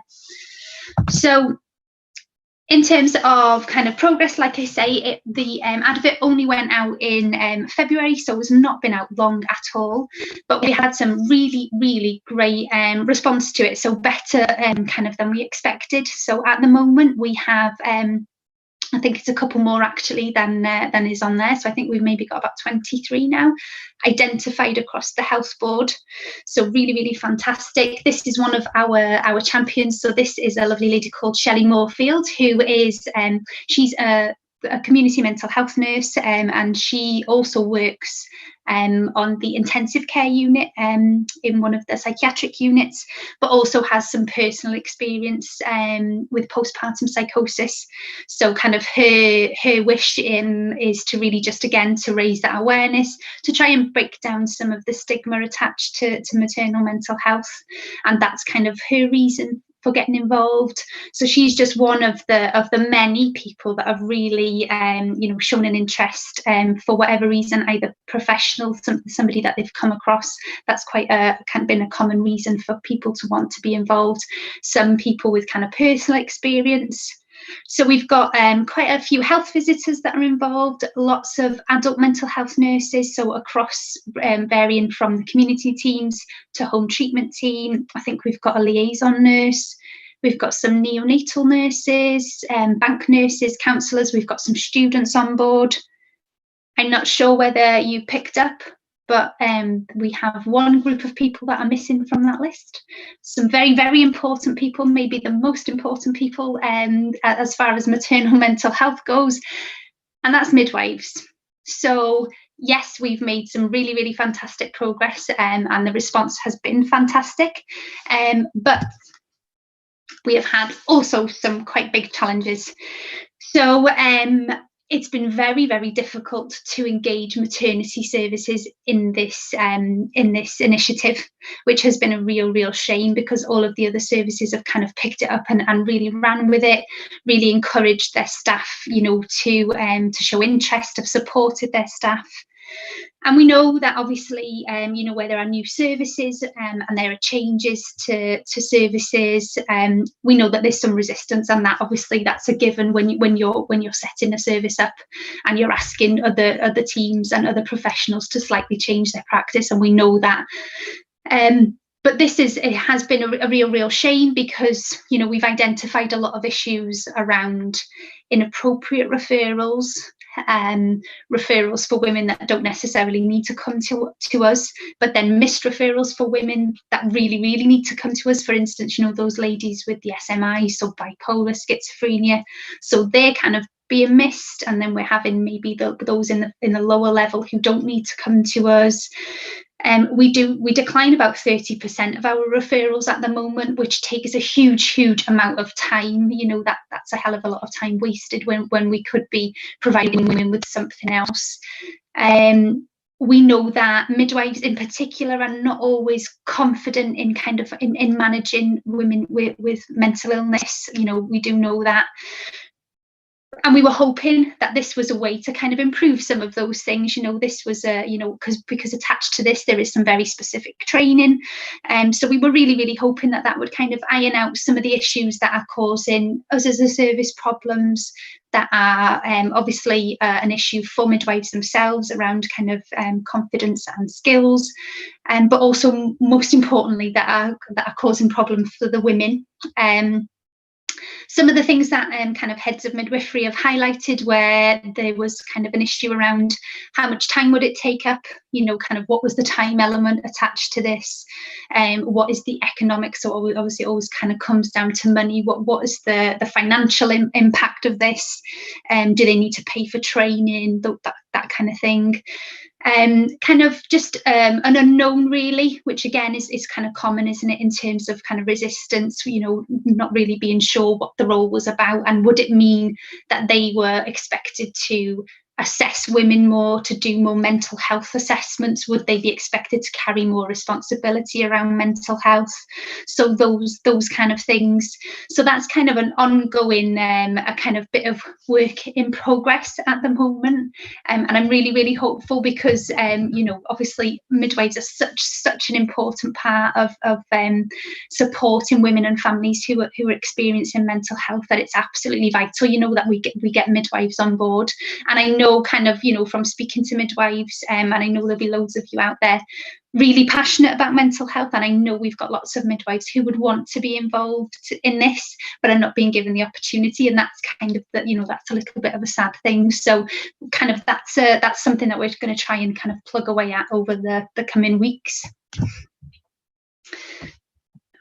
Let's see, I'm not sure if this will work. Let's have a look. Okay, you may have seen this before. So this oh, thank you, Catherine. So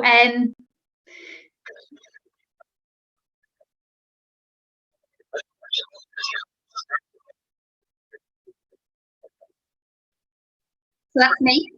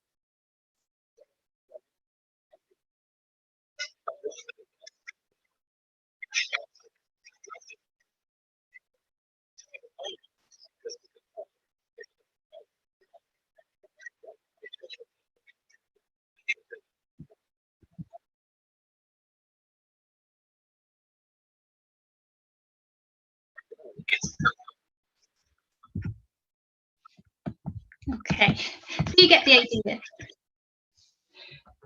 So yeah, so I basically I'm the lone nut. Yeah, I don't dance that well, but I am the lone nut. So It has been really, really difficult over the last couple of years because I am a midwife who no longer works in maternity, and so kind of keeping that kind of feeling that I'm working with colleagues is really difficult. But I'm also working in a team that's just kind of comprised of all mental health professionals. So it's been really, really difficult.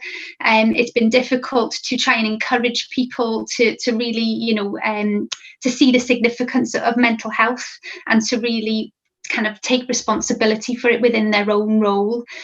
And I've been, you know, we've all been kind of quite bogged down with all of the stuff that's been going on. We know with the clinical practice, but I think, you know, what we've had to do now is really identify how we can make some of these changes, you know, because it's really, really important that it's everybody's business, that everybody kind of takes responsibility for providing support to women who are experiencing mental health.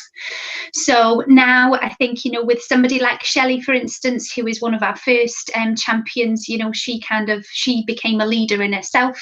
She then kind of shared that she had volunteered for this with some of her colleagues, and now some of her colleagues have also identified themselves. So it is about, even though it's, you know, it's quite a small change and it's quite a small initiative, you know, I'm hoping that we're kind of going to make some kind of quite big waves and some really big really positive changes to practice, you know, that's going to make some really, really big improvements. So kind of looking forward, we now, obviously the project's been implemented, and the next thing now really is to just look at kind of how do we evaluate it, how do we get some feedback to demonstrate that actually it's worthwhile, that it is making a difference. And I think that will be really important, you know, to be able to demonstrate that, particularly where there are services where there is a little bit of resistance still, you know, where people are still a little bit unsure whether to be involved. I think if we can have some really good feedback where we can demonstrate there's been a real positive effect, then that is likely to kind of just snowball and hopefully kind of keep the ball rolling, and that's kind of the aim. So that's the next step of the cycle. So just remembering that, obviously, yeah, you know, we can all be a big force. We can all have you know, even individually, kind of coming together with some kind of like-minded people, we can hopefully have a big impact. And I think that's really important for midwives generally, not just around kind of mental health, is that we can all make a massive difference. And even if it feels small, actually it won't be small to that woman and her family in the long run. So thank you. That's great. Thank you very much, Emma. Gosh, so just to clarify, there was no midwives came forward to come be a champion, and still haven't come forward. So midwives not yet. Midwives out there in Wales, I know. Put yourselves forward. Yeah, and it is a shame because actually we're the first health board in Wales to have this initiative, and so I was hoping to kind of bribe heads of midwifery with that bit of like, you know, that's going to look really, really good, but they didn't bite with that either. So I mean, do you think that it was the pandemic that's impacted on midwives' kind of mental well-being, and there's stop them wanting to expand doing different roles? Do you think that has anything to do with it? Yeah, absolutely. And I think I think at the beginning of our service, we'd waited a long time in North Wales for a specialist service, and we'd had some really poor outcomes with a couple of cases. And I think once the specialist service was in place, I think everybody was just quite relieved and then wanted absolutely everybody to come to us. And at the beginning, because we were trying, you know, we really wanted to kind of help, we did take on more than we should have, people that were probably not that appropriate, and we ended up kind of just taking everybody. And I think midwives and other professionals, you know, we get referrals from lots of other professionals, it's not just midwives, but I think they kind of felt right, okay, well, we can just breathe a bit, just send it to perinatal, it's fine.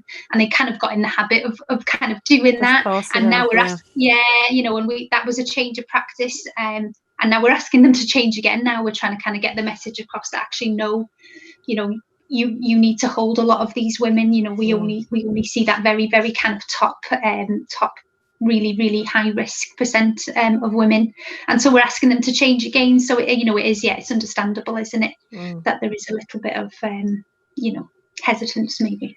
I think that happened a little bit with bereavement midwives when they first started identifying that you'd have a bereavement midwife in your trust, and then the midwives almost thought, well, she or he can deal with it all. And actually, like bereavement, perinatal mental health is all of our business.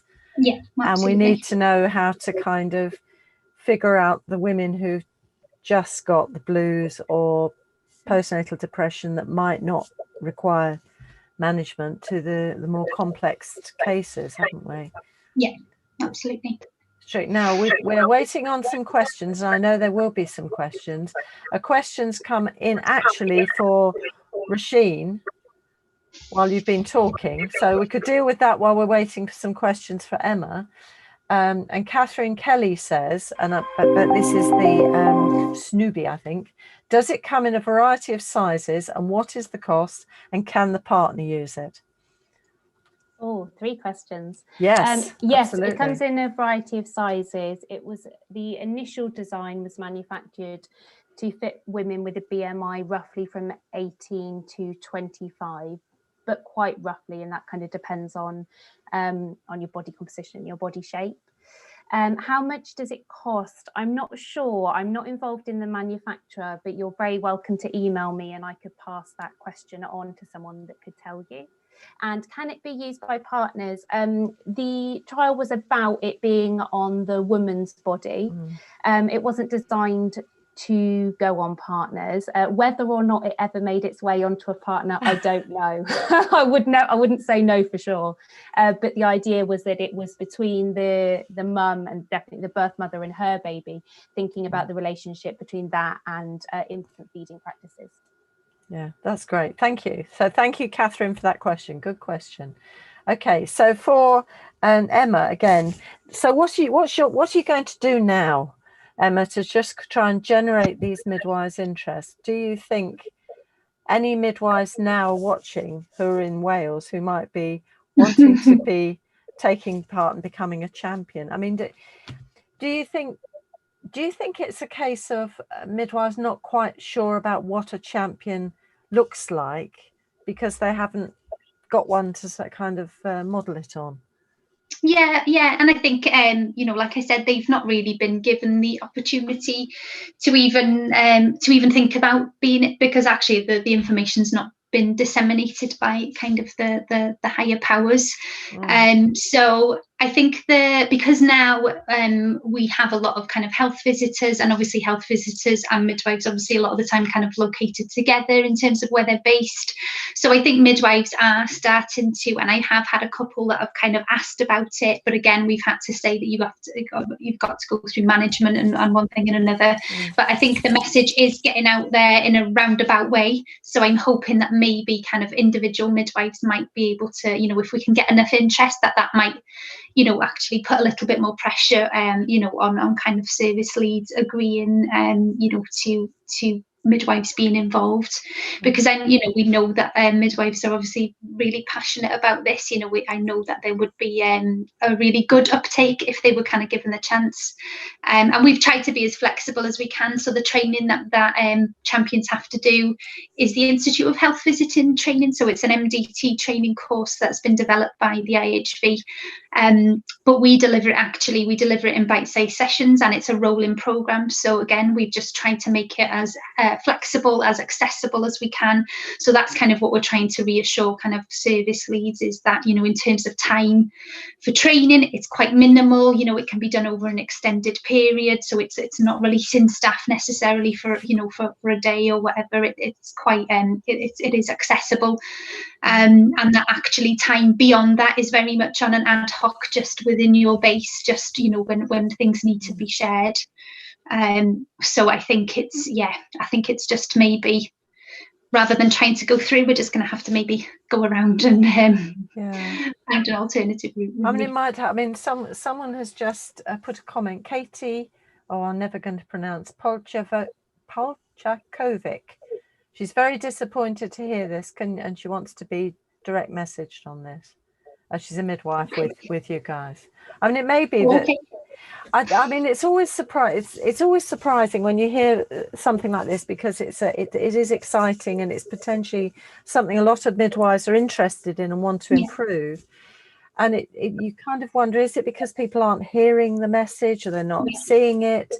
And I'm wondering if the actual COVID issue has been one factor. Focus. People are so focused on just getting their work now done that they can't kind of absorb other things that are going on, because I know that has happened with other things that are going on, because it seems to me also that it's a very good step to becoming a specialist or a consultant midwife. Yes, absolutely. Yeah. And we talked earlier about leadership potential and leadership opportunities, and these are ways, and for those of you who are listening who might be in the market for this, the way to get along into becoming a specialist or a consultant is to get that expertise, and sometimes it's expertise in a certain different area. So you might want to become a consultant midwife of normal, but getting experience as a perinatal mental health champion actually gives you a different skill set and gives you a little bit of an edge. So I'm just great networking as well, and that's absolutely. That's another bonus of it. Absolutely, and I think it's really important to be able to talk and communicate with others of the multidisciplinary team, because sometimes, and we do get accused of that as midwives, of being a bit silo working. I don't think we necessarily are, but it can sometimes feel like it in these groups. Anyway, so I wondered if you had anything else if you'd wanted to do to leave midwives with a couple of top tips. Emma, I'm going to start with you to take away as a take-home message on perinatal mental health. On perinatal mental health, that it's everybody's business. So I think even when women are open to specialist services, I think it's really important to remember actually that as a midwife, you're absolutely central to that woman's care, and and also really important, we get lots and lots of referrals for women who are anxious about labour and delivery or going into hospital, and they get referred to the specialist team. Just remember that you are absolutely the best person to reassure them about those things. That is not a job for a mental health nurse. That is absolutely your role, and you're great at it. So don't that's you're the best person for that job. Oh, and I meant to ask you about the rewind. Okay, because I kind of thought you were going to talk a little bit about that. Oh, that's a whole other. Oh, is it? Okay. So rewind is so it's like it's an intervention for birth trauma. But at the moment I'm actually doing some training with the birth trauma resolution. So that's a much more in depth. So that's like a 12-month training course. So I'm hoping off the back of that we'll be able to provide quite a comprehensive birth trauma service in North Wales, which we haven't had before. And also part of that is some training around vicarious trauma. So we'll hopefully be able to support midwives as well who have possibly experienced some trauma as a result of their work. So because that's an issue that there's been a little tiny bit in the journals on vicarious trauma, so that's really interesting. Thank you for that, Emma. Now, how about Rasheen? I'm going to put you on the spot now. A couple of take-home messages for our audience. I'll follow Emma's thought process. I think that skin to skin is everybody's business. Can I do that? Yes, of course you can. Yeah, it's for everybody. It's not just for our premature little babies. It's not just for women that intend to go down that attachment parenting and have bought the kit and are set on breastfeeding. It's for everybody, and it's little steps in a positive direction. And you invest a little bit early with women, talking about the benefits and showing them the benefits with their baby, and the rest does itself. Fab, perfect. Well, can I take this opportunity to thank you so much to both of you for coming and sharing your work. Now, I know, Rasheen, I'm looking forward to the next bit from you, and actually, Emma, I'm looking forward to the next bit from you, because I suspect that having shared what you've shared this afternoon. It might have given people time to think about their part in it. And I love the point. It is everybody's business and we need to be engaged in it. So thank you so much for coming to share all your work, and the best of luck for probably the next couple of days, actually, because I suspect you might get your email box might be very full. Yeah, that's absolutely fine. That's fine. Please get in touch. Okay, so thank you very much. Thank you.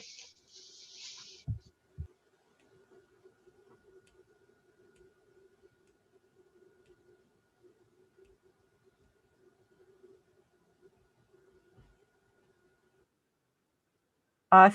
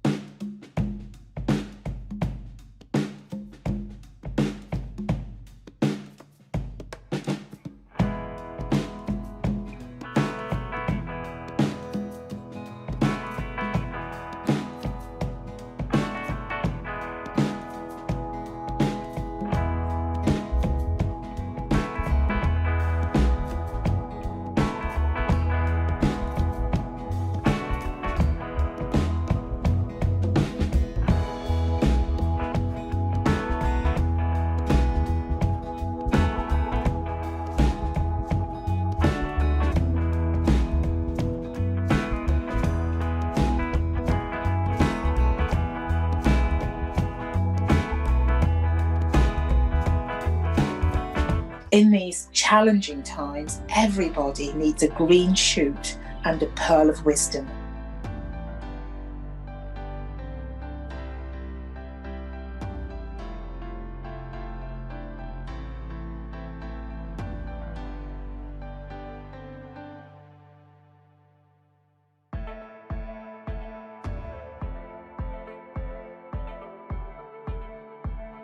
What 2020 has shown us is that there's a real need for vigilance, that women's rights are not yet really embedded in our maternity system, and that they can be easily eroded. And I think there is a real risk that services that are lost or reduced during the time of COVID are not restored.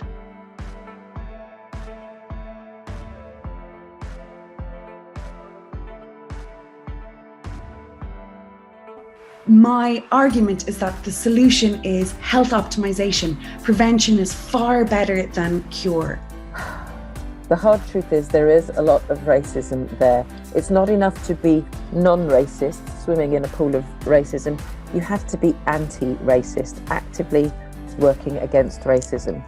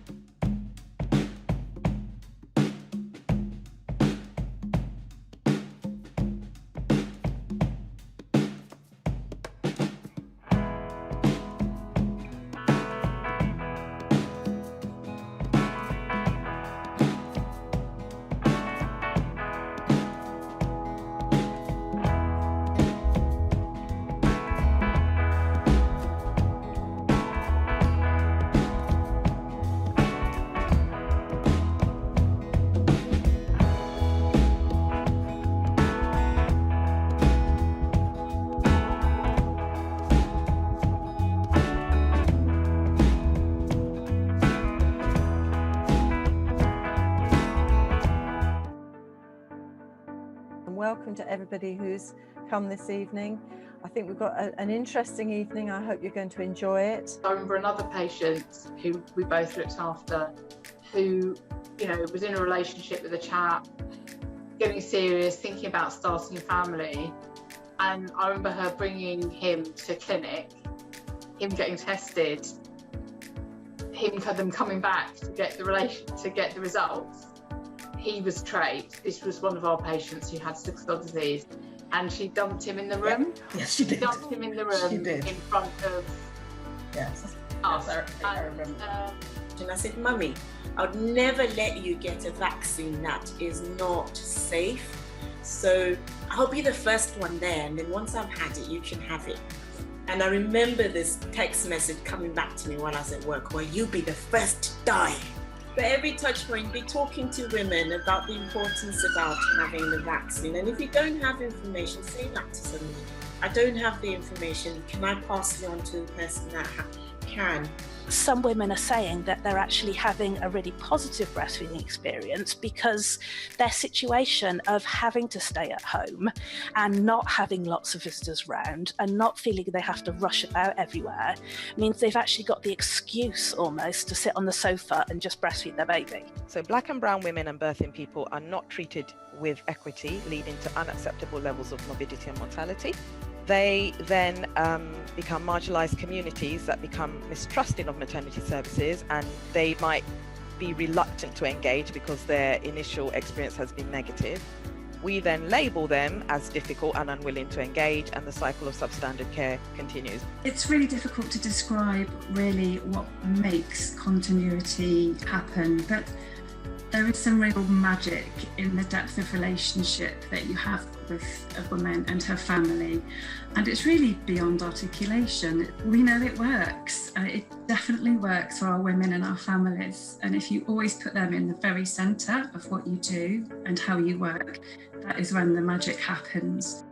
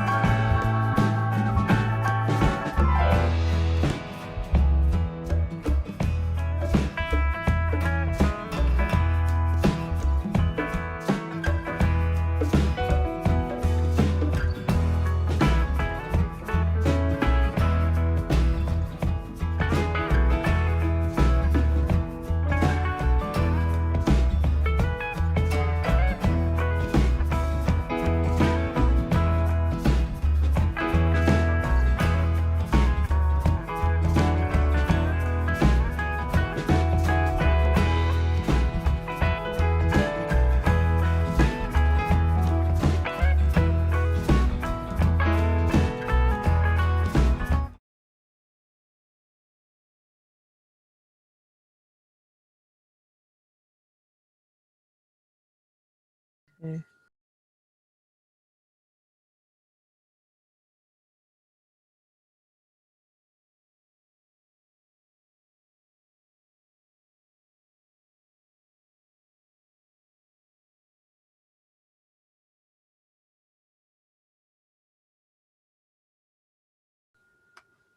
And welcome back to this afternoon's session. We've got more delicious things for you. I hope you enjoyed the Parents First Meet the Experts. Remember, if you didn't get a chance, do go in at a later point, because there's lots of information, and you can ask questions and get all sorts of things through, as well as getting answers to the competition. Remember, there are prizes, and in a couple of days' time, you'll know if you've won a prize. But you have to go to the exhibition bits to see where the answers might be. So this session now, this next session, is improving care for mothers and babies. And very interesting, because we talked about this morning. We were mentioning continuity of care being a really important part of supporting women. This is something that we've known for a long time. It seems to have taken a long time to really gather speed, but it is. So we've got Caitlin Wilson, who's going to talk about continuity of care in Worcester. And Caitlin's a consultant midwife at the Acute Hospitals NHS Trust. Before this, Caitlin led the development and opening of 2 new birth centres in Yorkshire and the reconfiguration of hospital services. She's had various positions in London and Yorkshire, including consultant midwife, a very experienced midwife, and she's known to us. She's been with us before. So welcome, Caitlin. The screen is now yours. Thank you.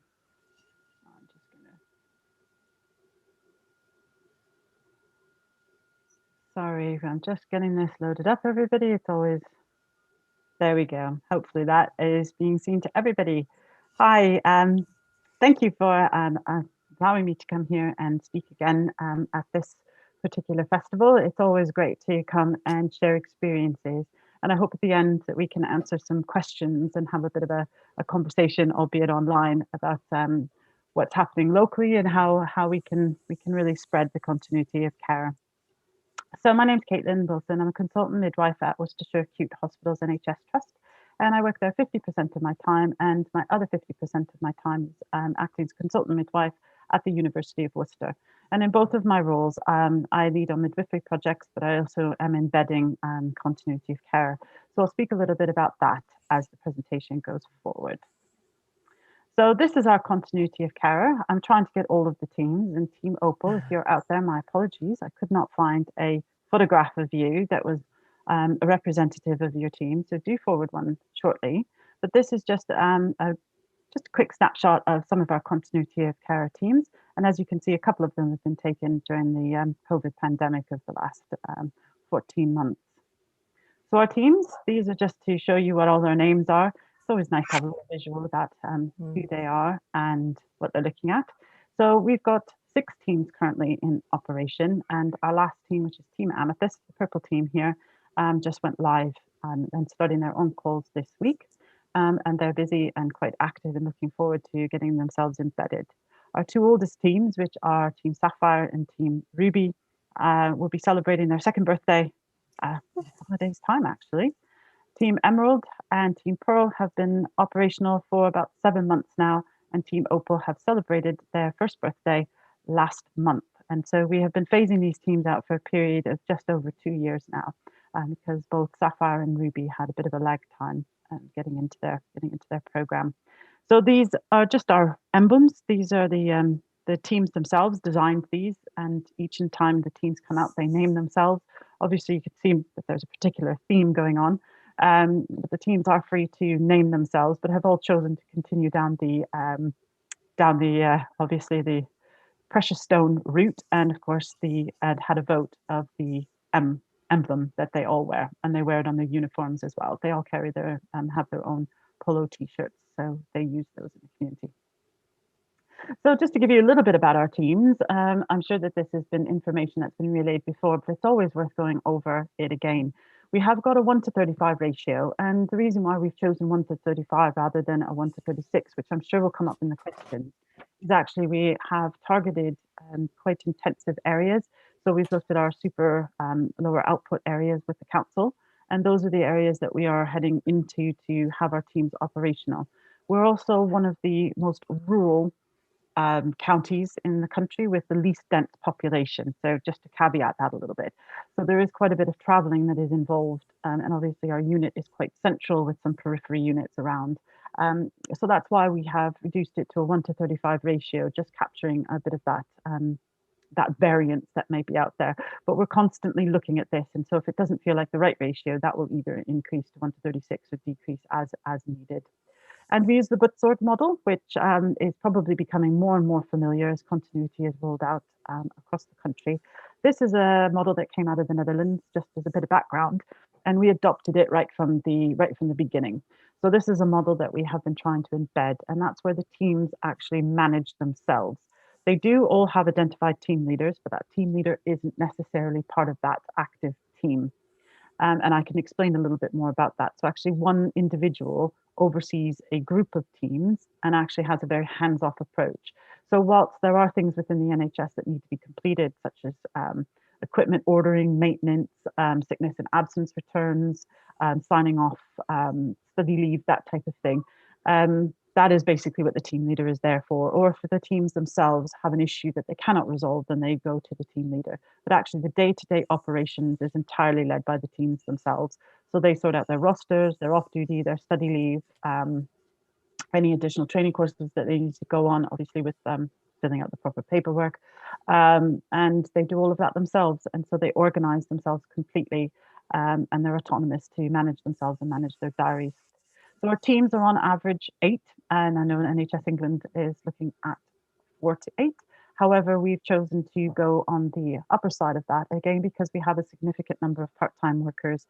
And in order to cover the team with 6 or more full-time equivalencies, it was the right thing to do. And it also reduces the number of on-calls or availabilities, as the teams are calling them, that the teams have to do that. So every woman of the 1:35 ratio for one whole-time equivalency has a named midwife who was then backed up by a buddy midwife. So those two would work together, trying not to be off at the same time, and trying to see each other's women as much as possible and families as much as possible.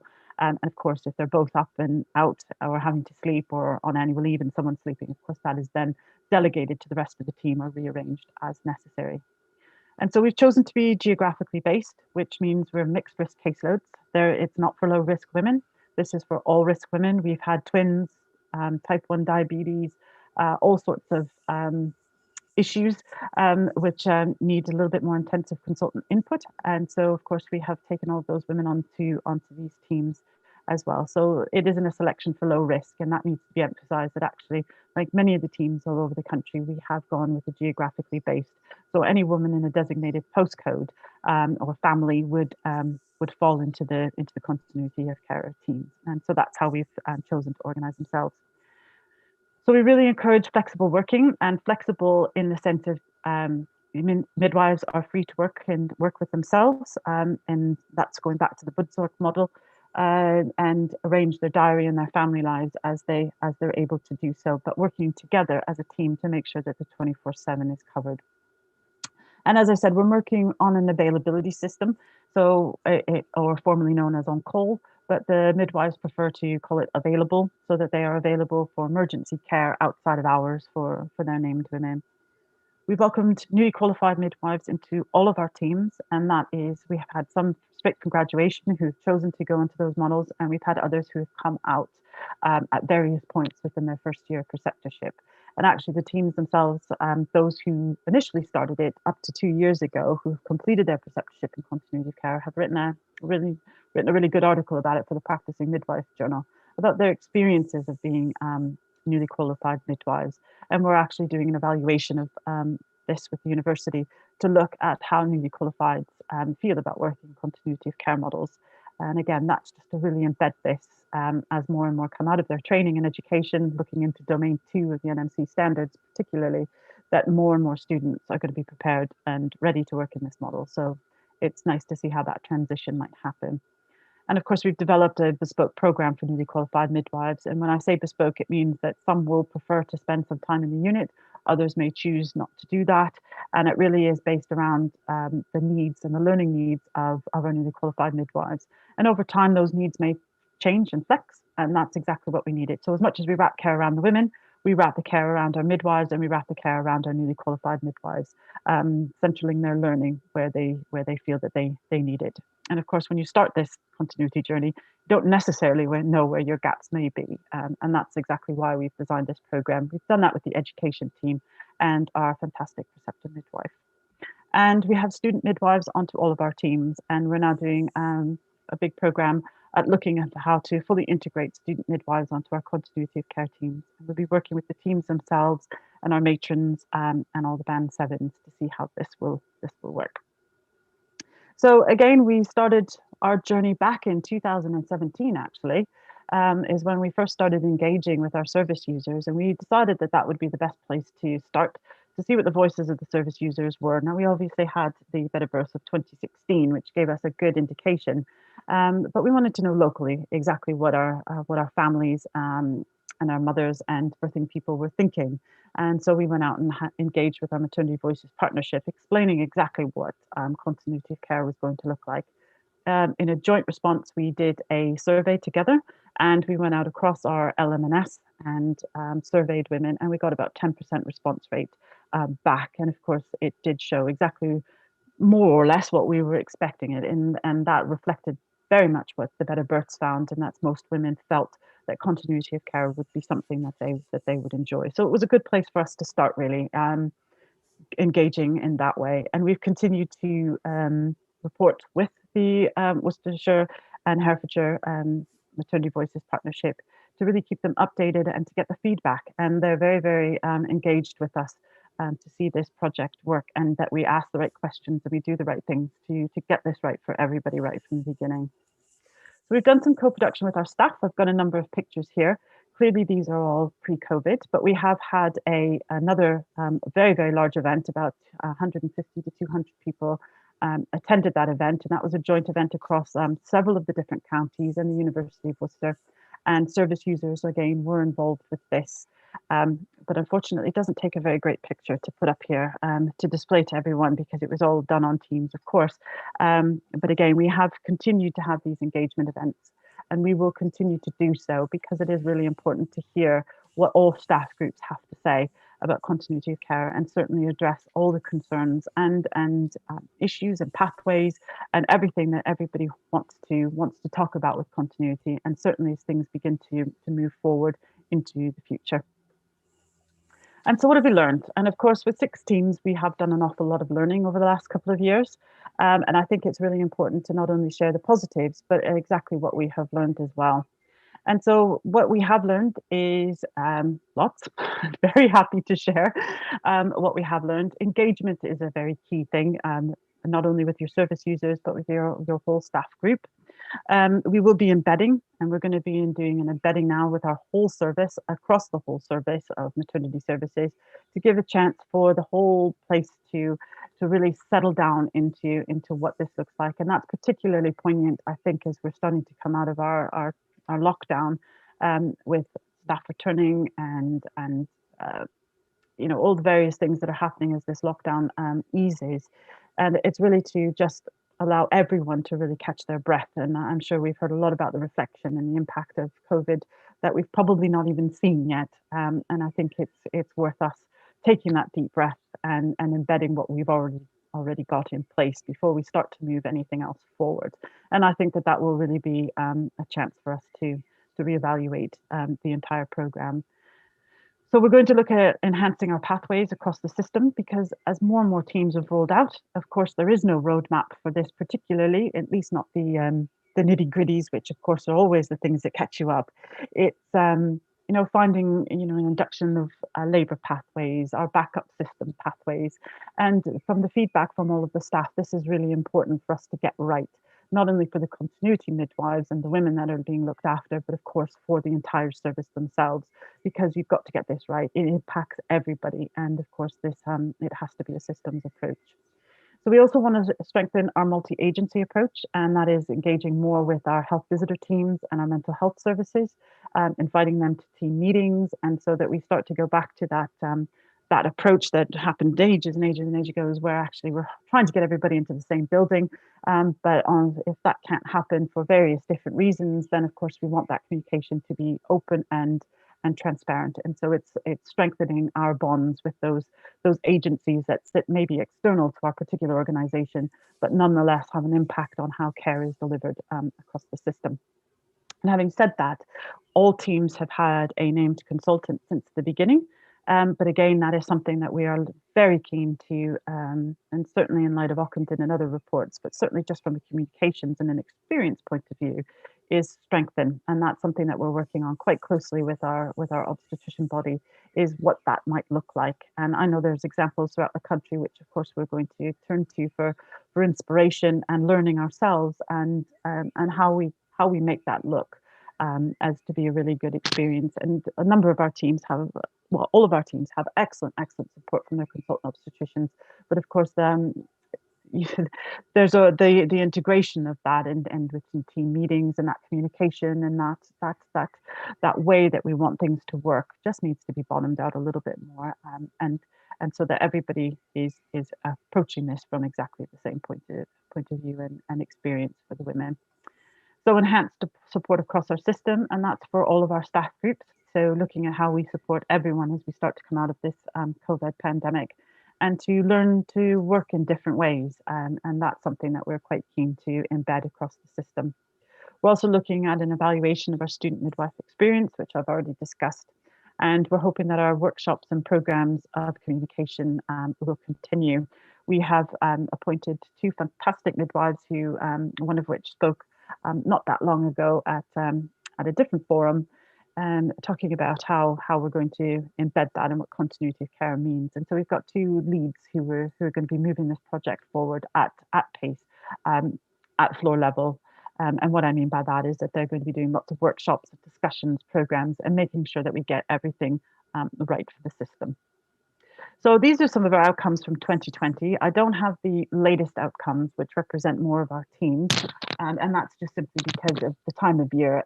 It's that time of year when everybody is asking for data and everybody's trying to get through their data. So this is just to give an outcome of what happened within the first few teams that went into operation. Having done just an initial assessment, there isn't much difference in these statistics, in the variations of these statistics. And what I mean by the gaps from continuity of care to the trust seem to be pretty much the same, and will probably be the same this year in the initial data collection. However, I can say that the home births across the system have increased. So we know that they're almost double both of those statistics. So some of the teams are reporting upwards of 20-25% home birth rate, and our whole organisation, like many others across the UK, have seen a rise in home births as the pandemic has been there, and so that's something that we're analysing as well. So it seems to be that number, and obviously some of the statistics around our birth centre have changed as well. So that's just a general overview of our continuity of care pathways and some of the differences that we noticed at a very high level. And of course, analysis is constantly going on for some of those micro outputs, and experience is always there. And all of our teams have very active Twitter and Facebook pages. And for any testimonials, it's worth moving onto their website pages, where families are sharing photographs, experiences, cards, and thank yous, and really the impact that the teams are having on that experience of women, not just the clinical outcomes, but the experience is quite palpable. And so this is our video. I'm sure it has been seen up and down the country before. It's been shared on the safety network as well. However, for anybody who has not seen it, I'm more than happy to share it again if we've got time, and I'm looking towards to if we've got the time to do so. So fingers crossed, everyone, we're going to give this a go.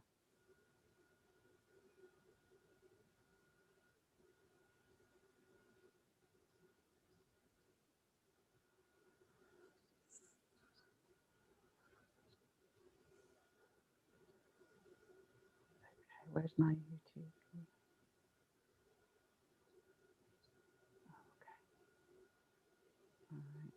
Sorry, everyone. I'm just trying to find out how we're going to do this. Do I do this? Just.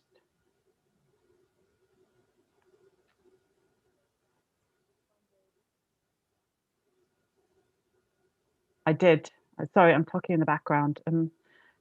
Yeah. So which one am I looking for?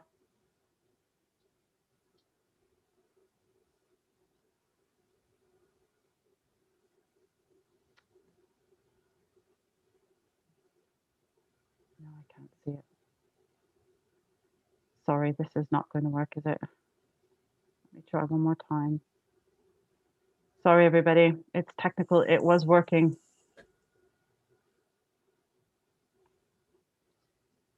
Okay, bear with us.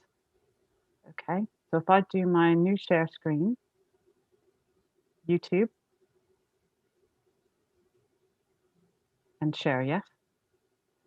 Share computer sound. Gosh. Ah, this looks promising. Well done, Caitlin. Catherine. Fab.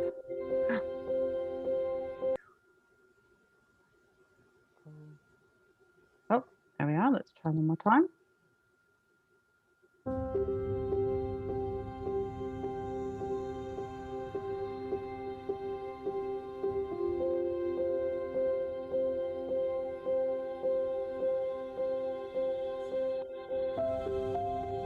Team is key to continuity. It isn't an individual person doing individual things.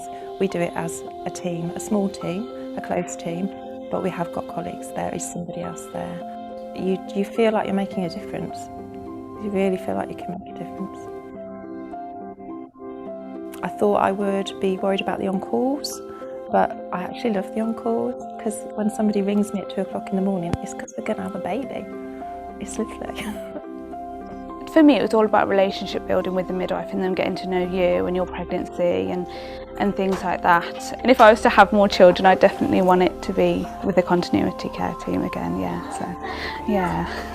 Having someone that knows exactly what you're going through, has been there from the beginning, it's like having a friend take you through your pregnancy. It was amazing to get to the birthing centre and she was there and she knew me, she knew my history, she knew, you know, all the things that I'd wanted as part of my birthing plan. Doesn't it? It makes you feel cared for and you're not just walking into a system and walking out of a system and you're just another number. She knows me, she knows my son, even my dog. Yeah. So, And your mum. And my mom, yes, exactly. So building this relationship is very important. It's definitely given me more flexibility. I have more of a life-work balance. And for me, it just gives more meaning to my job. I'm really passionate about continuity of care, and I would highly recommend midwives to try it before they say no to it. It's an amazing way of working. We know all the benefits from research, but like hearing from women and getting feedback, it's just with having that trusting yourself in the birth and also in the team that are looking after you, and it just makes everything more relaxing. Even you just like, come on, let's just ask Beck, and it was easy. To have that birth plan and somebody who's on your side and supporting you 100% because they know exactly what you want, that's a really comforting and supporting thing. And but you actually texted me yourself, didn't you, and said, you, yeah. Becca, I need to speak to you, which was amazing, really, that you, because Sophie was asleep and you wanted to talk about how you felt a little bit and what was going on. But it's just having that reassurance that you aren't alone in the process, and having that personal bond with somebody is a massive difference. Yeah. Understand you and what your needs are and marry the two together, that really makes a big difference, I think, to parents and families. I mean, it's not just Ilse still asks after you, she does. Yeah, She already knew me, she knew my case, she knew about different things that had cropped up, so that was really nice. I would definitely want that way again, having done all 3 ways. Just to have that continuity within a small group, within a patch, so everyone's sharing the same experience as well, and I think every mother should benefit from feeling that way, not just because of who I had, but because of the continuity of care within the Sapphire team, and building that bond and trust element within a professional throughout the whole experience through pregnancy and birth. You've got 2 midwives, or 1 midwife and someone who can back up. And the fact it was done as well in my own home, in my own environment, gave me the confidence to bring up my issues. It made such a difference to us for the pregnancy, knowing the midwife all the time, and I also came to meet the midwife groups, So if my midwife wasn't there, I knew the other 4 midwives in my area. So she knew what we wanted. She knew we wanted the delayed cord clamping, all these sorts of things. So, I mean, she didn't have to really ask me anything because she knew everything. And that's great. You could just worry about delivering the baby then, can't you? They knew us, and you can't ask for much more than that. Just that it's great, and thank you to all of them. They were great. Really good. It gives me tears. For me, I find it gives me much more job satisfaction. I'm much more happier in doing my job. I can give the women my time. They appreciate it. Before, I worked my life around my job. Now I work my job around life. I think that's really nice to know in your pregnancy that you can trust someone and that you can kind of, it's like a whole family situation. It's not just my baby, it's their brother or sister, and it's my husband's child, and it's nice that we're all involved. 100%, without a doubt. Without a doubt, if I was ever to have another one, it's the system I want to be on.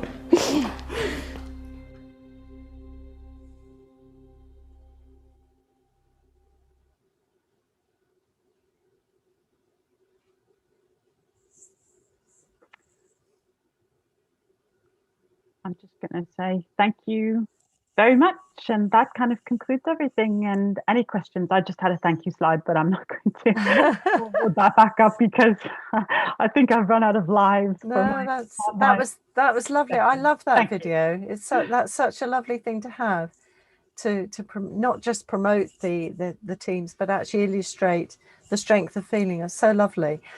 We did have one question from Marie, who says, the teams do not appear diverse. Does the team represent the community? I suspect I know the answer to this. So looking at for BAME populations, is that what the suggestion is? Yes, and I understand that. Worcestershire doesn't have a very high population. We have about 7% of our population, and I do appreciate that that is not represented in the video, and we are working with our communities to make it more representative, absolutely. This video, when it was done 2 years ago, represented the groups of which we were looking for, and again, we're looking at a lot of the vulnerabilities that we have within Worcestershire, and whilst it may not necessarily be a high BAME population, we do have teams that are working with those populations. We do have lots of transient populations who work within the fruit picking and farming industries, and various other populations that are also vulnerable in a different way. I completely and utterly appreciate, and of course that will be the Worcestershire focus, plus those populations that we have for BAME. So yes, very good question, Marie, and it is appreciated and acknowledged. Thank you. And we've had a comment from Cecile Davidson, who says, your video was shown to first-year student midwives in Bordeaux this year to learn about continuity of care. Excellent. I'm going to have to get a new video now. That's it. Thank you, Cecile. I suppose the only query I had, and I think you were talking about the self-managed, which I think is the key. Yes. Because I think the autonomy is such an important part of it. But what do you do if you have in a team maybe one person who isn't quite pulling their weight and it's falling on everybody else to maybe take a few more difficult shifts on, etc.? Sure, absolutely. Midwives are human. Absolutely, and that is a question that does come up quite a bit when developing teams and when talking to other areas. How is it managed? And as much as someone who overworks, who potentially underworks, and so the teams are self-managing in that sense, and we have coaching set up for them, so that hopefully if those types of issues start to be addressed or are seeming to come out, that the teams can come together and talk about it before this becomes an issue. And that's part of the Butzorg model that we have adopted, is this under layer, so to speak, of that team support, because part of being autonomous is also being accountable, isn't it? And Absolutely. If you overwork or underwork yourself, something has to happen in the middle, doesn't it? And of course it is helping everybody adjust to all of that. And the important part of continuity is to also appreciate that it isn't a community model where you do community work all day long and then are on call for intrapartum care at night time or available at night time. And it isn't a labour ward model where you do a bit of community work in between shifts on a labour ward. It's a very different model. It's, you essentially flip it on its head, and you're given a set number of women to look after, which means you manage the number of bookings that you've got, making sure you don't overload yourself or your teams in any particular month.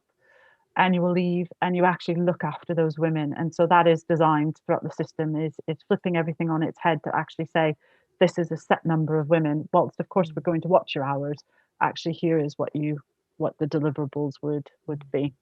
And it's not without its challenges, and that is certainly true. And it is hard when you have had set ways of working for such a long time to come out of that and to learn to do something completely and utterly different. And we as the NHS, and I'm speaking we in the broad sense of the entire NHS, need to be flexible and adapting to this way of care, and to actually embrace the fact that staff may not be present at 2 o'clock in the afternoon, but may in fact be present at 2 o'clock in the morning, and allowing them to manage those ebbs and flows as they are. Fabulous. That's a perfect answer. Thank you so much, Caitlin. That's fabulous, because I think it's so lovely, having lived through the first sort of ebb of continuity in the sort of, a few years back now. It's so lovely to see that it's really gaining impetus and really going and being done in the way you don't have a continuity model that's just dipped in when the labour ward's a bit short, people are pulled out and then put in the labour ward, because that is always a bit of a death knell for continuity teams. So that's fabulous. Thank you so much. Pleasure. Okay, we're going to move on now to our next session, which is on careers and development. We're going to have reflection, learning and continuing professional development. And I'm delighted to be joined by Dr. Jenny Hall, who's the editor for Matflix, among her other activities. She's been creatively educating for nursing midwifery all of her career, in practice, publication and in higher education. And she's been developing reflective practice with other educators. And also, I have to say, her passion is to view women's needs holistically, including recognising spirituality. She's been the previous editor for The Practicing Midwife. She's published hugely, so you'll be very aware of her name. And her recent research topics include spirituality, promoting dignity and respect in education, and the human rights experience of disabled women. And she's got other interests in educating for sustainable development. She's also a fellow of the Royal College of Midwives and a senior fellow of the Higher Education Academy also. So welcome, Jenny. The screen is now yours. Thank you, Sue. Thank you very much for that. Now, hopefully, okay, something's happened here. Okay, is that all right? We're keeping calm. We're keeping calm. Is it there? No, is it not there? Oh, that's good. Okay. I think this process being grumpy today. We've had grumpy tech. Okay, I just pressed the wrong thing. So that's always the way. Right, here we go. This is the problem when you are ancient of trying to work out technology. Not quite so beautiful as anybody else. Right. Oh, that's not where I want to be. So I'll start there. Okay, thank you very much for that lovely introduction again, Sue. And it was lovely to hear Caitlin just then. It's so exciting, isn't it, to absolutely to see how continuity is developing in different parts of the country. So my task today is to talk about reflection, learning and continuing professional development. And again, it is a pleasure to be here and to be able to share with you on this lovely day outside, to share with this medium. So reflective practice, many of us will be very familiar with this work by Donald Shon back in 1983. Reflective practitioner, how professionals think in action. Reflective practice is the ability to reflect on one's actions so as to engage in a process of continuous learning. His work was actually based on the work of John Dewey, who was an educator, and he wrote about reflection in relation to being an educator back in the 1930s. And his statement was that you should have active, persistent, and careful consideration of belief or supposed form of knowledge in the light of the grounds that support it and the further conclusions to which it tends.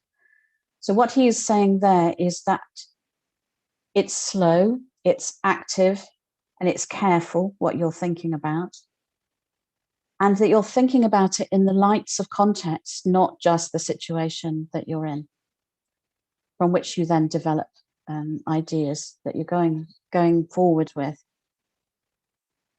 Sean goes on to say that there were two different types of reflection.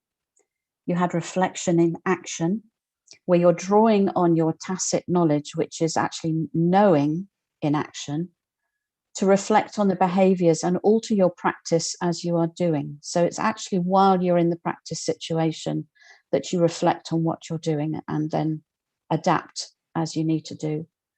And then there is the reflection on action. It's the after event, reviewing, analyzing, and evaluation to consider how to improve in the future. And often we tend to focus more on the second one. But probably every day in the shifts that you are on, that actually you are doing reflection in action every moment of every day as you think about, actually, is this the right course of action for this particular woman that I'm caring for? But why is this important for midwives? And this is the guidance that actually is in the NMC, the Nursing Midwifery Council guidance for us, that reflection allows you to make sense of a situation and understand how it's affected you. It allows you to identify areas of learning and development, but it's also a way for you to consider how you can put changes or improvements into action in your everyday practice. So the focus there is very much not that personal navel gazing, which some people think reflection is, though actually that's also quite helpful to do that, and about self-development, but it's about improving practice so that we can do the best for women and birthing people and their babies and their families. So it is important for us to do that. Now, I've come across a lot of students, we've reflection is built into education practice now. And there are some students I've come across who can't always see the value of it. They think, why are we doing this when we could be learning about something else? Why are we constantly having to reflect? And then qualified staff, well, you don't always reflect on what you're doing. You don't always have the time.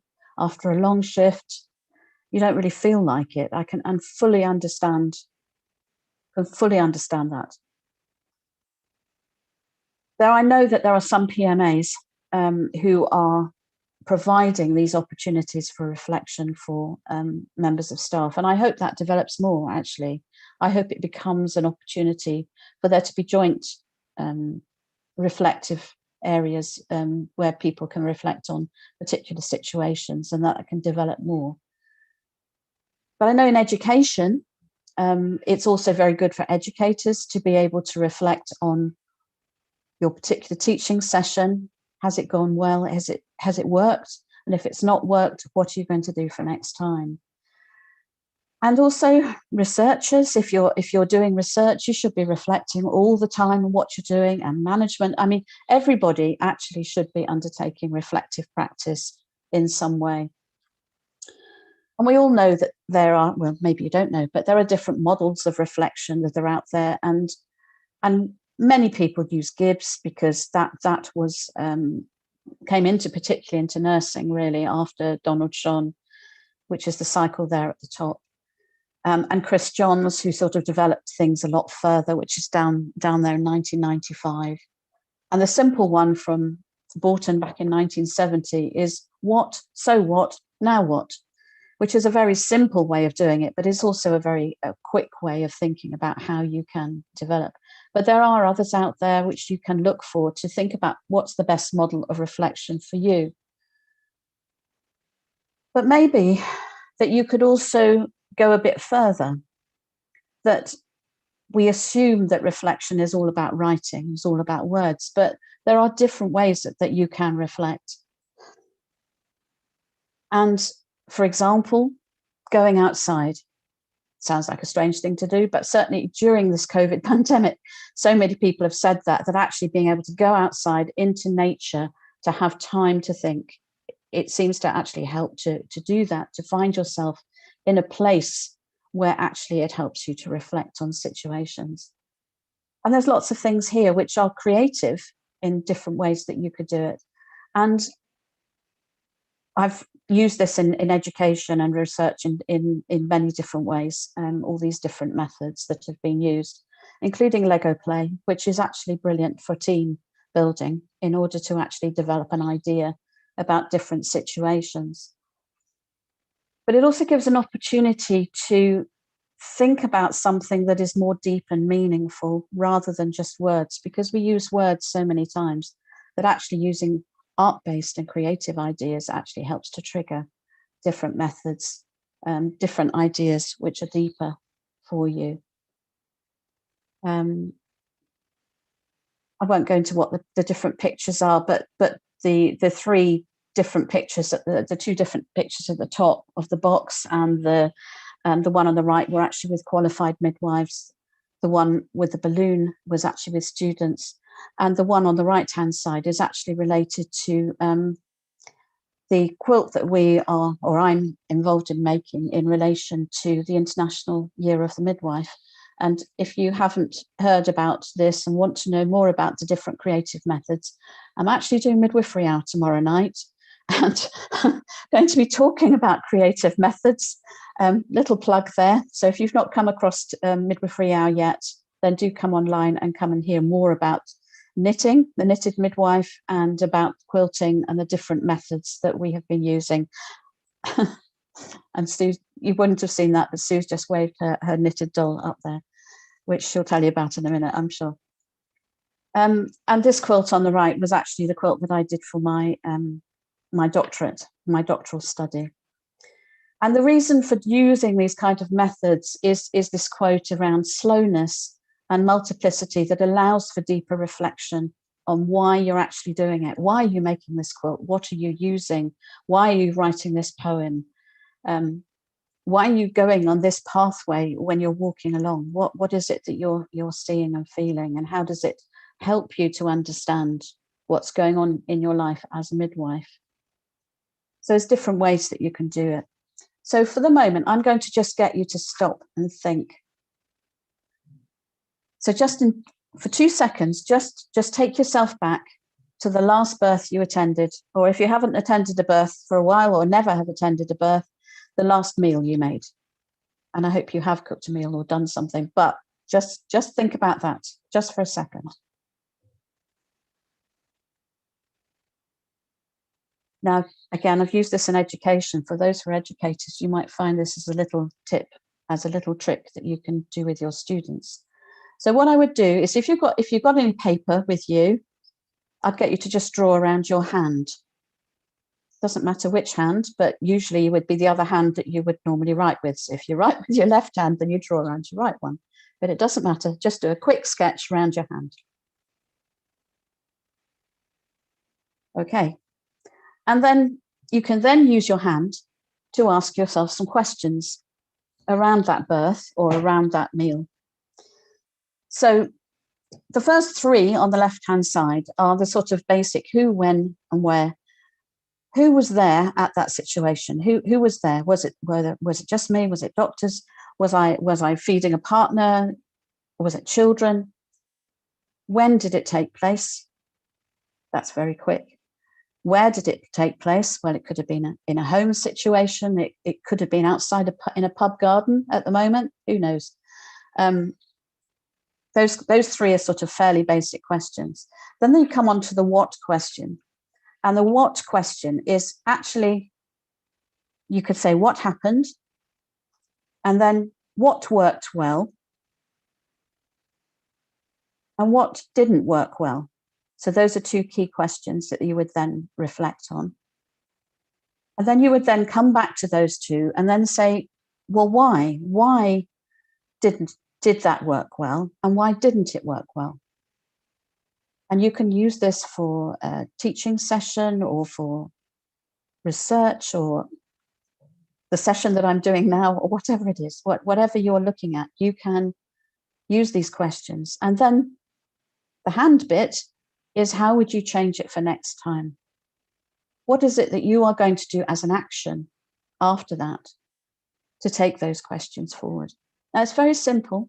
It's a very, very simple activity, but it does help to trigger, and that you can then use to take further for further development as you go on. So coming back to why it's important for midwives.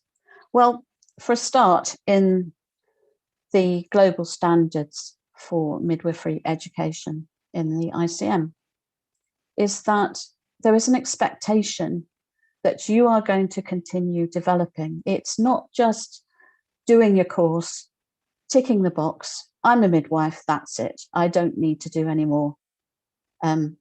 And I've heard that so many times. I'm not going to do any more education, never again. Oh, yes, you are, because it's lifelong. Once you start on this process, then you are on a path of lifelong learning. And I've certainly learned things today that I have not known about before.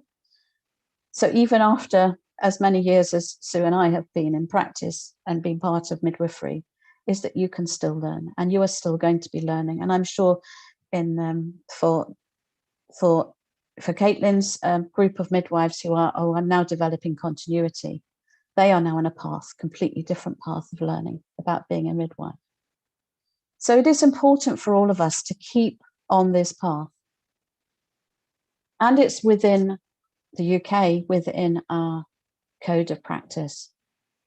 Obviously, if you're looking at this from another country, you may have a different code, but for us, it is very clear, is that we have a responsibility to keep up to date, carry out continuing professional development activities to show that we are developing, and to take part in appropriate regular learning and professional development activities.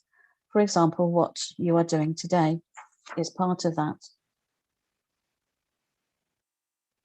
So I just had a little, and then coming on to revalidation, which is another thing that we have in this country that you may not have in your own country if you're watching from abroad, is that there's an expectation that every few years that we need to show that we have kept up to date.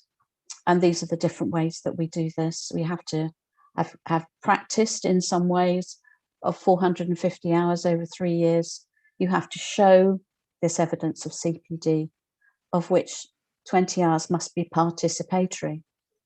So even though you're online today, this conference is participatory. So do record the hours that you are doing on these activities, and that could be midwifery hour as well, is also participatory, that you've been part of it. And then there's a key message there that you have to then write 5 written reflective accounts. So if you do the kind of activity that I've suggested with your hand for everything that you attend, then you will have that actually sat there for when you have to write your written reflective accounts, so that you can look back on what you learnt or what you thought about that particular session. And then you have to have a reflective and confirmation discussion with somebody else. So it's quite prescriptive, but it's also because we need to demonstrate still that we are showing our development over time. So I've been thinking about the pandemic, and a few weeks ago, Baroness Julia Cumberledge, who, for those of you who know, that she was involved in changing childbirth all those years ago, and also led the Better Births developments that we've been having over the past 5 years. And she talked about what we've learned during the pandemic at the RCM education event. And she was saying, we need to think about carefully now what has been good and what has not been good. What should we keep and what should we discard? That we've made changes very quickly here over this year in maternity services, and we need to be very careful now to think about actually what should we be keeping, and how much should we be going back to what we were doing before. And I think we've got to be very cautious, and it was good to hear Julia Sanders as well this morning talking about this, and about thinking about there is evidence that there are some things that have changed for the better, and there are some things that we need to be careful about, for example in the digital world, of the fact that there are some people who are in digital poverty, and if we change everything to being online and try and keep that kind of things, that actually who is going to be slipping through the net.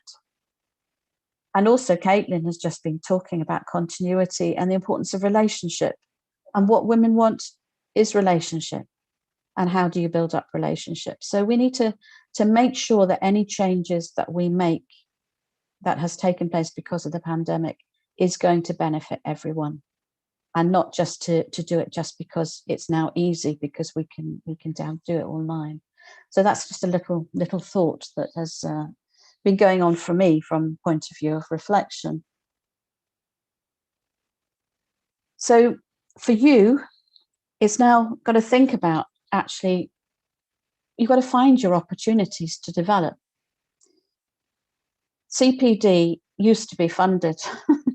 We used to get some money in the trust every year, you won't believe this, in order for everybody to actually attend something, or to be able to go to a conference where they could develop. But now we have to find opportunities ourselves. So we need to think about actually what is right for you at this time. What do you need in order to think about what do you want to be in the next 5 years, 3 years, 4 years? What is it that you want to do? Do you want to become a consultant midwife? Do you want to become a research midwife? Do you want to work with women with diabetes, for example? There are different things, different directions people want to go in. So you need to find your opportunities. You need to think about, do I need to do a master's, for example? Do I need to do a PhD? Can I do a clinical PhD, of which there are some out there where you stay in clinical practice, but you're also doing a PhD at the same time. So there are different opportunities that you can look for. And I do recommend that you do talk to your local midwifery educator in your trust, who will be linked to you, who will be able to guide you and provide those kind of ideas for you as well. But also attending conferences like you are today, the festivals that you're doing today, will be part of your learning. So it's an opportunity for you to develop. And actually being part of this today means that you will also have the books, have the all the talks that you might have missed, that you can go back to and to look at, so that you can keep up to date. And the other things is that there's the midwifery hour, which is in the bottom right hand corner there, which is on a Wednesday evening. And if you haven't joined us yet, it's a great session, and of course Sue is there leading it as well, which is wonderful. And we have opportunities to hear from different people from all over the world on different topics. And it has been fantastic to keep everybody going over this year of COVID and this year of lockdown. And the other thing which is there on the bottom left-hand corner is Matflix, which obviously I'm involved with. But just to tell you what that is to be able to look at, as many as I can at the moment, of all the backlog of all the talks that have been filmed over the years in these wonderful festivals, and provide them with references, supporting references, and reflective questions as well, and brought them together in box sets of 5 or 6 videos of different topics, so that you can then use these for yourself to help you to develop, which you can register online to do that.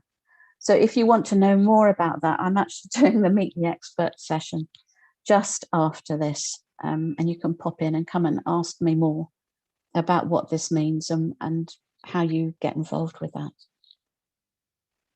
So I'm going to come to a stop there, and I'm very happy to answer any questions if there are any now, and go from there. Thank you.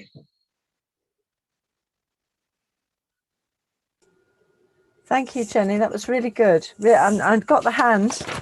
Got the hand. You've done yours as well. I've done my hand. I think that's it's a really useful tool, because I think the trouble with reflection is, I know I did some work years and years ago looking at models of reflection. I counted about 52 and then figured out actually we all have our own little model, and it's quite useful if you know what your model is. And if you have, you need to the thing you have to look at is improving practice, what's missing. Yeah. Because I think you can go into, oh, it all went terribly wrong and I'm so depressed, and it's more about, okay, it went wrong, what do I need to do to get it better next time, which I think Jenny's highlighted so well. I think that was really fantastic, Jenny. And I know that there's going to be, you've put out an advert for the next session already and for tomorrow evening. So it's if for those of you who really need a little bit of information about Matflix or for reflection, this is where you need to come. I mean, I think linking it also to the ICM competencies and to the NMC, and in a way, we've got to do it. But actually, Jenny, you've made it something that actually could be quite enjoyable, could be quite good, because I mean, Jenny's done this huge quilt, which you used to take to conferences and show this beautiful piece of work. But it isn't just about the handwork, it's about the underpinning stuff that's gone on. Well, I mean, was there, you were talking about the project for International Year of the Nurse and the Midwife, which kind of got a little bit lost last year with the pandemic. Did you want to add anything about what is happening with that? I know you'll be talking about it tomorrow, so this is a little highlight for those who can't make it tomorrow. 7 and 8 tomorrow evening. Well, the original plan for this, which was pre-COVID, is that it was to encourage everybody to make themselves, and not to actually make a great big large massive quilt, though I did have visions of actually them all coming together on a picture somehow. But for over this year of being within celebrating, which is what it was going to be, celebrating the Year of the Nurse and the Midwife, was to be able to make a square a month, which you then put together as a cushion or a hanger, something to hang, that you then had as a celebration, as a reminder of your reflection of being a midwife over the last year. And of course, the first month that we started it, then pandemic started. And I know that it has been interesting because the Knitted Midwife project took off completely. Everybody took off with it straight away. It's been more interesting with the quilt. I know that there are people out there who've been doing it. I know that there are people who have finished. Wow. I put my hand up. I have only finished 5 squares. Wow, that's 5 squares. I know, but I was going to do one each month. And that's something perhaps we are going to discuss tomorrow night, is that actually the effect of the pandemic has been to put a stop actually on some of these creative activities. Because as I've tried to sort of indicate, that once you start doing these creative activities, it actually goes deeper. And both Lindsay and I, who's my compatriot in this as well, both of us have found it really difficult, because I think it was drawing on some really difficult things that we were seeing and hearing. But we're continuing it because actually the Year of the Midwife in Europe is being continued, isn't it, until June? Is that right? Okay. Until the ICM, I think. So I'm, perhaps we can encourage more people now to pick it up and have a go. and who knows what will happen with it after that. I don't know. But if you see it as being something just for you, I mean, Lindsay's doing felting. I know some people have been doing knitting. Some have just done abstract quilt squares or whatever. Mine are much more detailed. It just depends. Each person is doing something different. Well, that's a little highlight for tomorrow's evening. Tomorrow night, yes. I think for those of you who would like to come between 7 and 8 tomorrow evening, Jenny and Lindsay will be there. Yes. But in the meantime, I know Jenny has to go to the next session because we're coming to a little short break.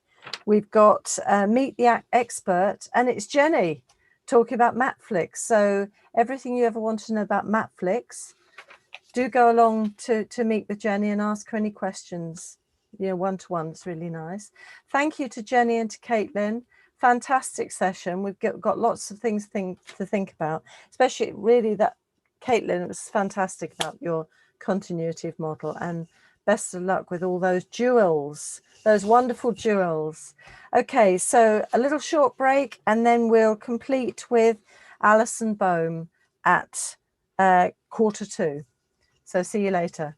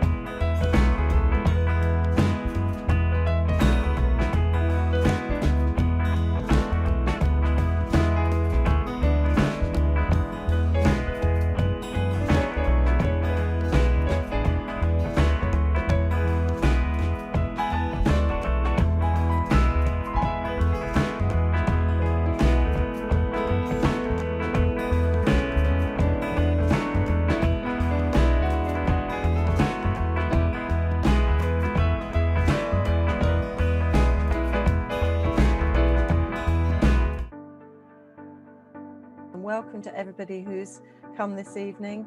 I think we've got an interesting evening. I hope you're going to enjoy it. I remember another patient who we both looked after, who, you know, was in a relationship with a chap, getting serious, thinking about starting a family. And I remember her bringing him to clinic, him getting tested, them coming back to get the results. He was trait. This was one of our patients who had sickle cell disease, and she dumped him in the room. Yes, she did. Dumped him in the room in front of us. I remember. And I said, Mummy, I would never let you get a vaccine that is not safe. So I'll be the first one there, and then once I've had it, you can have it. And I remember this text message coming back to me while I was at work, well, you'll be the first to die. But every touch point, be talking to women about the importance about having the vaccine. And if you don't have information, say that to somebody. I don't have the information. Can I pass it on to the person that can? Some women are saying that they're actually having a really positive breastfeeding experience because their situation of having to stay at home and not having lots of visitors around and not feeling they have to rush about everywhere means they've actually got the excuse almost to sit on the sofa and just breastfeed their baby. So Black and brown women and birthing people are not treated with equity, leading to unacceptable levels of morbidity and mortality. They then become marginalised communities that become mistrusting of maternity services, and they might be reluctant to engage because their initial experience has been negative. We then label them as difficult and unwilling to engage, and the cycle of substandard care continues. It's really difficult to describe really what makes continuity happen, but there is some real magic in the depth of relationship that you have with a woman and her family, and it's really beyond articulation. We know it works. It definitely works for our women and our families, and if you always put them in the very centre of what you do and how you work, that is when the magic happens.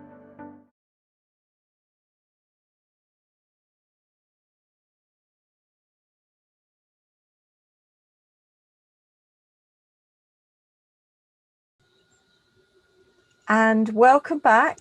I hope you got a chance to check in on the Matflix, or you managed to get some water or some tea or whatever. Now for your next, we're on the final icing on the cake now, and you'll need your mobile phones because our next speaker might well be having a little quizette just to check that you're there and you can participate fully in the next session. So I'm delighted to introduce Alison Bohm. Have I pronounced that correctly, Alison? Yeah. I do hope so. Who is going to be talking about the preview of soon-to-launch Baby Buddy 2, including pregnancy and birth care plans, a maternity service directory, and a daily content for fathers. Now, Alison is the founder of Best Beginnings and passionate about it. She's a scientist by background and has made loads of scientific documentaries for the BBC and that sort of thing. But 15 years ago, she set up Best Beginnings, and it's kind of, I think it's taken over her life. I think it's very likely to have done that. And she was awarded an OBE for services to reducing inequalities. So you can see how important her work has been. So she is going to start fairly soon, and I'm going to give her time now. So Alison, the screen is now yours, and welcome. Lovely. Thank you so much, Sue, for your very kind introduction. I hope you've all had a good break. I have to tell you, for those that were in Dr. Jenny Hall's talk just before, I went off and did a few stitches in my knitting. So I do think that kind of moment to reflect and pause. But this talk's going to be quite fast-paced because we've got a lot to take in. Many of you know me really well, but inevitably some of you won't know me at all. I believe some of you might be joining from Australia, which is particularly exciting because we are soon to take our NHS-approved Baby Buddy app to Australia, thanks to some federal funding. In my talk today, I'm going to be focusing on the story behind Baby Buddy 2.0, the charity, our raison d'etre, what we get up every morning to do, the fantastic team, and how Baby Buddy 2.0 is not just the next step on our journey, but a step change in terms of the difference that we can make. And at the heart of that are you, midwives and other frontline professionals and families. It's about the change that we can drive together. So as Sue mentioned, I set up Best Beginnings many moons ago, and as a charity, we've been unwavering in our focus. We work to give every child the best start, and are really focused on reducing inequalities too. And that's been the case since 2006.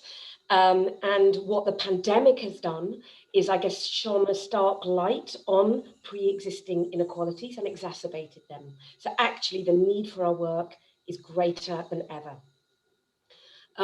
We exist to directly inform and empower parents and to support the incredible work you do as frontline professionals supporting families, so that together we can drive positive change.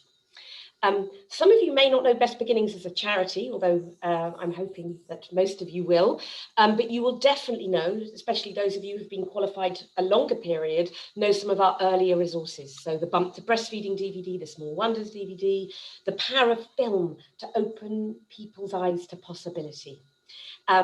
Many of you will have actually been involved in shaping those resources and the first version of Baby Buddy, and I'm sure some of you as part of this community watching now will also have been involved in shaping the new version that's launching this summer.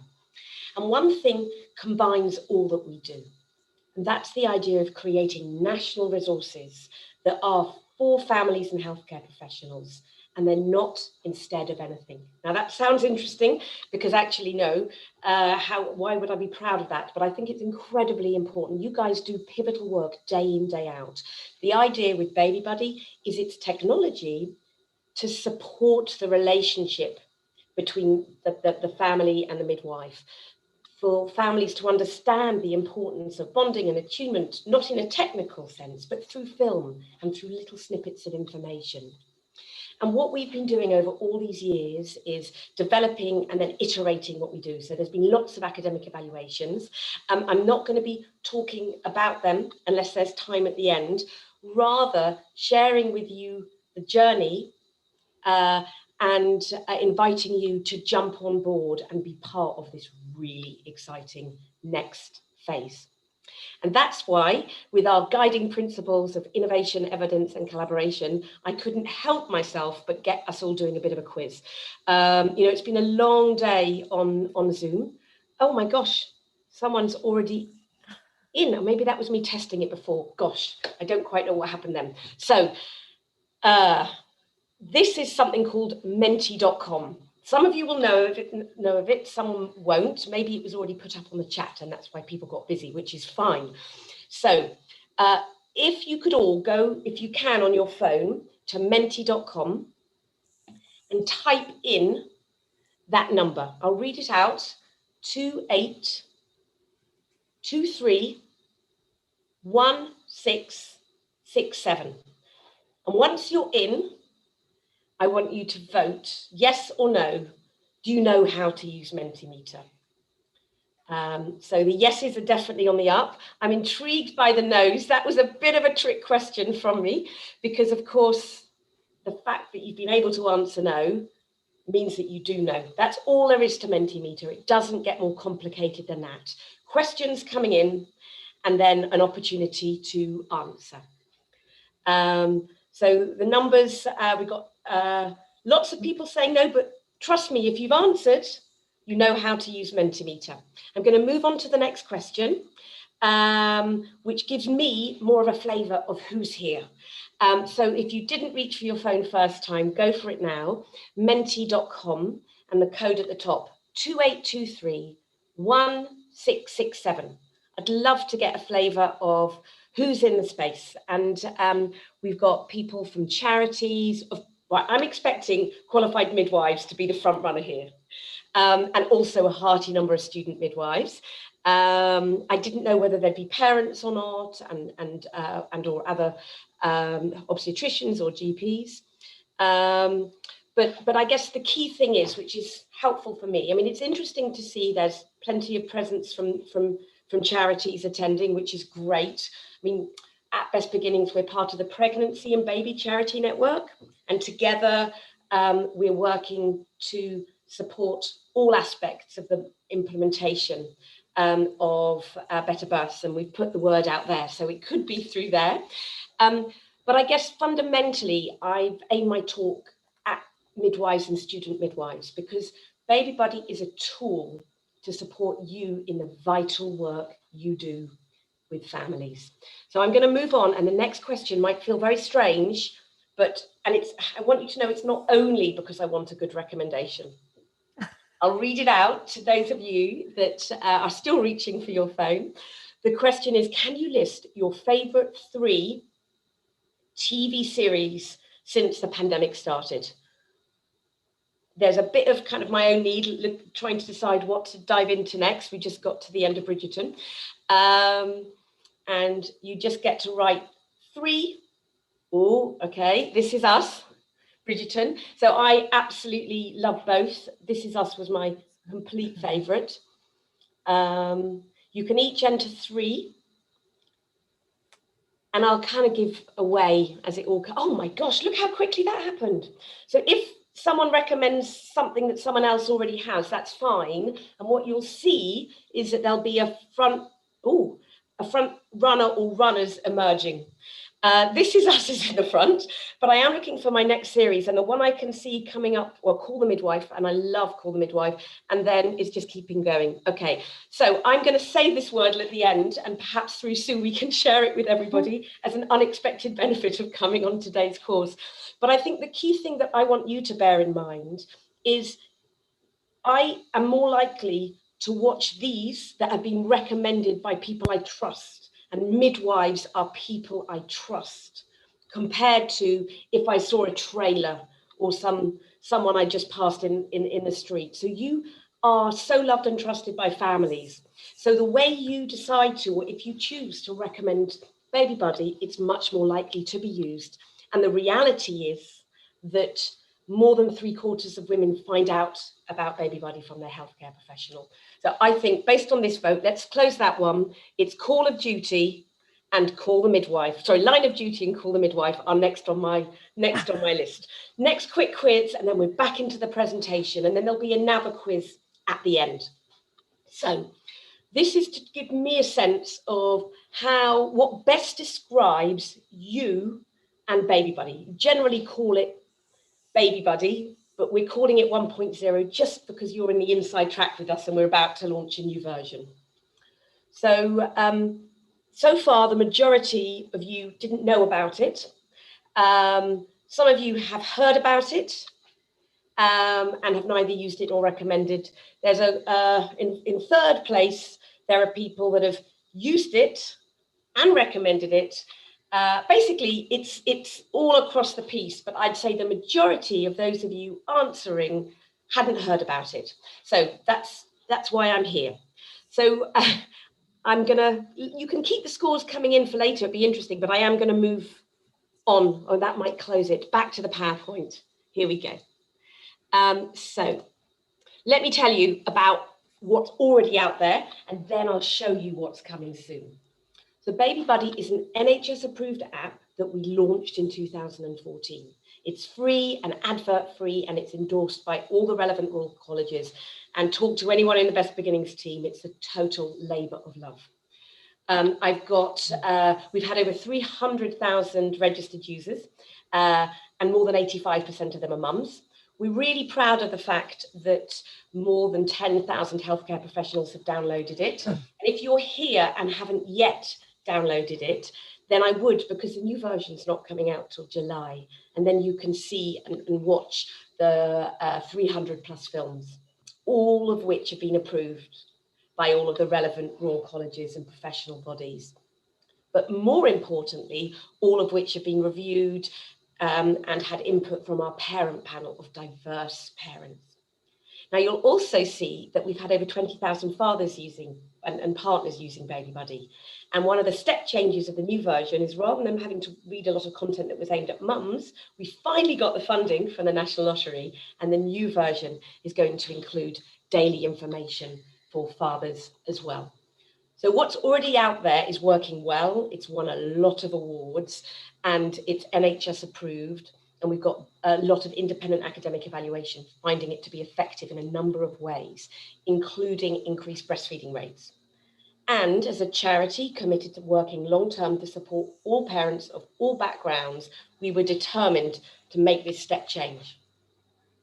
So in the new version, all the old films will be there. There's just a few that have been archived, but I would say it's more than 99% are moving across, including films featuring our very own Chief Midwifery Officer, the wonderful Professor Jacqueline Dunkley-Bent, who we do a lot of work with. She's passionate about our work because of our focus on reducing inequalities and because of our data showing that mums who are from Black, Asian and other minority ethnic groups, and mums for whom English isn't their first language, and young mums are more likely to use it, and that it's used by parents of all backgrounds. So that's all staying. The co-creation is staying, but for the moment, it just looks so weird to me seeing all this togetherness. Hopefully it won't be too long before we're back out in the community doing face-to-face workshops with families and professionals. But for now, we, Best Beginnings, as of today, are inviting a very broad, everyone here, and you can forward on the link that we'll share at the end, to be part of this next phase of the journey, kind of joining the Best Beginnings family. And you're in very good hands. So the old version and the new version have always had expert input and our awesome parent panel of diverse parents. One of the exciting things about the new version is the father's pathway. And in line with our commitment to collaboration and our passion for collaboration, we've been working with some awesome charities and other groups to create daily content. And we want more parents and professionals to play with Baby Buddy 2.0 before it launches. And that's why I'm kind of doing something that you're not supposed to do, which is share you an app. I'm going to show you some films that I filmed this morning before it's finished, because together we're going to make it even better.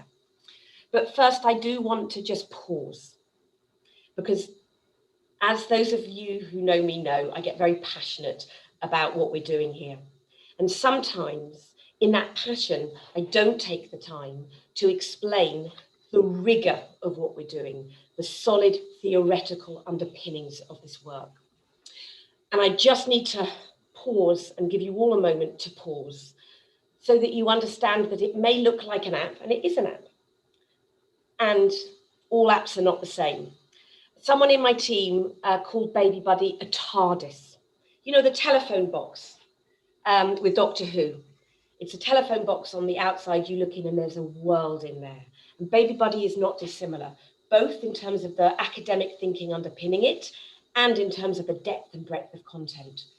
If you look to our annual report on our website, you can find out more. But all of these theoretical kind of underpinnings are vital, and they are informing and shaping everything that we're doing with Baby Buddy 2.0.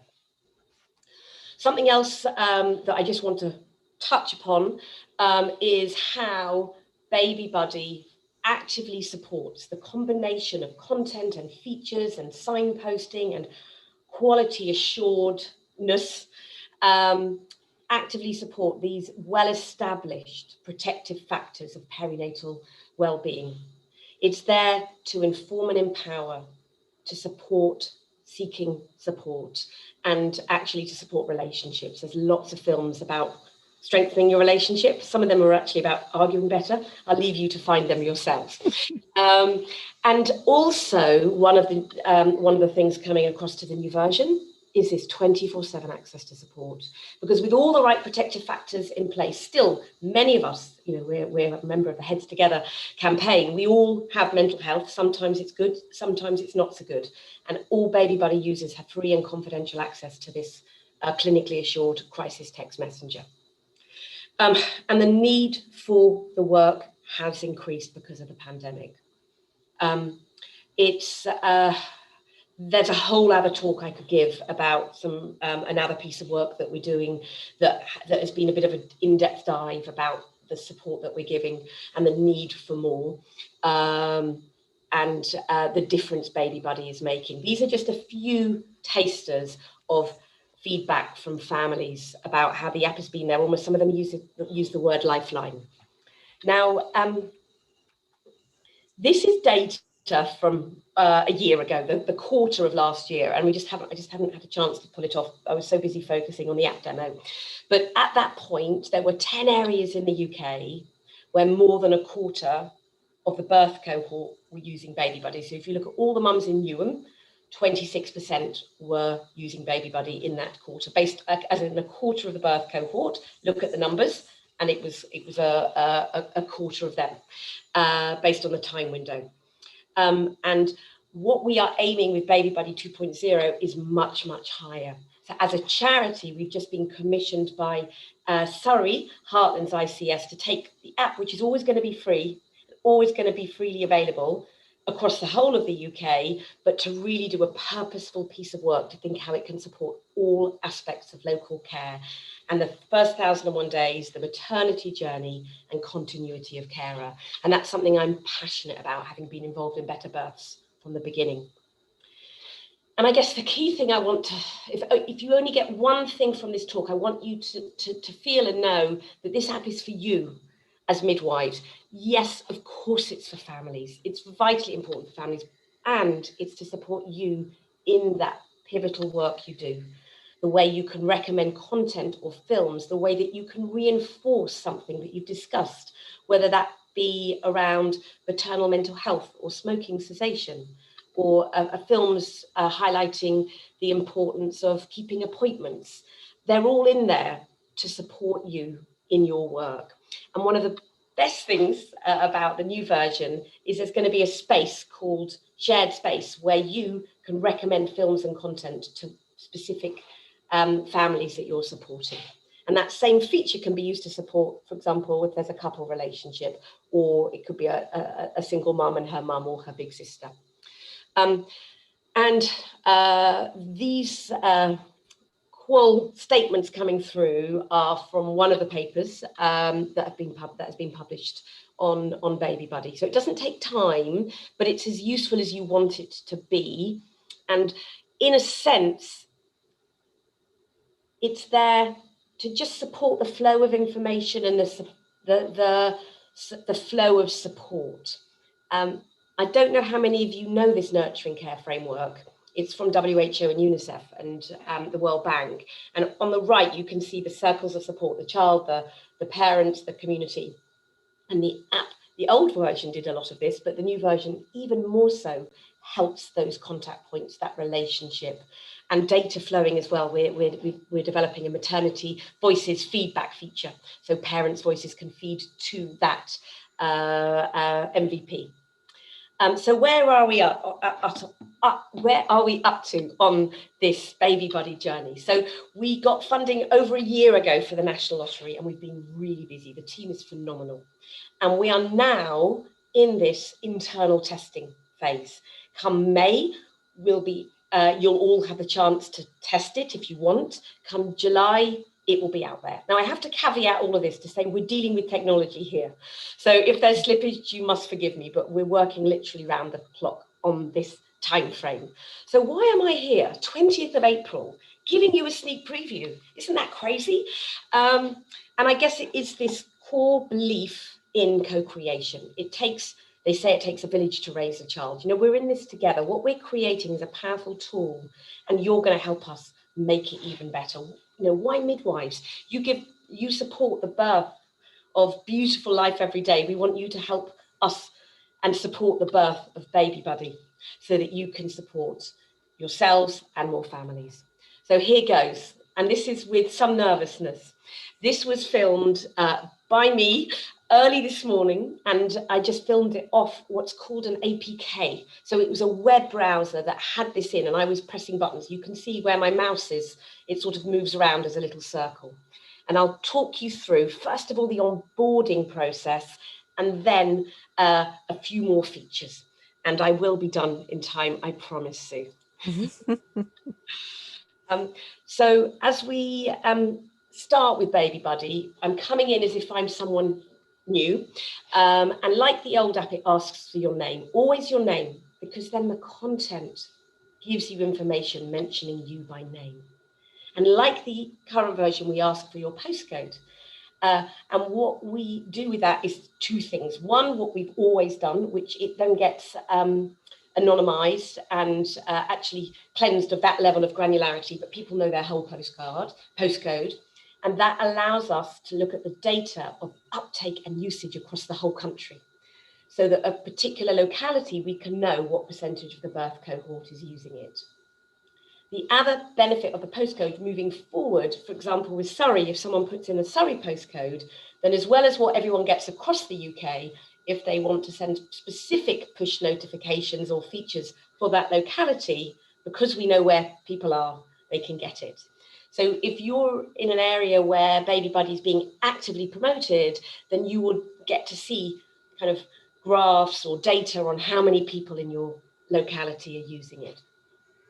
Next feature. Okay, one of the big things, and I skipped over, I don't know if you saw on the last slide, but NHS login. So we're working with NHSX and NHS Digital on that, and we've got NHS login. So you can see that you can add a pregnancy and a child and as many children as you want. And that's another new thing, because people have babies and they also then give birth and get pregnant again. So I've done a scenario here where I've gone in as the mum. There is a healthcare professional route in, which will make life much easier for you. So you can preset, and it can be preset with different ages of babies. But with this one, I'm creating a boy. I called him Josh after my youngest. And he was born in this scenario, not the teenager that just came home from school. He was born in the last autumn. And I can, at this point, if I was on an actual phone rather than this emulator, I could add an actual photo and I could change the photo as and when he grew even cuter or changed or whatever it might be. You can see that I can put in the feeding status. And as with Baby Buddy 1.0, the content that you get depends on the information that you give. So it's an incredibly personalized journey. You know, in line with better births and that personalization and supporting choice, that's at the heart of what we're building here. Now your feeding status might change, so you can come in and change that. Now onto the pregnancy side, it's not dissimilar, so I'll just talk around it as it's coming in. Women may come to an appointment before they're with a due date that they believe, they'll put in the due date, and then of course that due date might change. So if it does change, they can change it in the app, of course. Now, the baby name here, I've gone for Sophie because that is my favourite girl's name, but it might be at this stage of pregnancy that you're putting in Bubbles or Bump, or as a midwife, if you're supporting the mum using the app and she's not put a name in for the baby, it's something to encourage her to do. It's all about that mind-mindedness. And in fact, some of the most popular films in the app are the in utero MRI images of babies moving. So the whole app is constructed to help families get their head in the game, even early in pregnancy. You know, if we think about this through the lens of healthy behaviours, or let's think of smoking cessation. If you've not actually acknowledged that you are having a baby, it's really tough to quit smoking. So everything that's here that might feel quite light or frivolous is actually really purposeful, including finding out more about you. So if I said I was the dad, I would get that content, different content. Now, my age, I'm not going to put in my real age this morning, I think. But the reason we ask for age, in time there may be different content depending on age. We're going to change some of the wording on the screens, but right from the beginning, that's again our commitment to public health. We want to know the extent to which the age distribution of Baby Buddy users does or doesn't match the national distribution from ONS data. And what's currently happening is it's more used by younger mums, but broadly it matches the whole age range. Okay, we're in. I talked through it all as it was all unfurling. We're now in, it's going to look prettier than that there, but you can see it's a nugget of knowledge every day, little prompts for action. Some people say health by stealth, but we're not being sneaky here. It's here to empower. And by you knowing what parents are seeing, then that will help you in your relationship with them. I'm on the postnatal side now on this demo. I think I'm going to move on in the interest of time because I've got 2 minutes left. Oh my giddy aunt. You all are going to need to become beta testers so you can do the deep dive into Baby Buddy. What I want to just let you all know that it is from the beginning going to be a digital child health record, and we are working with NHSX and NHS Digital very closely, and before too long, we hope, timing hasn't been confirmed, the idea is that you can connect, so your child's electronic data will flow through. So this is a digital child health record. There are other sort of suppliers out there that are going through, jumping all these hoops. There aren't many. I guess what we give is all the information, all that evidence-based content and empowering information, as well as all this child health, child health record information right in your hands. And all the same films and content and more is being added all the time. I told you about the Save to Space feature. I just have to quickly show you the choice of place of birth feature. And then we can stop, and we might get to the quiz and we might not. Basically, wherever you are in the country, across the UK, you put in your postcode. We've been working so hard on this, the team, when I say we, and Miranda Scallion, who some of you might know, she actually already had this incredible database that we've been working on and developing. Based on postcode, it will offer up the maternity hospitals from which obviously the alongside and all the options flow from. In this scenario, I've put in a Birmingham postcode, this being a Midlands focused conference. And I'm particularly interested in this scenario with Birmingham Heartlands Hospital because I have a friend that gave birth there. Although it's further away, I want to find out a bit about it. So you'd click through, and then all this information would flow from various clever, they're called APIs. You don't need to worry about it, but basically the information flows and it's kept up to date because of the system. Here I'm going to click on birth centre and it takes me straight through. So this is supporting informed choice. And there's another feature that I'm actually not having time to demo, which is the personal care plans. So within the app, and they sort of interconnect to each other, you can create your own personal care plans. And all of this is designed to be used to support continuity of carer. If you imagine as a continuity of carer, midwife or any midwife, this is a tool in your box to support parents to become kind of more actively involved in their care. They can develop their own care plans and discuss them with you. You can develop them in appointments. This is about the power of collaboration. And on that note, I did have a quiz, but I don't think I'm allowed to. No, do the quiz, do the quiz. I do the quiz? If you don't, okay, let's do the quiz. Right. That was the biggest whistle stop. It was. There we go. We're back on Mentimeter. Okay. And it might be that everyone's too tired and has gone home. But if you are still on, it would be really interesting. So here, this is the first stage of a journey of feedback. We want you to be involved. There's a link I'm going to share so that in an unhurried way, you can do whatever you might like, which might be become a beta tester or just get newsletter updates or whatever you want. If you're on the call and adding, you can choose as many features as you want. Like some of you might feel that all of these different features are going to be useful, and others of you might only kind of prioritize some. What's interesting so far is the quick healthcare professional login is useful, but not kind of a game changer. At the moment, the thing that's in the lead is the films and the content, that core content that we've got and that we're growing. I think maybe I should have separated the mothers and the fathers, but I'm really pleased that that's actually joint lead at the moment, because it's not, it's been so much work from so many people and different organisations to bring that to the fore. So I don't know if that can carry on in the background. I think it can, so do carry on voting and we'll look at it later. And then all I want to do is just invite you to continue on this journey with you. It's been a long day of an awesome conference.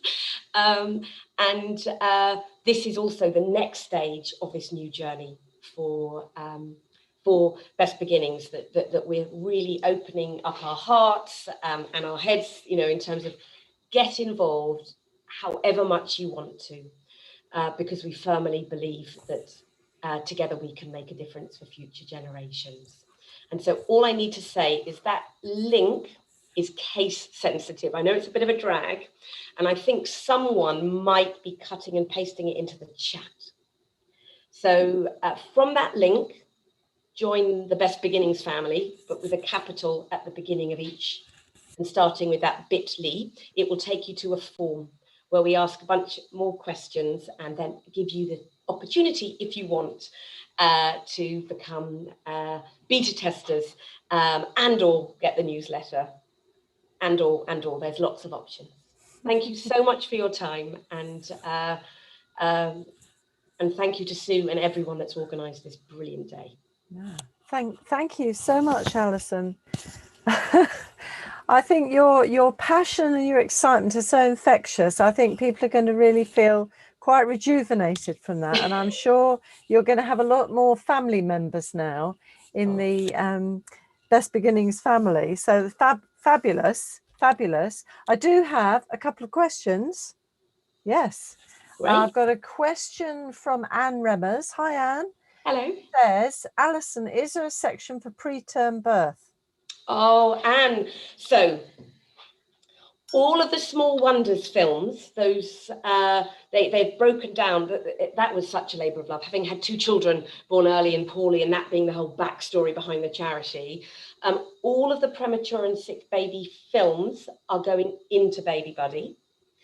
Also, there's a moment on the app which I didn't show where you give birth, and if you give birth and you're not full term, it flags additional information. A lot of what the app does, which I realise I didn't discuss enough, is signpost to different charities. So this is all about Best Beginnings as a piece of a huge ecosystem, and how what we're doing is sending parents to lots of other support and information. So they'll definitely be shown where the premature and sick baby films are. Those, you know, I have to say I'm so proud of those films. For those of you that don't know, we filmed for over a year with families, with many with 24, 25, 26 weekers, others with later prems, and follow them on their journey. And I'm still in touch with many of those families. So those films will be in now. Our big plan, which has always been the plan, but we haven't yet secured the funding, you know, because we're a charity, everything depends on the funding, is to create a content pathway or content pathways for different levels of prematurity or other kind of special aspects of the child. So that isn't there yet. It's something I've discussed with for example, Bliss and other charities and we don't currently have the funding to do that. But what we will be doing is adding, if anyone, you know, we can just add more FAQs in there, frequently asked questions. So yeah, it doesn't do everything I want it to do yet, but this is a multi-year journey. And I guess the other thing is that I should have flagged is I see this next phase as being at least another 10 years. And although what we're launching this year goes to the first birthday and is aimed at term parents, and I guess the big shift, term babies is the big shift, is that there's content for different types of parents. We separately have convened, it's not separate, it's connected, a partnership called the Early Years Digital Partnership, which is more than 40 organisations, including more than 20 national charities. And together we're seeking funding to create more content to take this to the 5th birthday, but also with different content pathways. So what I'd say, Anne, is watch this space and do drop me an email. and who knows where we might get the funding from. Fabulous. And sign up to Baby Buddy. That's the other thing to do, because then you learn a lot by using it and just checking in on what you can learn from it. Another question from Rachel. She says, is the option for partners aimed at dads or all non-birth parents of any gender? That's a very current issue, isn't it? Yes. No, it's a really good question. So we're absolutely, the onboarding allows for every, we've been working with a number of individuals and organisations, LGBTQ plus focus. So the way you onboard, it doesn't assume your gender. I don't know if you saw at the beginning, it mentioned, are you pregnant, are you the father, or are you another birth parent? And there's also options around pronouns. So we are committed to, I guess, diversity and inclusion in all its forms, not just specifically around ethnicity or socioeconomic. We're passionate about supporting all parents. We are doing some work and want to do more. It's something that we're actively seeking funding. Just like we've done this intense dive for fathers, we also want to do an intense dive for a more bespoke LGBTQ plus pathway, what's actually a series of pathways. So whoever asked the question, if you want to be involved, we'd be delighted.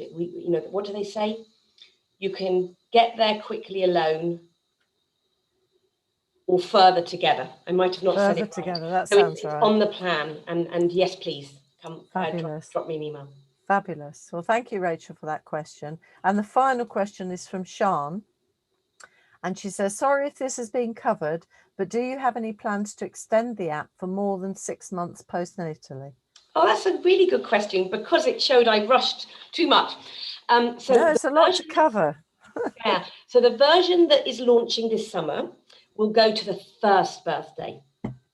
And then absolutely our commitment is to the 5th birthday. So Baby Buddy is explicitly being developed, and the partnership, the Early Years Digital Partnership, this piece of technology is like a channel. It's like a one-stop shop to support the implementation of the Healthy Child Programme from a public health perspective, to support frontline professionals in the work they do with families, and crucially to support families on their journey. So yeah, and please be part of the journey with us, because yeah, we are committed to get to the 5th birthday. Fabulous. I think we can only take you that far now, Alison. Thank you so much for joining us. Thank you for giving us a sort of special preview of the Baby Buddy Mark II. This is going to be fabulous. So those of you out there, do sign up, go in there and have a chance to co-produce, because it's very exciting, and it's you really feel part of it, and it's a really good tool for you to share with women and families that you're working with. So thank you so much, Alison, for being with us. I know we have to move on now because we're coming to the end, and somewhere there should be a collage. I'm not sure where it is. If people have put in some, we've got the collage coming. Thank you so much for having me, Sue. Thank you, Alison. So good to be part of this. I know, and good luck. We'll have you again, I'm sure. Oh, that warmer. Oh, look. Oh, wonderful. Oh, I recognise that one.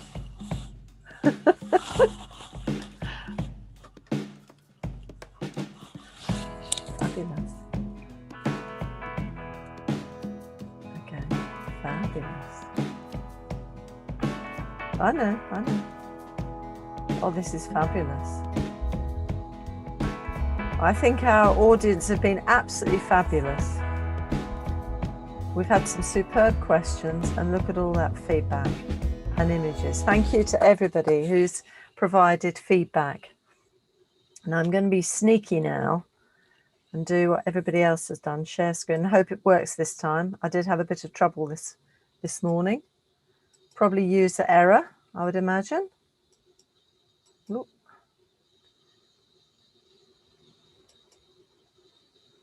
I hope, or maybe that one. Okay, so I'm not going to just talk a lot about revalidation because Jenny covered a lot of that, but just to remind you that tonight you need to really look at what you've learned today. Now, I've filled up, my book is full of little notes to myself. Baby Buddy is a TARDIS, quizzes, and lots of questions I've done as I've gone along, so that when I'm doing my revalidation, I will be able to go to there and think about what I've learned. And I'll tonight at some point, I'll think about what I'm going to take into practice. And that's really important, because it's so easy for us as busy midwives, busy students, busy people, to forget. You go to a lovely conference or festival, have a lovely time, but then you don't remember. So do replay this. You know you're going to have the box set, but think about what you've learned today and share with some of your colleagues. Share with your family if you like. They'll be used to you sharing stuff with them. Remember, you'll get your certificates once you've done your evaluation. I'm being a bit sneaky here, because if you don't do your evaluation, you don't get your certificate, and you'll all want a nice electronic certificate. So do think about that and make sure you've done it. I won't go through this, but this is all available on the Nursing and Midwifery Council revalidation little mini hub. So you can get all your forms there and fill it in. You might find it just useful thinking about 1 or 2 sessions rather than the whole day, but I think I might be filling in the whole day at this point. You can become a VIP member if you'd like to. You get some added extras, little printed certificate and a subscription to the glorious Matflix. So you get even more material carefully curated into manageable chunks. Fantastic. Really useful if you're doing revalidation. And then I just need to say a big, big thank you to all our speakers. It's been a fantastic day. We've had some superb speakers and lots of things to think about. So you'll probably have difficulty going to bed tonight because your brain will be going round and round and round. I know mine will be. Thank you also to the wonderful exhibitors for their support, and the surgeries, the Ask the Expert sessions, which have been really helpful. Remember, you get lots of information from them. And we'd like to say a big thank you to the practicing midwife for their support also, as always, fantastic. Thank you to Anna and Sheena for their support, fabulous, and hope Sheena's better soon. And thank you all to all of you for joining us, and do complete your evaluations so you can get your certificates, but also to help us really make sure that festivals in the future are really relevant to you and really have lots of exciting things for you. We try to make sure it's relevant and you have very current issues, and we want to keep doing that for you. Thank you to our lovely chairs, Diane Garland and Judy Evans, who looked after things and kept everything to time. I think this is the conference we've kept everything perfectly to time. So a big clap to everyone for what they've done.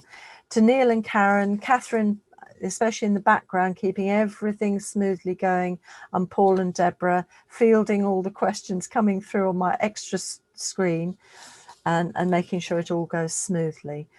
Remember your reflection for your professional portfolio, and remember you will get your whole package. Now, it's not a big box, it's all going to come electronically, but it means that you can see everything. It means everything, so you don't miss a second. And if you want to re-see it, that's fine. You might even want, I've been thinking about this, a lot of the presentations were absolutely fantastic, really the heart of what is being done in midwifery today. And you might want to use one of the presentations at the International Day of the Midwife on the 5th of May. You might want to set up a little event locally and play something, and that would be really good. You're allowed to share them. There's no difficulty about sharing with colleagues. Fantastic. Oh, you'll notice my beautiful spelling. Competition winners will be announced in a couple few days. That's of days, so you'll hear about that. So I hope you've put in your competition for that. Next events, they're all online at the moment, and they're always recorded for box sets, so you'll always make sure you have everything. You don't miss a moment, so it's fabulous. Now, every Wednesday, as you know, we still have the Maternity and Midwifery Hour. Tomorrow, we've got Jenny and Lindsay doing a bit of craft, a little bit more in depth of craft with knitted midwives and quilts. So that's tomorrow between 7 and 8. The Northern Festival is on the 29th of June 2021, and there's going to be a kind of regional face-to-face hub, but fairly small because we have to follow social distancing, etc. It's just an experiment we're trying, and we'll be sending out more information on that at a later point.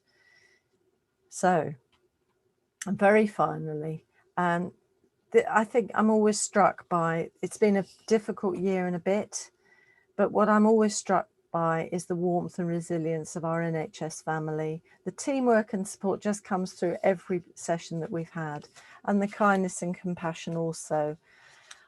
The love, strength and commitment of our midwives and the maternity service family is there. And the innovation, I mean, I think that's what came over the last year. We've picked it up in the maternity festivals, but also in the maternity and midwifery hour. Midwives have been able to share the sort of things they've been trying out with women to make sure the service and care is provided to women and their babies and families to keep everything going. That's been fantastic. So just a little word for you, a little big thank you to all of you who have kept things going, and a huge thank you for joining us today. There are all your virtual flowers. I wish they could be real. Can't quite get them all to you. But remember, please look after yourselves. Rest when you can. Be kind to yourselves. Be kind to yourselves. I think we expect a lot of ourselves as midwives and as students, as doulas, as people working with women and babies. You need to look after yourself and look after your colleagues. And remember, I know everyone says this, but it's true. It's okay to not be okay, and have someone that you can talk to about it. Have a personal strategy for caring for yourself. It might be trying out a bit of relaxation or yoga or some sort of exercise. I know some people go into fiendish, high impact training to really get their energy levels up, but you might prefer the slowness and gentleness of yoga. And I know that the one good thing that's come out of the COVID was being the wobble rooms, or having a quiet, safe space in the unit. And I hope that's still going on. But I know Jenny Clark, and you'll know Jenny, has been on the Maternity Hour a couple of times talking about, and she tweets, I know about this, the sanctuary box, having a little kind of emergency looking after kit. And I always like that idea of having, you know, a favourite book, your comfy shoes, a scented candle, aromatherapy, whatever helps you through. And not just in COVID times, but that is an extra stress for all of us. And then I'll finish with a bit of exercise and good nutrition, just going a bit easy on the chocolate. Too easy to eat that. And I've continued to include this because I think this is a really useful kind of coping calendar. You could use this any way you like. This is via Action for Happiness. So you just put Action for Happiness in your Google, and you'll get this coping calendar. And you could use it as a kind of a plan for the month, or you could just use to dip in to, you know, to think, okay, what am I going to do to make myself feel a bit better? Okay, I'm going to have a tech-free day. Oh gosh, would that be good? And stop scrolling and turn off the news, especially. That might be something to help you survive. So this is something I find useful, and I hope you do too. So I shall stop my sharing. So I just want to say another big thank you, especially to Alison and to all our wonderful speakers and all the team behind. Big thank you, and a thank you to you for joining us. Take care, and we'll see you soon.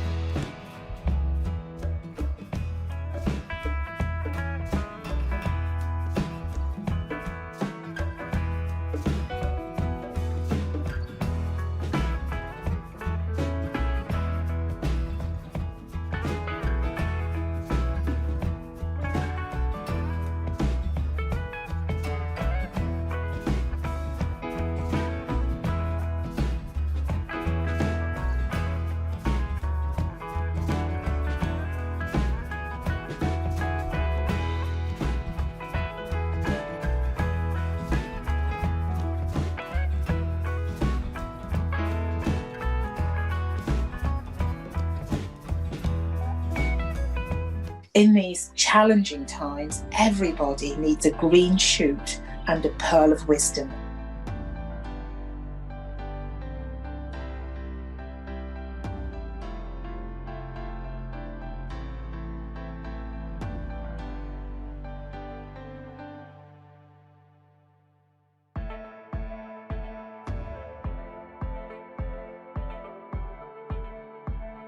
What 2020 has shown us is that there's a real need for vigilance, that women's rights are not yet really embedded in our maternity system, and that they can be easily eroded.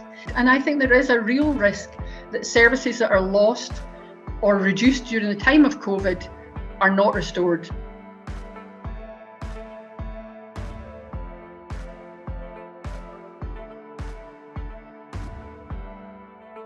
My argument is that the solution is health optimization. Prevention is far better than cure. The hard truth is there is a lot of racism there. It's not enough to be non-racist, swimming in a pool of racism. You have to be anti-racist, actively working against racism.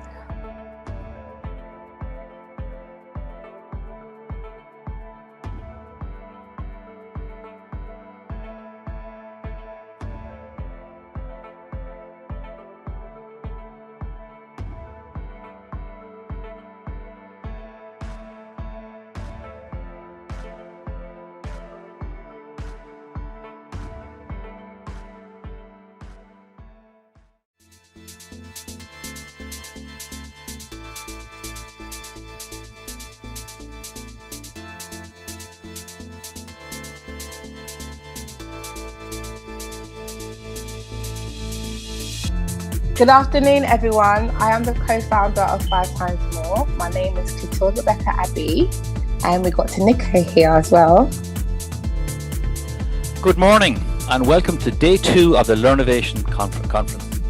Good morning, good afternoon, and good evening, and you're all very welcome to the Faculty of Nursing and Midwifery's seminar today. It's there in so many studies, isn't it? This is what midwives want to do. It's what they know they're good at. Unless we find new ways of reinventing the art of cooperation, then frankly we're in for a pretty difficult ride over the next 10 years.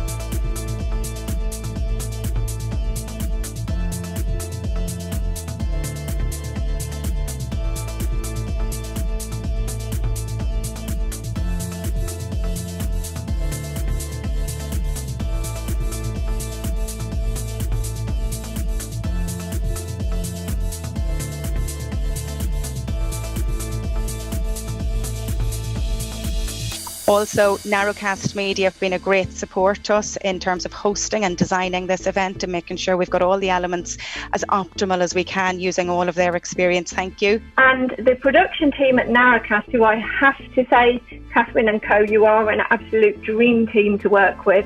So thank you. Thank you very much, but most importantly to Neil Stewart and Associates and my advice for organising the votes, and to you, Catherine. It has been just extraordinarily easy for us to do this. We were very nervous, but you made it an absolute easy trip. So thank you so much, and we couldn't have done it without you, literally.